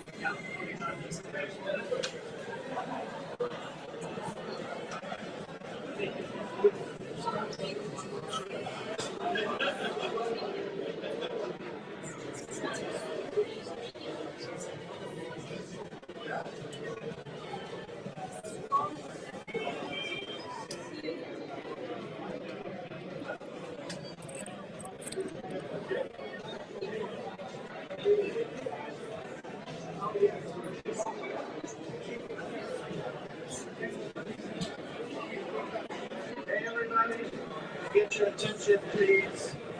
We've got two final sessions starting. Two final sessions starting.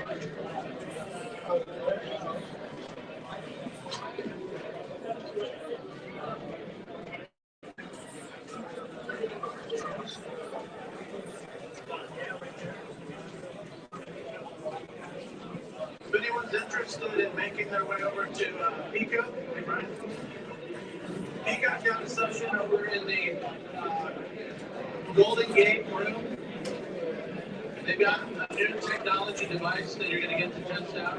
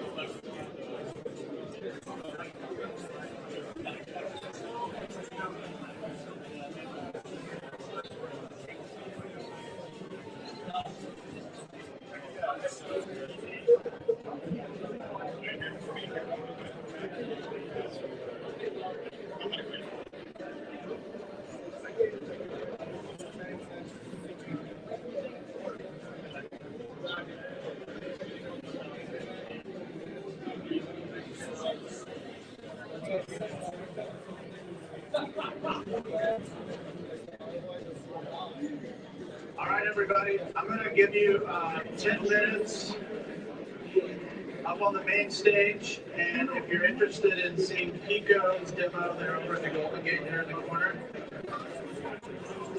I know there's a lot of talking going on, but I'm just going to roll with it and get started. So, for those of you kind of who are sitting here, I'm going to ask a quick question. How many of you have worked over 50 hours in the past week? Maybe? I know you have. You're working too hard. Well, I was inspired last year to write a book called 2-Day Work Week. And a lot of that revolves around leveraging AI technologies and how you can take 5 days and turn it into 2. So, a little bit about the inspiration for this. A lot of people may have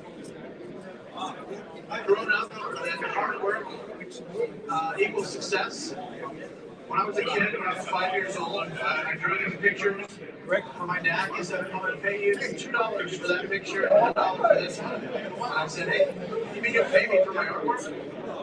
And I ended up going door to door throughout the neighborhood selling artwork where the neighbors, I think, felt sorry for me as a 5-year-old, but they went ahead and bought it. And that inspired me to like work hard and go out and be an entrepreneur. But I then transitioned into mowing the lawn when I was 6 years old. My parents feared it would look like child labor, but I decided to go ahead and do it because I just wanted to. It's still not there yet, but yeah.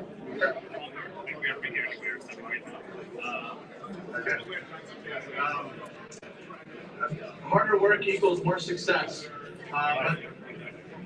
Not too long ago, I ended up, I was kind of forced into doing more work in less time. So I was I was traveling with my girlfriend, who's a flight attendant, and I was able to travel a lot. And I would go on these really short trips for 24 to 36 hours, but I'd be on like a 4-hour flight. And this could happen 2 or 3 times a week. And so I kind of forced myself to say, how do I compress all that time so I can have hyper-focused work on a plane for 4 hours, and then have time to relax and enjoy myself, and experience these micro vacations. So I went down a path deeply of kind of optimizing systems and changing a mindset to kind of think bigger and create time. And I ended up writing this book, 2-Day Work Week. It's a 3-part framework that I think everybody can get use out of. And it involves AI, mindset, and putting systems into place. So I went from real burnout, 60 to 70 hours a week, to now working some weeks 2 days a week, some weeks a little bit more. But in this book, it's going to kind of talk through a lot of the mindset shift that you have to put into place in terms of creating time, thinking big, and breaking rules. So those are the 3 mindsets. And as a result of this, we're also going to start doing workshops to go into deep dives where we're going to have technical people come in and show you how to implement some of the systems to put in place so that you can do it as well. I'll give you one example, in terms of putting together this conference. In years past, we've had probably 6 to 8 people doing it. We had 3 people doing it this time around. And some of you who I see are speakers in the room as well. I was able to go in and kind of create a project inside of Claude with all the documentation of everything, everybody's contact information, and then be able to go in and streamline the process of setting up all the talks, all the communications with simple prompts that literally would have taken me 2 to 3 hours, and I could do it in 20 minutes. And a lot of people, I think, aren't implementing those tools like they could be. As an example, in that communication process, I can take a concept and say, hey, write me an email and send it to everyone who I'm moderating a panel from. Give me all the questions and any kind of feedback that I might need from them. And within about 30 seconds, it shot those emails out to everyone while I've connected it to my email account. So that's one just simple way of doing it, but I hope any of you listening will be inspired. Check out the book. We've got them over here that you can get. A few copies left, and yesterday it just went on sale on Audible. So, also, a few of you might be asking why I'm up here and not Ed Suhu from Lenovo, who was originally on the schedule. He unfortunately got terribly ill and emailed this morning that he couldn't make it, but he really wanted to be here. So that's why I'm stepping in here with this kind of ad-lib discussion. Wasn't planning on it, but I just wanted to provide a little bit of extra value. And with that, I'll take any questions that you might have for me on this concept, or you can still have time to check out Pico's demo over in the Golden Gate room. They've got a new device that hasn't hit the market that they're showcasing. So, any questions from anybody on concepts from the book or 2-Day Work Week in general? The question was if I'm running OpenClaw. No, not yet. I think it's got a little bit too much risk there, but I think NVIDIA actually came out with a tool set that locks all that down. So I am planning on investigating that.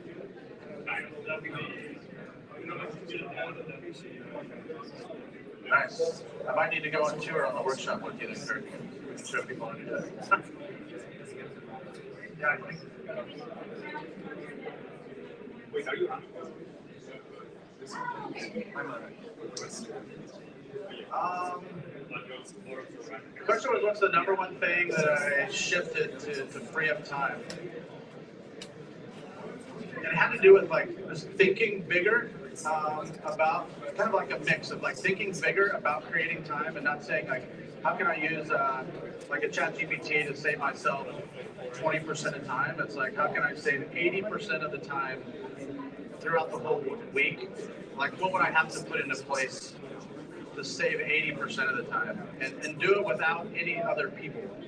Because as an entrepreneur in the past, I've always said, hey, I need to hire more people. And so what that kind of shifted to is like thinking like AI and AI agents as your employees, and then like you're the CEO instructing and asking them what to do. And then it also takes like checking in on it regularly, and it does break sometimes, but I think it was like trying to think a lot bigger about doing it.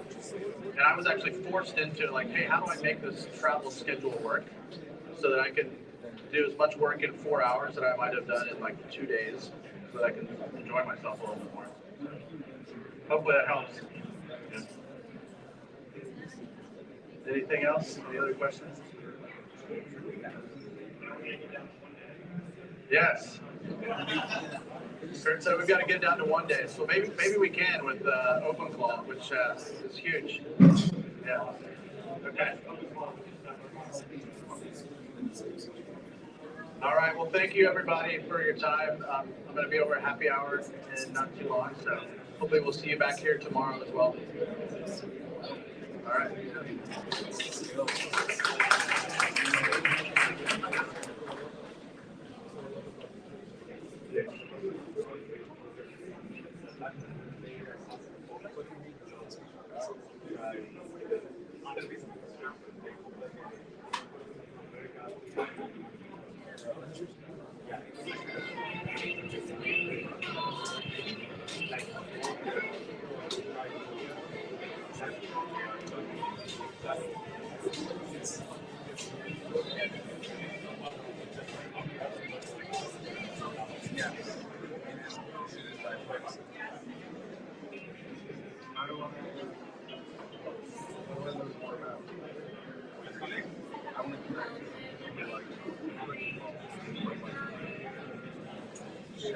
I'm gonna like text him.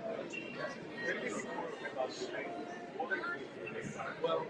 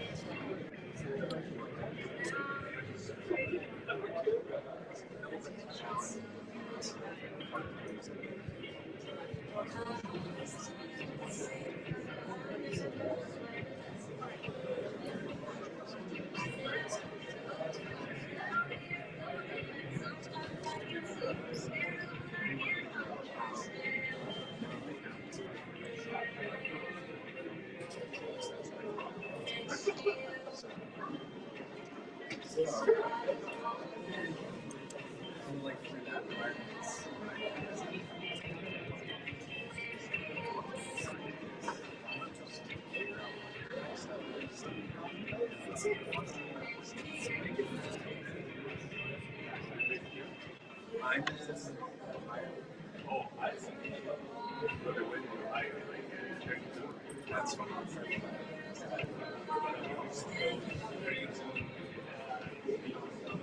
Macedonia.